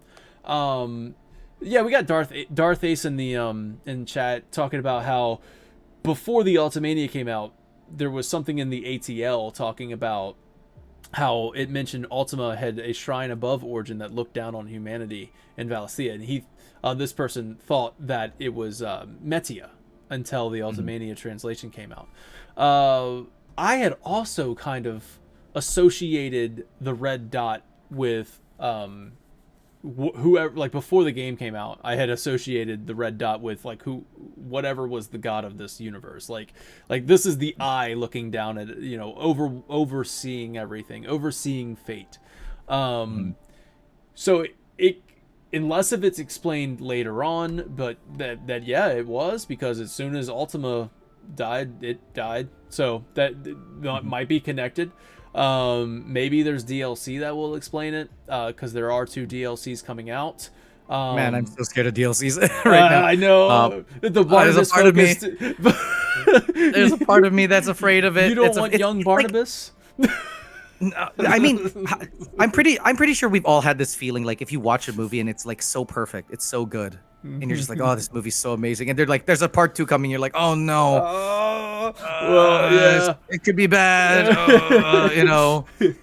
so it's like, yeah, that is me. I really do, because I really do believe, like, I know that there are a lot of people who yell, who really like gnash their teeth at the fact that they feel like, oh, it feels like 16 story, there could be more. It's like, well, that's lore stuff, but I think that the story is so good, it's so contained, like, you get really a beginning, a middle, and end to everything. I feel like it feels really good to me. I feel 16 does feel very, very good to me. If you told me, like, this is kind of like the structure of what we're gonna get, like, in the future, like, I'm very confident. I'm very confident in this. I actually think, in terms of the game, I think the things that make the game good are also the things that make the game bad. Like, that's mostly my opinion about my gripes about the game in general, is that the things that make the game really, really good are the things that make the things that aren't as good feel horrible. Yeah. So, like, a lot of people talk about, like, the side quests and all that stuff. The side quests don't look great. But the problem is that, I have friends who, they said, well, it doesn't look that good. The side quests, when you talk to them, the camera angle's just right in their face, and they're like doing this whole, like, AI speech, like, lip flap, which is sort of uncanny, right? But the thing is, they had the same thing for FF7 Remake. Nobody really complained about that. But the difference is that FF7 Remake's cutscenes are not anywhere near the level of 16's cutscenes, right? So it's almost like it's bad because you have, like, when the game wants to show you a cutscene, it's stupid beautiful. Well, not only just cutscenes, like in Final Fantasy 16, like, even whenever they're doing some over the top gameplay, like, it's insane, like, the thing, and then you turn around and you do. I think there was a couple inconsistencies. So, like, that was one of the like, ongoing I don't know, criticisms as I was doing my review. It was a little bit of an inconsistency in terms of almost across the board. So it was like, when it's epic, it is epic, and when it's when it's hitting, it's one of the best games I've ever played. Like, I freaking love 16, but when it's not, when it's trying to do, like, side quests, or when it's trying to do it's like, oh man, we're going from, like, this kind of quality that you've set the bar for, and then it's just like it's almost jarring to like ooh. So that was one of the criticisms I had about it.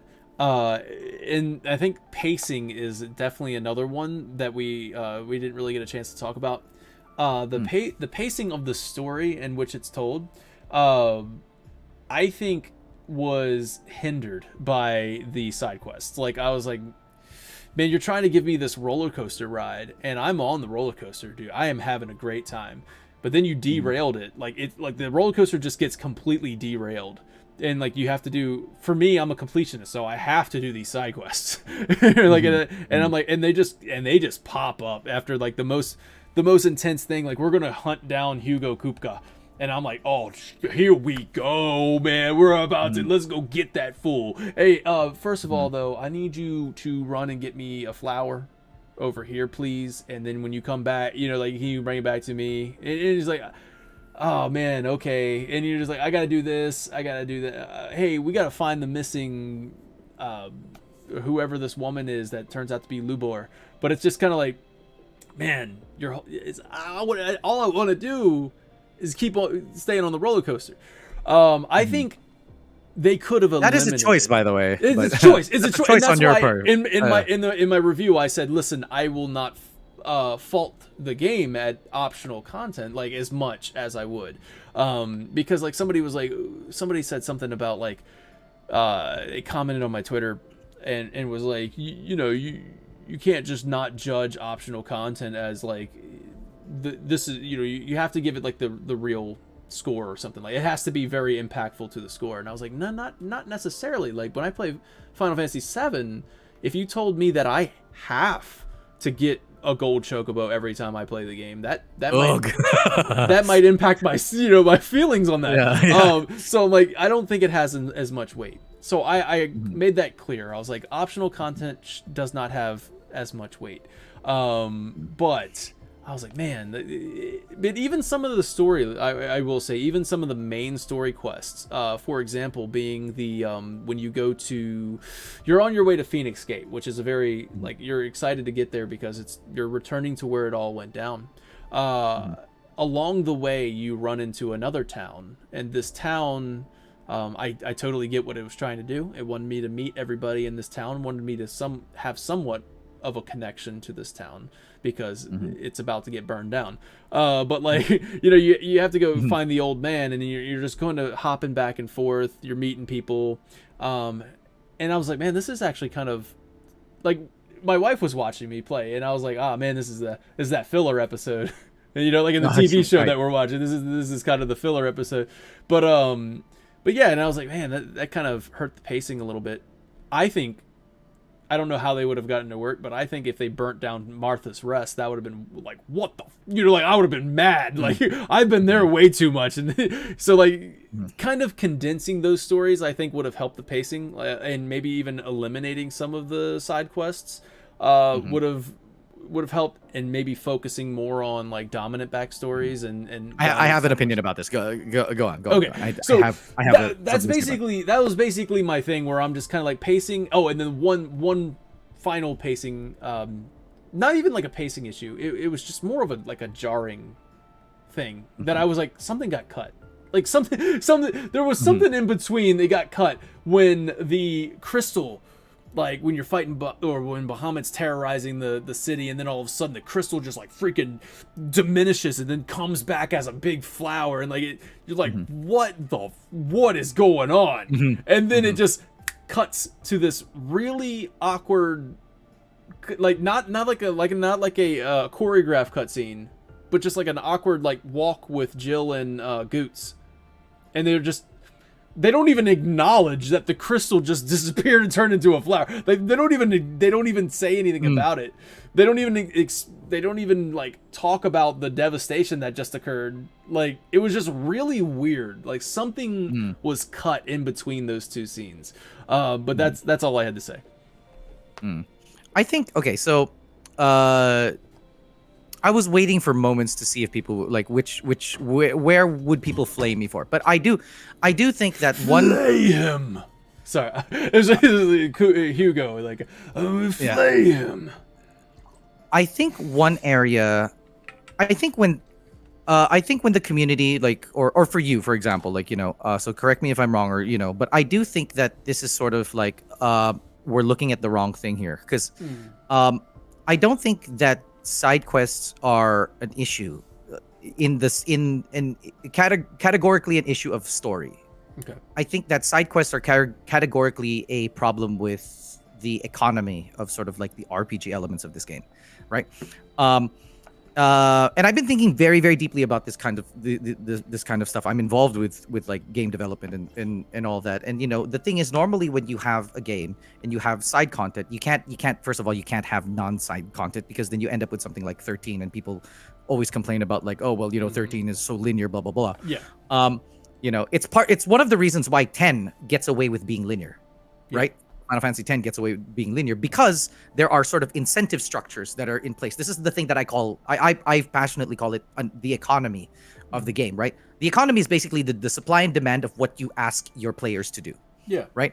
So it's like, why do you like fight monsters all the time, even though the fights are pretty much all the same and you're pressing all the same buttons and all of that stuff? It's because you're getting something out of it. And what does that get you? It gets you this. And then what does that get you? Get you that. What does that get you? Get you this. It gets you that. And so that's kind of like the economy. It's push and pull of all of that. I think that Final Fantasy 16, in general, the biggest criticism I have of the game itself, like the game, right, is that its economy isn't tight, right? So you have things like there are so many elements of this game that are there that don't necessarily make doesn't have a compulsion sort of built into it, right? So for example, materials don't necessarily have a compulsion built Right. into it, because every, when you're playing the normal game, don't count Final Fantasy mode, because I think that to me is sort of the superior Oh, for aspect of the game, right? That's the reason why people think that there's a superior that Final Fantasy mode is superior. They're just like, why can't the game just be Final Fantasy mode at the beginning? Because the one thing that Final Fantasy mode has that the base game doesn't have is a proper working economy, right? In the original game, once you beat a chapter, that previous chapter, even if you did nothing in that chapter, just doing the story elements will grant you all the things you need for the next chapter, right? So materials are irrelevant, Yeah. right? Battles are irrelevant. Side content are irrelevant. And, I don't think it's a good thing. I don't think that story is a good enough.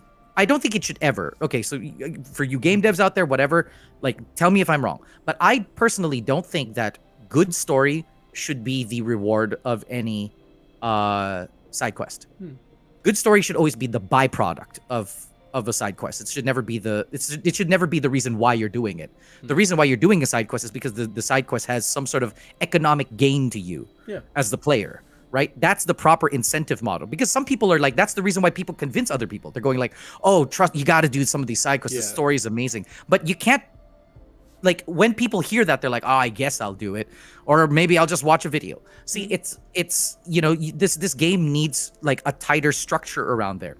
For an action game, normally action games are really, really short, and there's a reason why they're really, really short, is because their learning curve and the gating or obstacle, the gating mechanisms for you progressing are low, right?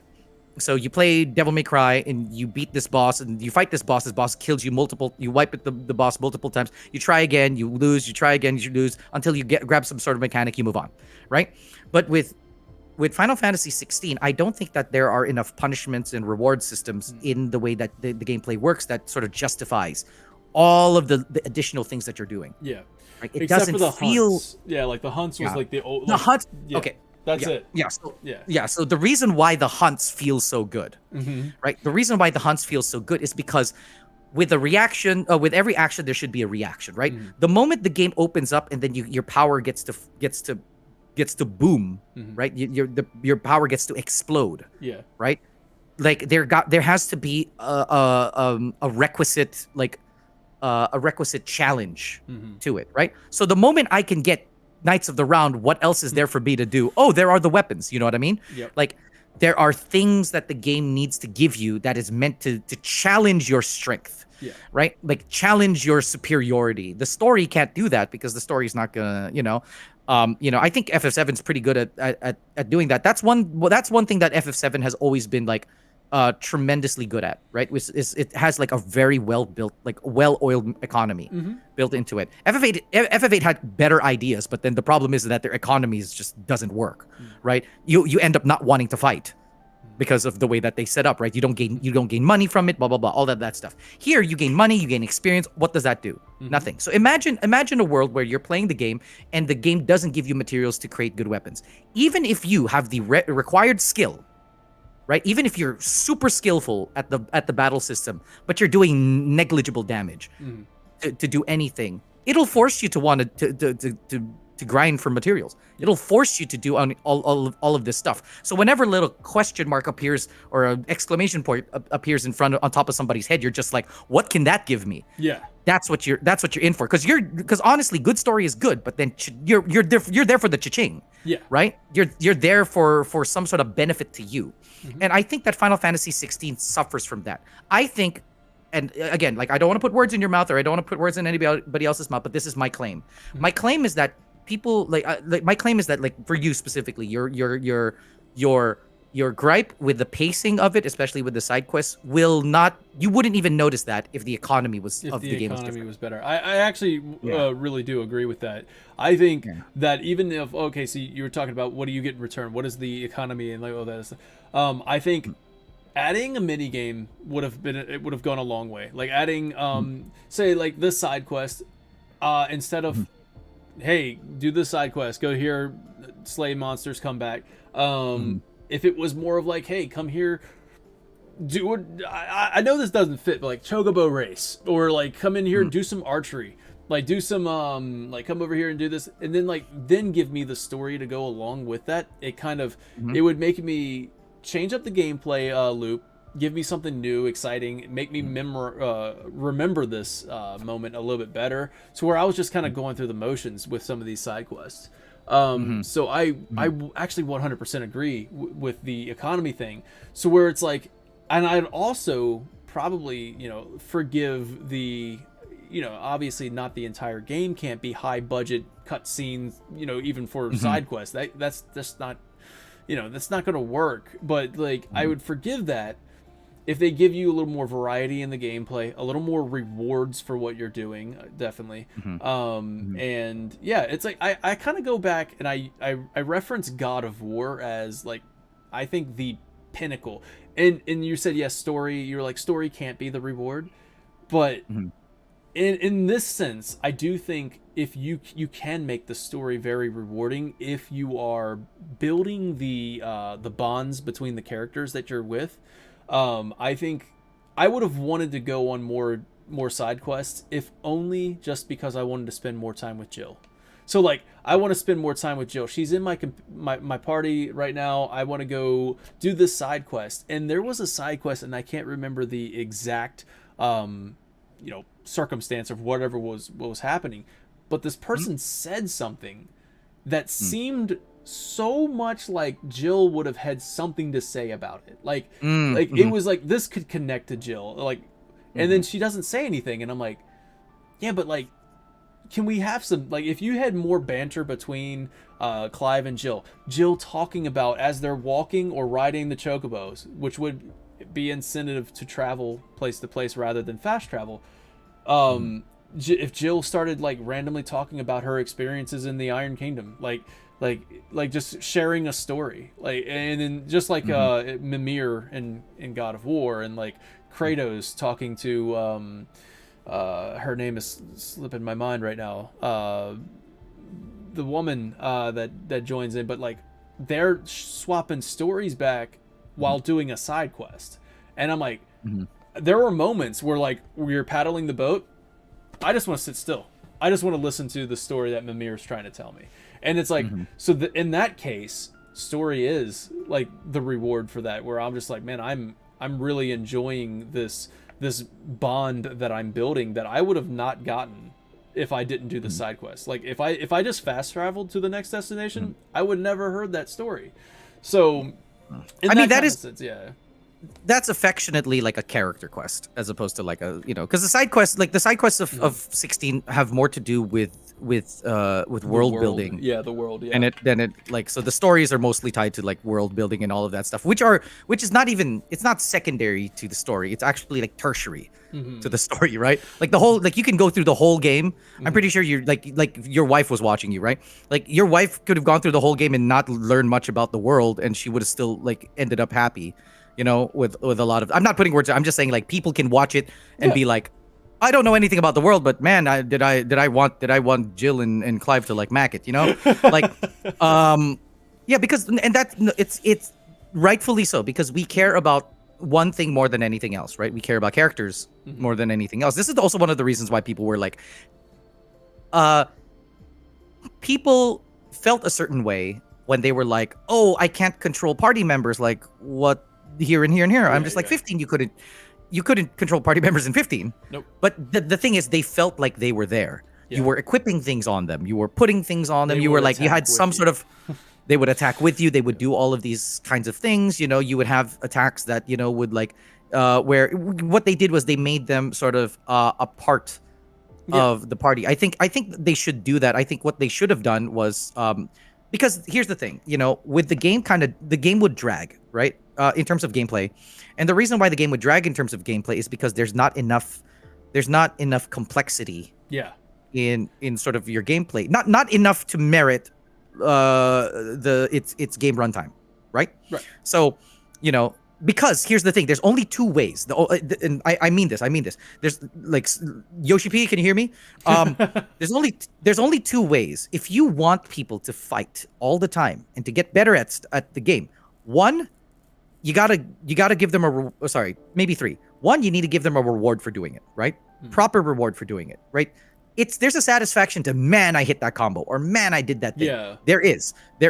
Do not get me wrong. I think that the fight elements, like, I actually think is superior to like something like a Devil May Cry. What I mean by fight elements, I mean, like, when you block, the game really makes you feel really satisfied. Yeah. It's so satisfying to like fucking Titan block shit and parry and all of that stuff. When you do a perfect Zantetsuken and you see everyone die, like, it feels super good. Yeah. Right? The game, I don't think, fails in that department. I think it's wonderful.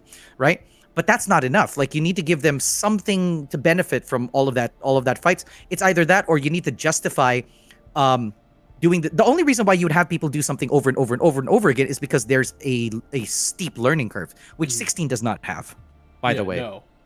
16 does not have a steep learning curve. Like, not steep enough. No. Maybe they were being considerate when they were making it, because that might be a fault. They're maybe they were thinking, oh, a lot of people playing this Final Fantasy, they're usually like turn-based RPG players, so we don't want to gatekeep the game from them from doing this. It's like, but that's what you have the accessories for, right? Yeah, that's what you have the rings for. Yeah, they spend a lot of time on that. Yeah. I think because that's your easy mode, I think they should create all the content in the game should be, you get to a point, you get to a boss, and that boss should be so hard that it makes you want to put on those damn rings. Yeah.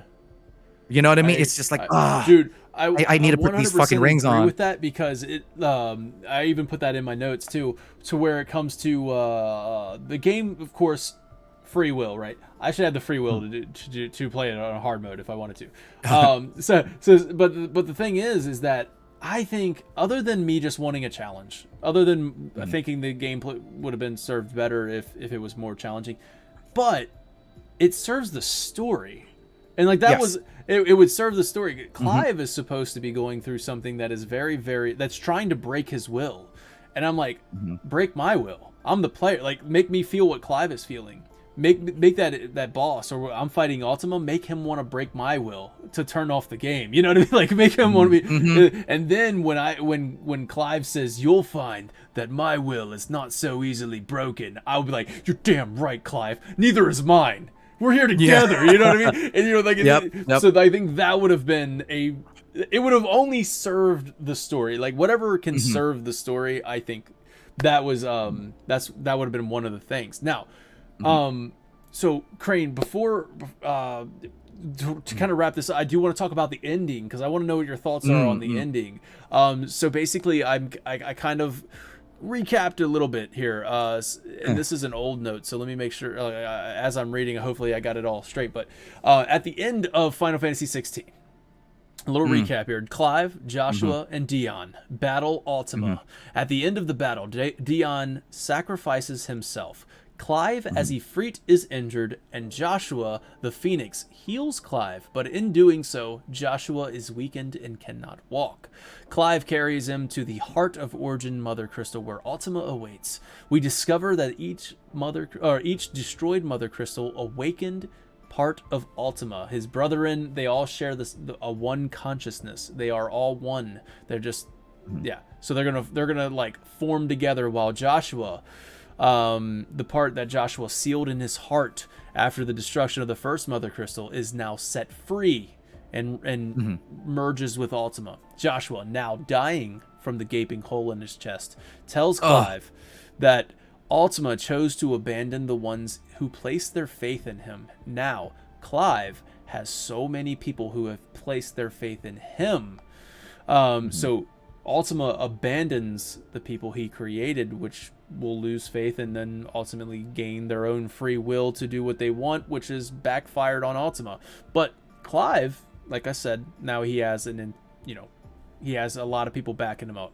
So what separates him from Ultima is that Clive chose to listen to these people and become, the part of that community. It has strengthened his resolve, and now not even a god can change that.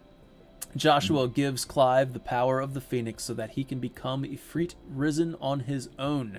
This is exactly what Ultima wanted. And now there's only one thing left to do. Use Clive as the perfect vessel. But Clive's will is stronger than Ultima's because Ultima fears being weak. He fears anguish, pain, and suffering. He fears failure. Whereas Clive has known this his whole life and knows what it brings. It brings people together, and it is what makes him and his will stronger than even Ultima's. Even after defeating Ultima, Clive recognizes that this will likely lead to more sin and suffering, but also opportunities to grow and change. And live and die on their own terms. 2 Sid quotes right there. Clive absorbs Ultima's essence as he has done with the icons before. He returns to the real world where the heart of the Origin Mother Crystal resides, as well as Joshua's lifeless body. He hugs him a final time and seals Joshua's wounds with the power of the Phoenix. I do not see this as a last attempt to revive Joshua. That's my opinion.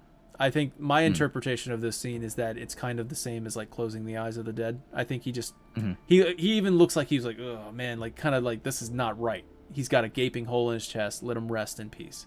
That was kind of my interpretation of it. And then of course post-credit scene, we see that Clive washes up on I guess this is not post-credits, but this is during credits. Clive washes up on a shore after defeating Ultima, absorbing the essence and destroying the Origin Mother Crystal, effectively ridding the world of magic and icons alike.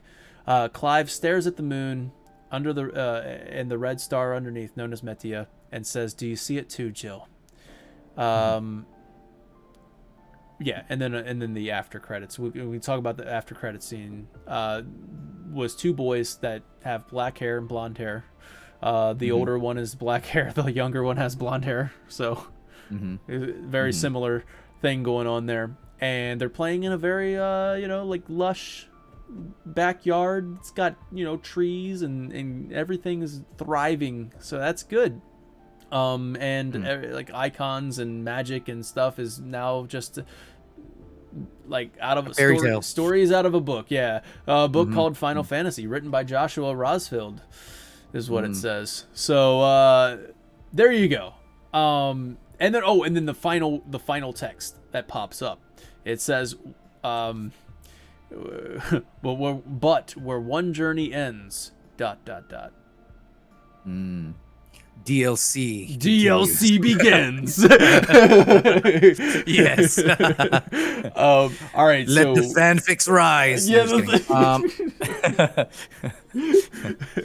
So first of all, I gotta say the Joshua scene, man. So all right, Sid dying earlier on in the game didn't get me, and I was kind of upset about that because I think Sid's death could have been something really heartbreaking, and the acting seemed to have been really trying to sell it that they're devastated by Sid's death. And man, I was like, dang man, I knew I kind of had a feeling he was gonna die, but how come I'm not I don't feel anything right now? It's kind of weird. And the second playthrough, I realized, I was like, man, it's because they're playing the Hideaway theme or the Sid's theme.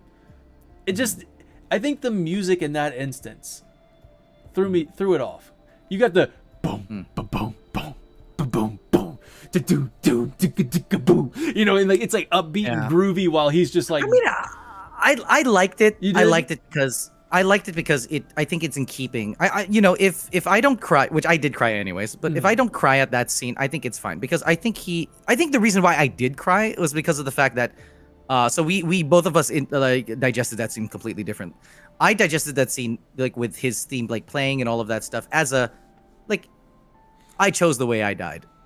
I go out with a I go out with a cowboy. It was like an uplifting moment. That's exactly what my wife said. Actually, she was like, I think it was supposed to bring hope and stuff. And I'm like, yeah. I was like, yeah, okay. I said, I get that. I understand the sentiment. I understand that sentiment. And I said, but man, Ben Starr goes, no! You know, like he's like he lets out this like really just devastating, Guttural, like, yeah. yeah, like I mean, heartbreaking performance, and you know, like it just seemed like he was. It was everybody was really sad. It was a sad moment. But and I was like, imagine, and I told my wife, I said, imagine, take Sid's theme and mellow it down into a piano. I was like, I would cry instantly if you put a piano like boom boom boom boom, you know, like you just play the Hideaway theme or Sid's theme, like do it like with like fucking an 8 count in between, like doom doom doom, like, you know. Look, I really choked up when you did that. Felt good. Yeah, no, that's true. I mean, yeah, I don't know. I kind of felt it coming already too, because he was also going Akashic. I don't know if you've noticed, if anybody have noticed this.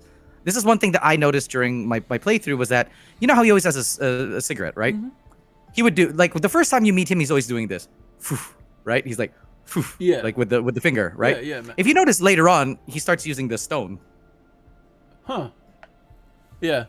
It didn't, you know, a lot of people, I don't know why, but but he starts using the stone because he's going Akashic, right? Or he's just turning in the stone. He's not doing the Akashic thing. The Akashic thing. No. Yeah, well, that's still what they call, quote unquote. But yeah, but anyways, he's turning it. Yeah, so he's dying essentially. Yeah. So I think he was going to die regardless, but I think this way, him dying like the way he did, is kind of like, this is him, you know, staying true to what he said. He's like, I'm gonna choose the way I die. Yeah, fulfilling what he has been talking about. Yeah, I like that. You know, being a rebel the whole time. Yeah, me. I got that like sentiment. Like, Sid the Outlaw. I love it. I love he made a reference to Sid the Vicious, which is the Sex Pistols singer. Like he made it like it's like well, Sid the Vicious, was it? But it was Sid the Outlaw. I do think that the ending. You're not gonna like this answer, but I don't. I am one of those people who are completely fine with like open-ended endings.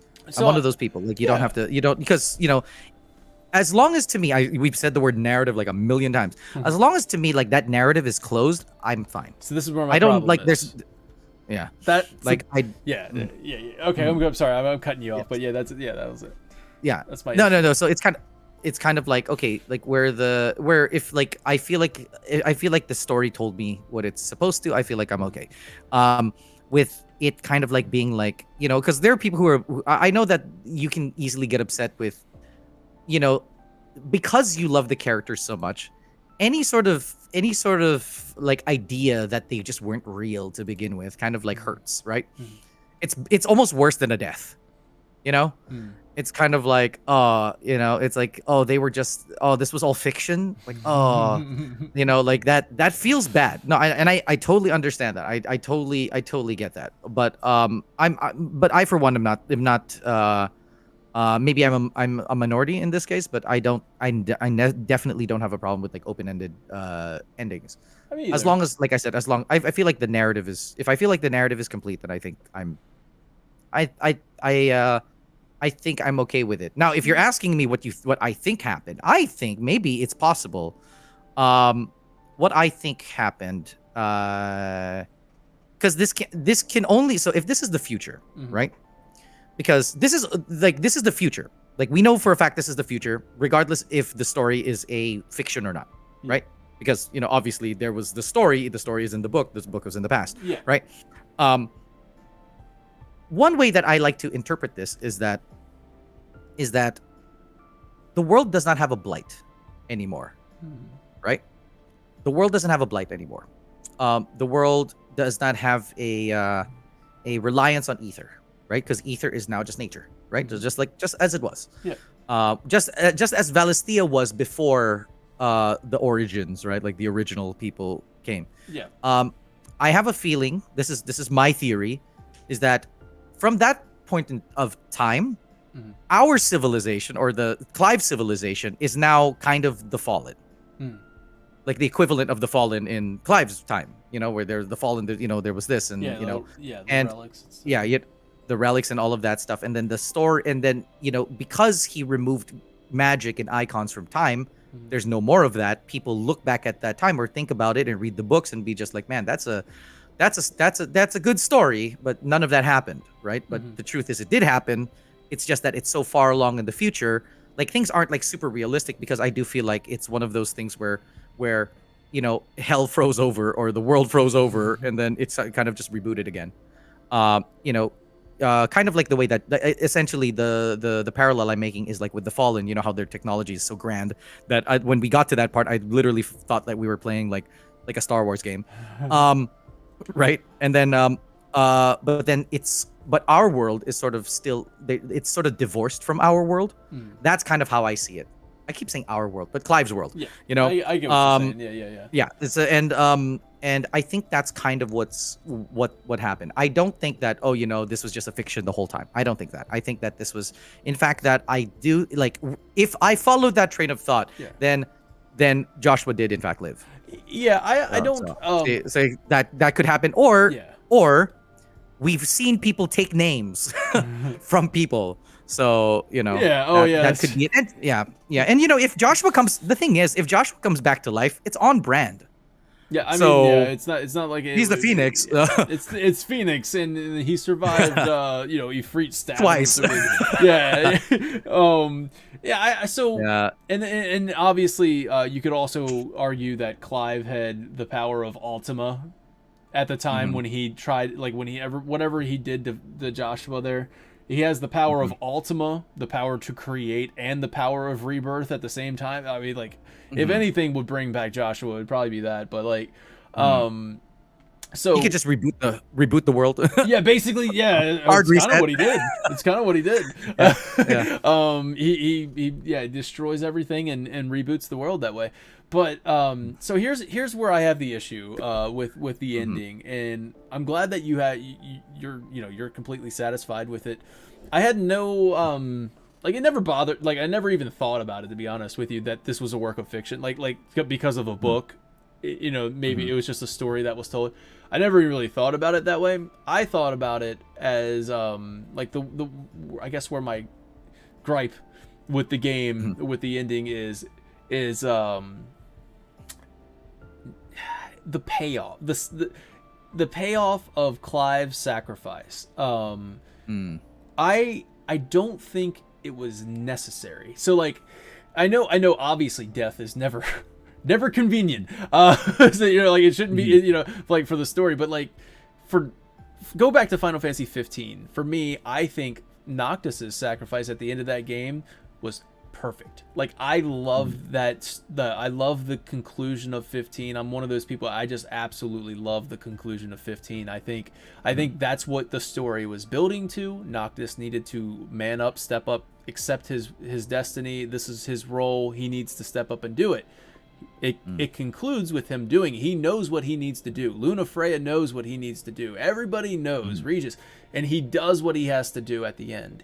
And it wasn't it wasn't the ending that we wanted, but it was the ending Final Fantasy 15 deserved. And we all cried.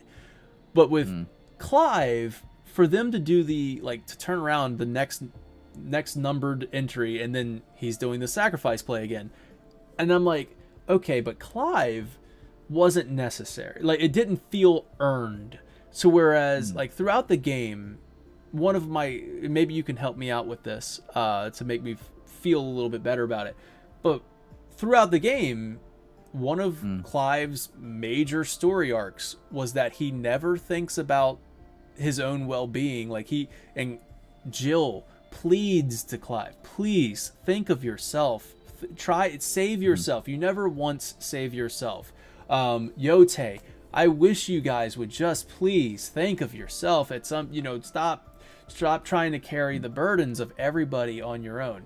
And this is kind of what Jill and Clive talk about on the beach, and they're just like, you carry everyone's burdens with you. And at the end, Clive carries everyone's burdens and does exactly what he just continues on to do exactly what he's been doing, where he takes everyone's burden. They say fight as one, but it's literally fight as Clive. Like, all is one. And it's Clive. carrying the weight of the world, the fate of the world, on him. And I thought another thing that kind of goes along with that, I thought it was very weird that Jill stays behind, where I was kind of like, that doesn't really make sense for Jill. Whereas, like, are you, because I know that she had just given her power, and not all dominants got to come back as an icon, in control of the icon. Whereas Dion's like, well, what do I got to lose? I'm gonna do it anyway, and he does it. But I feel like Jill as a character would be like, this is the end of the world. Like, if we don't succeed today, there's no world afterwards. I feel like Jill would have had a will of her own to accompany Clive, and imagine freaking Bahamut, Phoenix, Shiva, and Ifrit to go take on Ultimo. It felt like that would have been better, and it would also have kind of gone along with the thing of Clive has got to stop doing things on his own, so he brings a whole party in with him. I think that would have been better, but even still, Jill stays at home. And at the end, it's just Clive on his own, carrying the burdens of everything, and then he sacrifices himself. He does not save himself at the end of the, you know what I mean, like Jill was pleading for him to do. He doesn't save himself. And to go back to one of the best side quests in the game, where you do Jill's side quest, you take her to see the flowers. They have a nice conversation, and Jill says, she says that she wants to go somewhere far away from Valisthea when all this is over, and take a moment to, she's had enough of Valisthea, and then that's what they see together, like her and Clive to do. And then Clive says, if that's what you want, then I'll make it happen. We're gonna make that happen together. And then like Clive promising he'll be back, I'll return. It just kind of seemed not satisfying to me, so that they kind of built up this future with Clive and Jill, and then they didn't, like, the only thing I can turn that around and say that maybe I like to, maybe my own little head story here, like canon or whatever, is that the post-credit scene, I went in a completely different direction after I beat the game. Like, immediately after I beat the game, I had already theorized something in my head, like, oh, okay, cool. I didn't even think about the future. Like, everybody was like, oh, this is like thousands of years in the future, like Final Fantasy VII. And everything's a myth and legend. And I went, oh, is that what everybody's saying? I was like, in my mind, I thought it was Jill. The mother was Jill. I was like, she's got kind of silver hair. It's shorter. She sounds like Jill a little bit. And I'm like, that's Clive and Jill's kids right there. Yeah, it's possible. And I'm like, I was actually gonna make the joke, like, you're just like, why would she get left behind? It's like, well, she's pregnant. That's why. Because she's pregnant. Because she was pregnant. And so like, I was like, we could both be correct, and these children are just their descendants. They're just, I mean, that's true too. But I felt that I really feel like that woman is Jill. Like, when I look back, I was like, she's kind of got the same hairstyle, except for she shaved, like, the swoop to the front, and like, she sounds like Jill. And if she was talking about going to a different continent away from Valisthea, maybe this continent is free of the blight for now. And like, it's so far away from Valisthea that they don't know what the heck's going on over in Valisthea. They didn't. That is also possible. That's and all I myth think and legend, you know. Well, I think that's also the reason why I think that's also possible is because if you look at sort of like the architecture or sort of like the technology of it, it's, that's what puts, the only way for you to get that is, if it's still in the same timeline, or it's like so far removed from the future that, like, it's almost like the you had to go through every age again, like Stone Age and then Copper Age, and then like that's how I kind of I would have seen it too. It's cool, but it's pretty cool to theorize. I mean, my thoughts on Clive's death was that I liked it. Like, I thought I was satisfied by it because, sure, I would like to see him happy, Yeah, and all of those of things. course. But what the narrative that I think was fulfilled though is that, um, in the beginning he was a man who never did things because, it's almost like he's always greeted near death, or death is always knocking at his door and all of that stuff. But he's never really done anything for himself by himself, and then this is sort of the time that he gets to do that. It's him sort of dying the way that he wants to and leaving something behind, and and I think that's sort of in keeping with his hero-ness. See, the problem that I have most of the time with like the hero kind of like gets what they want in the end, like they get the good life, they get the girl, they get all of this kind of stuff. Maybe I'm just a fan of like classical tragedy. Yeah, I'm usually the one that's all about like I said, I like 15. So like I'm not like the kind of that's like, oh, I needed to be a happy ending. I'm not that kind of like, I'm not that kind of person usually. Usually I like a good tragedy. Yeah, I like a good the villains win, like Endgame or Infinity War. Like I like that kind of stuff. I'm like, oh, nice. But yeah, for this one it just didn't feel rewarding. But go ahead. No, but I one problem that I normally have with that kind of stuff is that like if we accept it as fact that the destiny of Clive is to always bear suffering, right? Because that's kind of what it is. When I went to film school, this is literally called the greatest story ever told, right? Which is sort of like the Jesus story, right? Like he goes through the biggest punishment and not deserving any of it, right? Like that's kind of that's what you call the greatest story ever told. This is sort of what you call the hero archetype, right? And Clive is that. He's the hero archetype. He performs a Jesus in the end, sort of essentially, right? Like the same way Iron Man performed a Jesus in Infinity War, like or whatever, right? The point of it is that he bears sort of the weight of all of the world, right? Of all of this idea, the idea of freedom and the idea of this and idea of this. And it's nice to see him die for it. Like, that's my opinion. It's nice to see him die for the thing that he really believed in, as opposed to die for the things that he didn't believe in. If he had died that day knowing that he killed like Joshua, then like that to me wouldn't be satisfying. If he lived and never like accomplished what he wanted, like really being that thing, I wouldn't have been happy with that either. Right. You know what I mean? So I kind of look at it like I really want like him dying for really the thing that he's willing to die for. Yeah. Like, to me, I think it makes me happy. Yeah. That he got that. It makes me happy that in the end is what he got, as opposed to, because you look at every situation he's been through, any of those moments he could have died, right? But this is the time that he died and he chose it. He chose it. He looked up in the sky and he called on to Jill and all of that stuff, and then he just went, like, nobody killed him.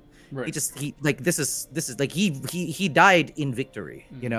He didn't rest in peace. He rested in accomplishment. He rested in precious victory. Yeah. Right. RIPV. And I think, to me, that feels good because, like, I guess maybe I'm looking at it different because I don't look at. I know I might get flamed by this, even from my community, but I don't necessarily look at Clive like a person. Like Clive is a person that carries all the ideas that I want from Valisthea to live. Him winning against Ultima is not just about who wins or who loses, who lives or dies, right? It's about whose idea is better, like who prevails, right? Yeah. And I love that idea, even if that meant like in the end, Valisthea dies. Or, like, what if they were wrong? What if the Blight took over? They would have picked the way that they chose. They would have chosen the way that they died. Yeah. And I think that's kind of the important thing. Out of all of the things that he suffered, he really died for something that was worth dying for. And I kind of love that idea. So I looked at him and I'm just like, man, like, he won. Like, this world is now different because of that, right? So I don't know. It's a bit talking in circles, but you know. Well, I like that, but see, like, so here's what I would have thought would have been cool. Does it feel good? No, it doesn't necessarily feel good. And he says, but no, to live and die on your own, and like in the fact that Clive was the one that added the live and die on your own terms. I was like, I feel like Clive never got to live on his own terms, and I feel like that's not satisfying. You know what I mean? Like Clive never got to live on his own terms. He never got to like just. Nobody needs saving. Nobody needs help. Nobody like it's just go to a different country with Jill and start a family, man. I don't know. So like for me, I was disappointed. And I get that. But, I get that because you're rooting for the people. Yeah. I know. I don't even. It's like you said. Like it's almost like Final Fantasy VII. Like they obviously did a lot of Final Fantasy VII inspiration for the ending here, where it's like, it's about the planet. You know, like. The planet is thriving now, you know, like it was dying, but I almost feel like I think that's what like it's funny because I was talking about this with my wife and she said, "Isn't this like kind of the same kind of ending for that 7 had?" And you're fine with that? And I was like, "Yeah, I don't know what I had no answer for her. I was just kind of like, yeah, I guess you're right." And then I kind of thought about it and I was like, "Yeah, but with like 7 though." I feel like the characters had a nice, satisfying conclusion that I was okay with. Like I was like, all right, I'm good with. Like they died eventually. Yeah, like eventually they're going to die. That's fine. But I was just like, I never. I don't know. I never felt like it was. I think that it's a game. I think that's the game's success is when people are sad when like Clive got to his end, because the thing is like the game made you love the characters, so that not seeing them happy makes you hurt. You know? Yeah. I mean that's life. Yeah. Yeah. You know, and I think that's mostly what you feel, because I it's not like I'm happy that with how the story concluded. Like I'm happy with that, but it does break my heart that he died. Yeah. Like I cried when those things, like unlike other people, unlike other people, I do like I always make it a point to cry for things that artists do. Like I don't hold my, I'm not like, oh my God, I almost cried. Like I always, if I feel it, I'll do it, because I would hate for one day for me to make something, and I really try very hard to make people cry, and then they're just like stopping themselves. I'm like, bro, don't stop yourself. Just do it. Just let it out. I deserve it. Just let it out. Like, Yeah. I don't know what it is, man. I think ever since I became a dad or something, I don't even know, but like I'm super emotional. So like these I get super emotional with this kind of stuff. So like when that's why I was kind of weirded out. Like I was like, oh man, why am I not feeling anything for Sid? But when Joshua said thank you for being my brother, I was like, oh don't say it. Like it makes me remember, and I wanna cry now. Yeah, that got me, man. No, but I feel you though. I feel you. Like like for the people, like I love the people. I love Clive. I love Jill. I love Gav. Like I love them all. So it's like, so I kind of like it really broke me. Like I said, I was happy about it, but when he died, when I realized that he died, like I really bawled. Yeah. Me personally, I really bawled. Yeah. So, and then especially when you listen to My Star and you get the actual lyrics for My Star, that's a good one. So like I was gonna, let's see, I'm just kind of checking my notes on this ending real quick. So the book being written by Joshua Rosfield. Harpocrates at one point comments on Joshua holding onto Moss the Chronicler's book. And I kind of think Joshua was inspired to chronicle his journey as well. So I think it was started by Joshua. I think most of it is written by Joshua, and then finished by like whoever lived, like either Harpocrates or Clive or whatever. But I think Joshua, it gave me tactics. It gave me like tactics vibe, you know, when you start the story and you're reading the works of Al-Islam, right? And it turns out that he's like the descendant or son or grandson of what's his name? Oland. Oh yeah. Right? Ola. Oh god, you threw me off with that. I think you're right. I think you're right. So So I was just like, oh, it kind of gave me that. No, Orlando is Sid. That's the name, It was yeah. I just remember his last name was Durai. And I'm like, oh man, this. It gave me kind of that feel. Which there were some people in the writing staff of Yeah. 14. Oh yeah, a lot of moved crossover. that And that moved tactics. to, that moved to 16 that were from Ivalice. Yeah. Yep. That did the Ivalice project. Ivalice is my favorite world in Final Fantasy. By the way, it is my favorite universe in Final Fantasy. Oh, nice.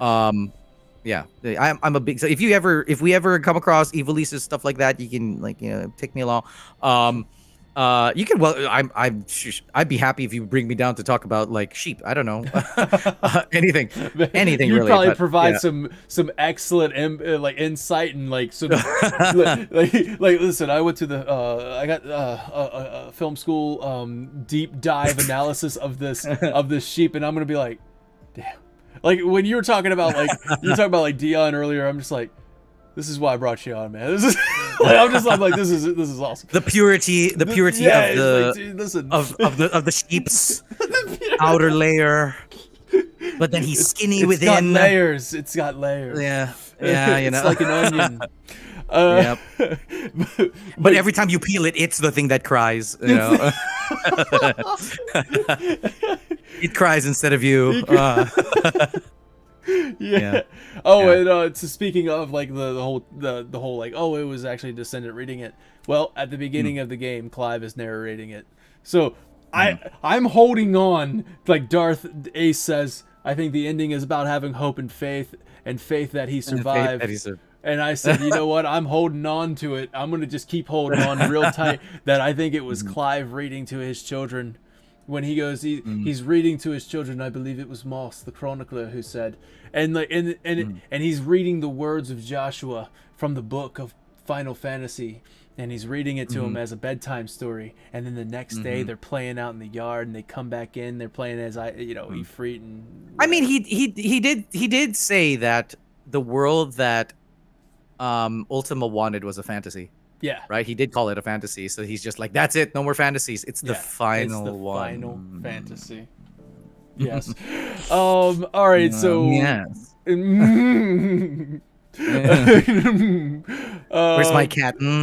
Yes.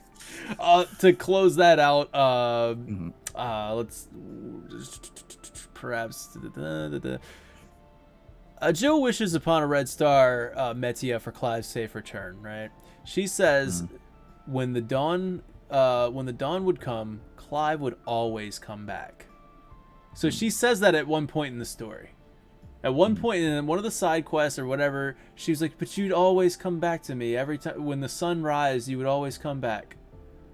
Right. Whenever dawn hit, then at the end when the flicker goes out, the red star goes out, and Jill loses it. She's crying. You got Toru, and then of course it's been throughout the entire game where they can like, they're force sensitive, so they can tell whenever Adamant is still alive. Like they knew that Jill was still alive because Shiva's ether was still around, but all that's gone. So I think Jill gets this feeling of like, oh crap, there's the star going out. I don't feel Ifrit's ether anymore, like all this other stuff.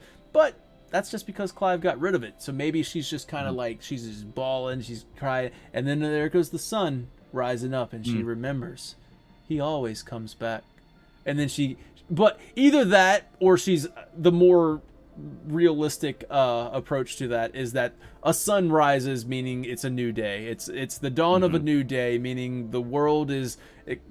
Clive has succeeded in what he wanted to do. The primogenesis stuff has cleared away, and here we go. And she can feel that the ether is gone of like all that other stuff. So there's that. All I gotta say is, star bright, I hear you calling. Fire, oh fire that filled the night.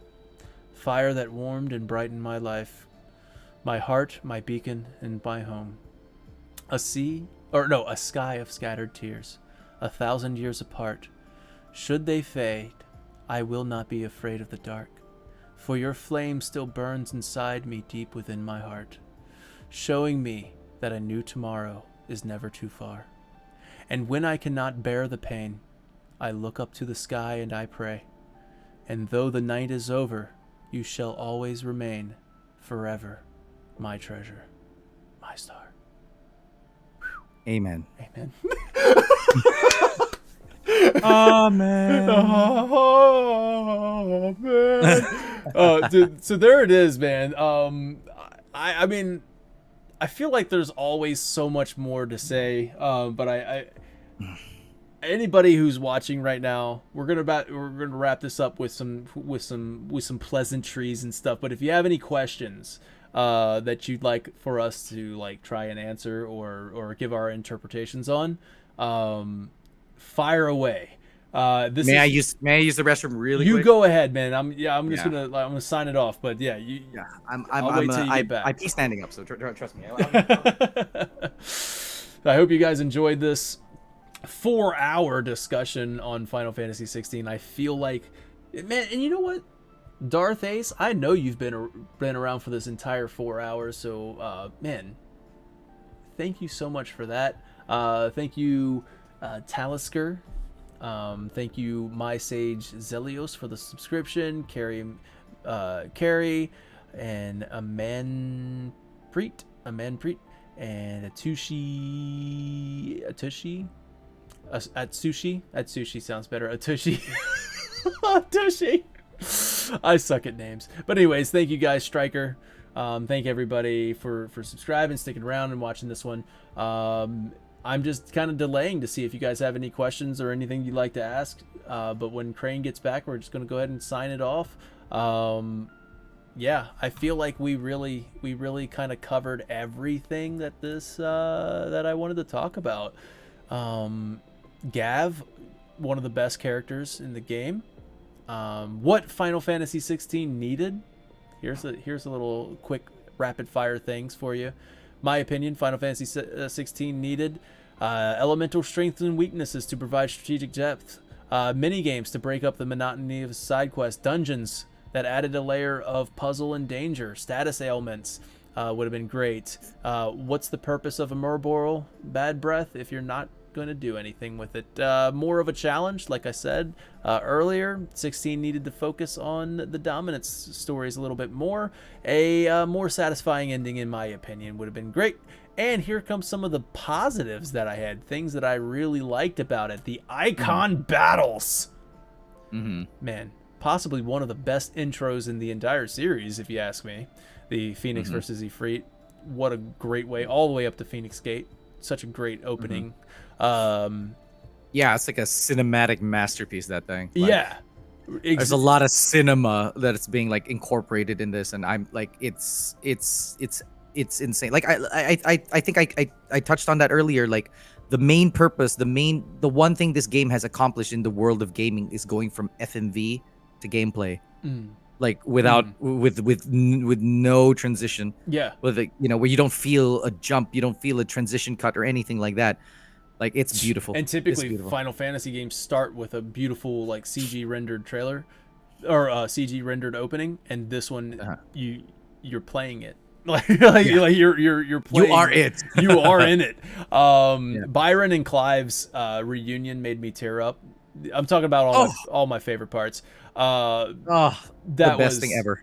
That was so good. I cried because that was one moment I was like, it hurt me so hard. Like I'm like what the heck is going on? Like what? This is so weird. What is he doing? And then all of it, like when he's reenacting the play, and then he's just kind of like just drops it. And I was like, oh man, come on, that was so good. I think the part that really made, like, he was saying all the lines and doing it, and as he was doing it, like you see like tears just come out of his eyes, and like without his face changing, because normally they're gonna make him like ooh, and then you see the tears, but he's just sort of straight face, and then you see he like blinks a little bit, and then the tears just fall as he's saying the lines, and it's just like, oh, you never would let me play my hell, dude. Man. Sorry, go on. That was so good, dude. I love that scene. It's brilliant. Anything with Byron in it, honestly, was I love Byron. One of my favorite characters of the game, of course, alongside with Gav as one of my favorite supporting cast members. And the way that Clive carries Sid's legacy, the impact Sid had on him. I love that reoccurring things happen, like the when Sid says, "I'm here to even the odds," any objections when he's helping Clive out against the Dragoon and the Wyvern, and then Clive years later would say the same exact thing when helping the bearers in Dalmekia. The banter between Clive and Sid, not only entertaining but had fantastic payoffs. A running gag was the "you'd run right off a cliff," right, when he said jokingly to convince Gav that he had the right job, because if he were to give it to Clive, he'd run right off a cliff. Clive. Gav would later run right off a cliff when he was being chased by soldiers, and then Sid remarks like later, like it just kept on coming back up, and I thought that was great. And then the big payoff was when they were drinking and having that heart-to-heart moment between Gav and Clive. It comes up one more time, and Clive says, I don't know where the hideout would be without you. Probably hanging off a cliff somewhere. And like, and I'm like, oh man, this is good. I love it. And so, anyways, it just kind of shows how fantastic the side quests can be at times, and then how wonderful the writing is. So those are my quick rapid fire positives and negatives. Also, I have one negative that nobody I don't hear anyone talk about it, but it's literally it's the thing I hated from the very beginning of the game. Okay. It's the thing I absolutely hate. Clive's back scabbard. Hate that thing. Clive's back scabbard? Like just because Yes. he'd never use it, like he just Because it breaks my immersion. It's there, and then he puts the sword there, and it just magically like it just inserts itself yeah into the sword, because like he just into the scabbard. He just goes. He doesn't even go. It goes to the side, and it just clips onto that thing. And I'm just like, what on earth is this? He just and then Like- after like a side quest, whoosh. Just like, I was Yep, like, bro, it just that's takes- some takes it off. precision. Yes, it breaks my it breaks. Sorry guys, I'm sorry. I know people are just like, see, there's people who are already like, oh my god, really? You know why? It breaks my immersion. It just does. I'm sorry about it. That's one of the worst design things in Final Fantasy 16 ever was that back scabbard. It's just one of the worst. Dude's got some. I challenge anybody here to play the game. You don't even have to load up a save. Just go to the very beginning of the game where you can control him, slash, and then watch him put that sword back in. Yeah. And it's right there in front of Yeah. you, and it goes. It's just magic. I thought Just you were goes about into the to scabbard. issue a challenge for somebody to go get a scabbard and try to Oh, get I the already know sword. they can't do that. It's not gonna happen. It's not gonna happen because in real life, like can't do that. scabbards have what is that? They have what is that? What's that thing called when Clasp? Or it can't it just permeate can't do that. Yeah. through Oh, yeah. things like you'd have to like kind of Yep. hold it still, move it. yeah. I mean, like when Cloud put the sword on his back, like it was easier for me to suspend magnet. my disbelief. Yeah. It's something there because you know why? There's not you don't there's nothing from there's nothing supernatural fucking happening in front of my eyes. Well, this scabbard is magic. Like Ultima, if Ultima saw this scabbard in the very beginning, he's just like, oh man, that's the strongest will I've ever That's seen. what he did. That's why he went mythos. Like it was the moment that he found out. Like that was like, dude. No, that's no, insane. when he saw that scabbard, he was just Yeah. like logos. Logos. Wait That's what happens. Wait a second. And then one thing, because you mentioned a little bit about gameplay, right? I do wish that because there are so many different styles of, like using like Shiva, using all of these things, right? I wish that there were side quests that forced you to use those things. Because I think that would there's people are just like you said earlier, like I wish there was like multiple modes of gameplay or blah blah blah blah. You don't necessarily need more multiple ways of gameplay. The game already has multiple ways of gameplay. What you should do is you should just force, like, because the side quests are optional, but when you do the side quests, it should force you to kind of be like, well, if you've never used Shiva before, well, you got to use Shiva now. That's or if you want to why- use, if you never used this before, use it. Yeah. Because what it does is it sort of introduces it to you. The problem with a lot of playstyles is they go through the game and they're just kind of like, well, these are my 3 favorites. I'm just going to keep using these for the rest of, and I don't need to do anything about it, right?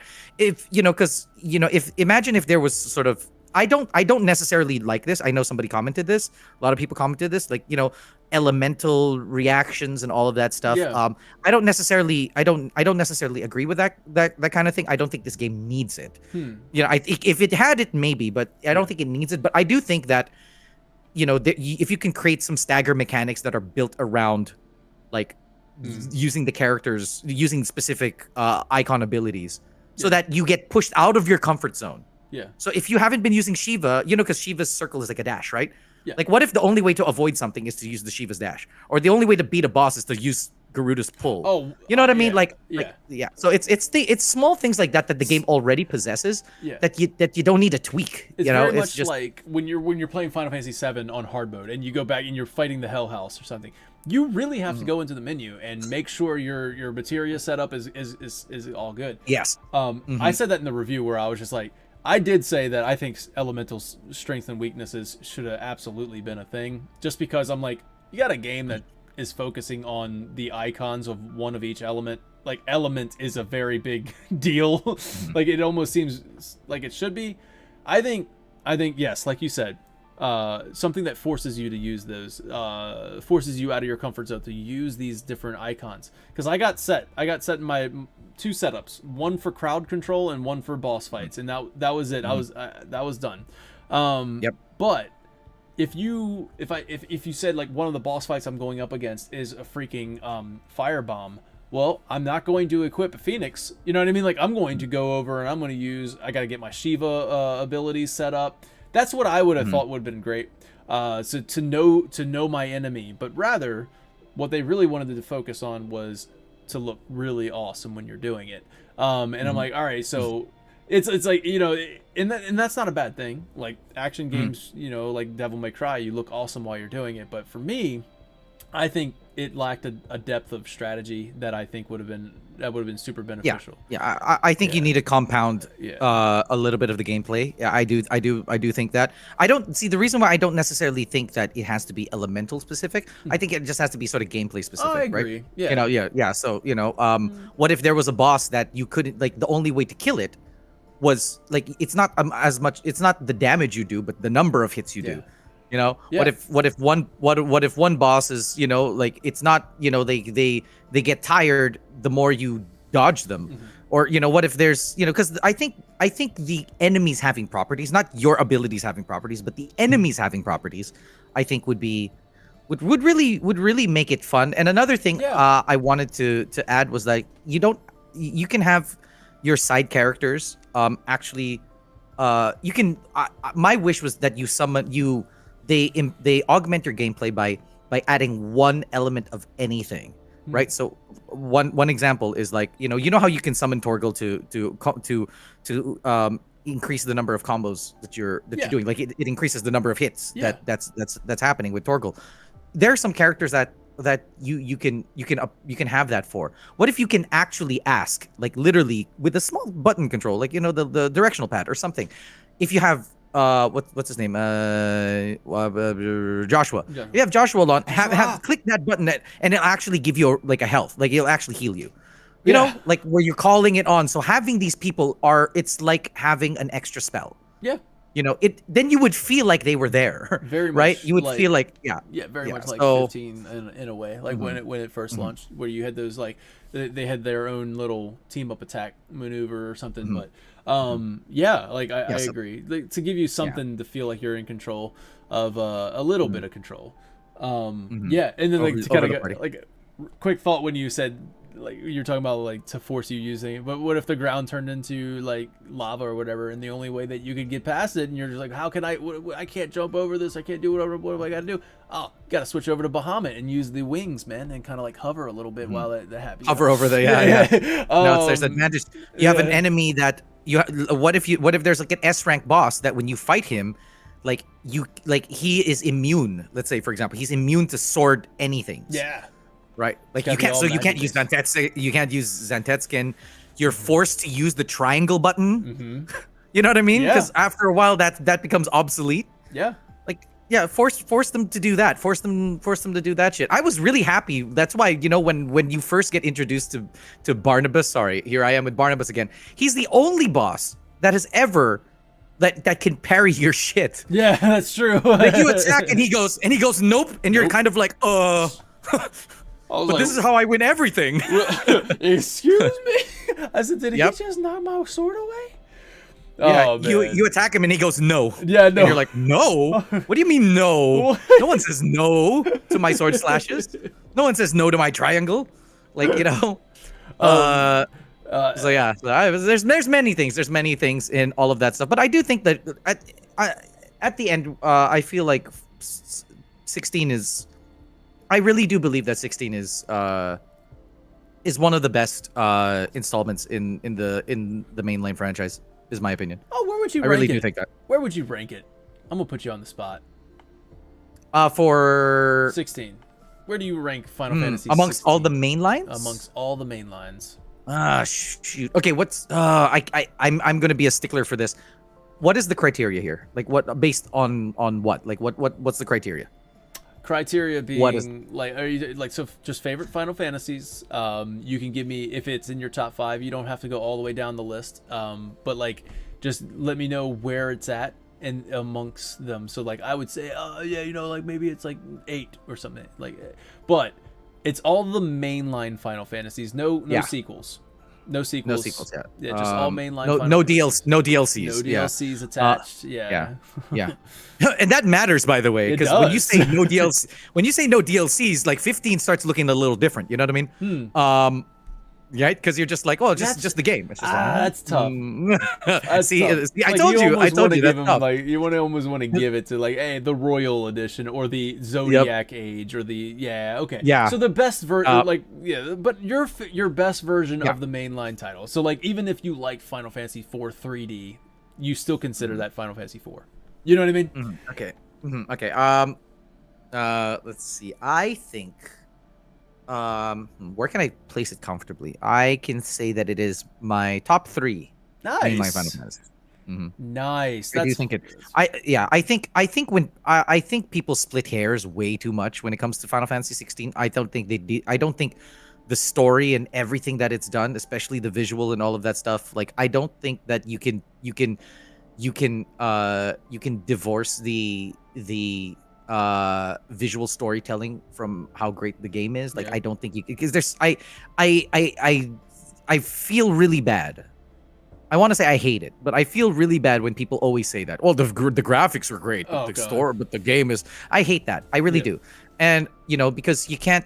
I don't think with Final Fantasy 16 that you can divorce its visual storytelling from its gameplay. Like, I don't think you can do that, because people are like, well, what about the fighting? The fighting has a lot of visual storytelling as well in its it's baked into a lot of aspects of the game. And if that's what it is, it's definitely one of the top. Like, it's definitely one of the top. I fail to think of a Final Fantasy that tells a story this viscerally, like a visceral storytelling with this much proficiency, with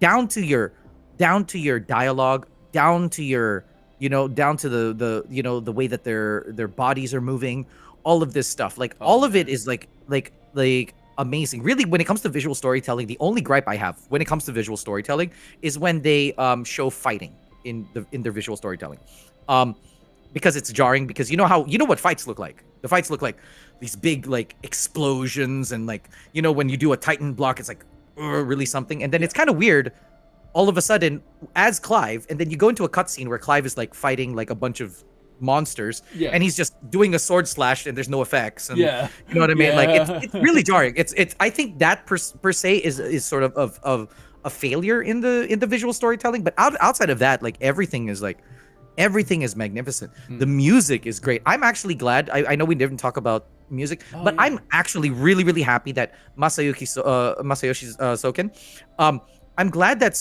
the thing that Soken did with this, because I was afraid of this. He did a lot of music for Final Fantasy 14, right? He did those. I think I think it's has a Guinness World Record or something like that for most soundtracks in a game, right? Yeah. He's done so much music there, and normally when you get taken from a project like that to do another project, right? Yeah. That's equally as big. A lot of the tendency is like you want to go novel, like you want to be like, I want to create something new. I'm glad Soken didn't go that route. Instead of going new, he went big. Yeah. You know what I mean? Yeah. He didn't try to not sound like 14, because I know that's going to be a lot of people's criticism. It kind of feels like 14. Like, I'm glad that he just went, and the reason why I say that is because that idea stops a creator from doing like what you call that, like audio storytelling. So he really like went, no, I'm just going to make this sound as big as humanly possible. Yeah.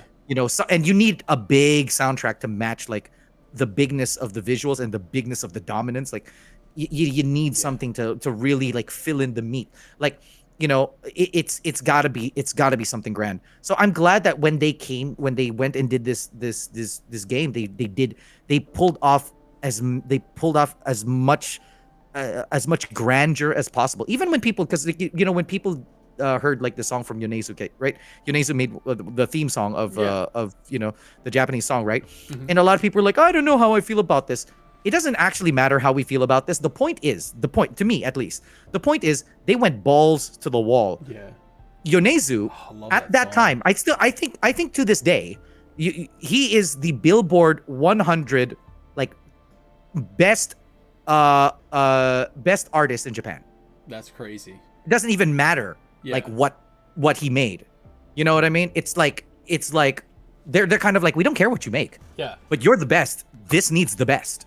Like that's what's in my mind. Like when I heard like, oh, the song's by Yonezu, I'm like, Yonezu, really? That's what you decided to do? Like shit, like you're getting everybody.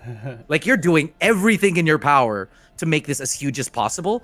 And I love that. I love that games. I love when they do this for, and I love the fact that this game really heats up your PS5, because it's the only game so far, in my opinion, amongst the PS5 games that I've seen that really pushes the hardware of the PS5 to its limits. It really pushes it. And that's what you're supposed to do. Final Fantasy, sorry, I'm ranting. Final Fantasy and Sony have a relationship, and their relationship is you make a game that shows off our console so that people will buy it. Yeah. There are games that you play on the PS5 that you feel like maybe you can play on the PS4, right? Or maybe I can play it on PC, but not this game. You see this game, you're just like, I gotta buy a PS5. Yeah. Like only a PS5 can work this thing. Yeah. Like that's, and those icon battles are like just insane, dude. They're insane. Like so, yeah. So I think that all of that considered, and that goes to my criteria. That goes to the way I look at a Final Fantasy. I've had this debate with many content creators, like with like NSP and a lot of other people, and it has always been my opinion that if you're a Final Fantasy, you can't be an RPG. Like you can't, like, not a turn-based. That's not what I'm saying. You can't just be a normal RPG. Like when people buy Dragon Quest, when they play Dragon Quest, I don't know, 15, like they're expecting Dragon Quest. When people play Dynasty Warriors, they're kind of like the next Dynasty Warriors. They want it to be kind of similar to all the Dynasty Warriors. It's like you got to do what works. But when you're Final Fantasy, you can't do that. When you're Final Fantasy, you have to kind of break the mold you can't do that. Like you have to be the thing that all the other games look up and go, man, that's what we can do. Okay.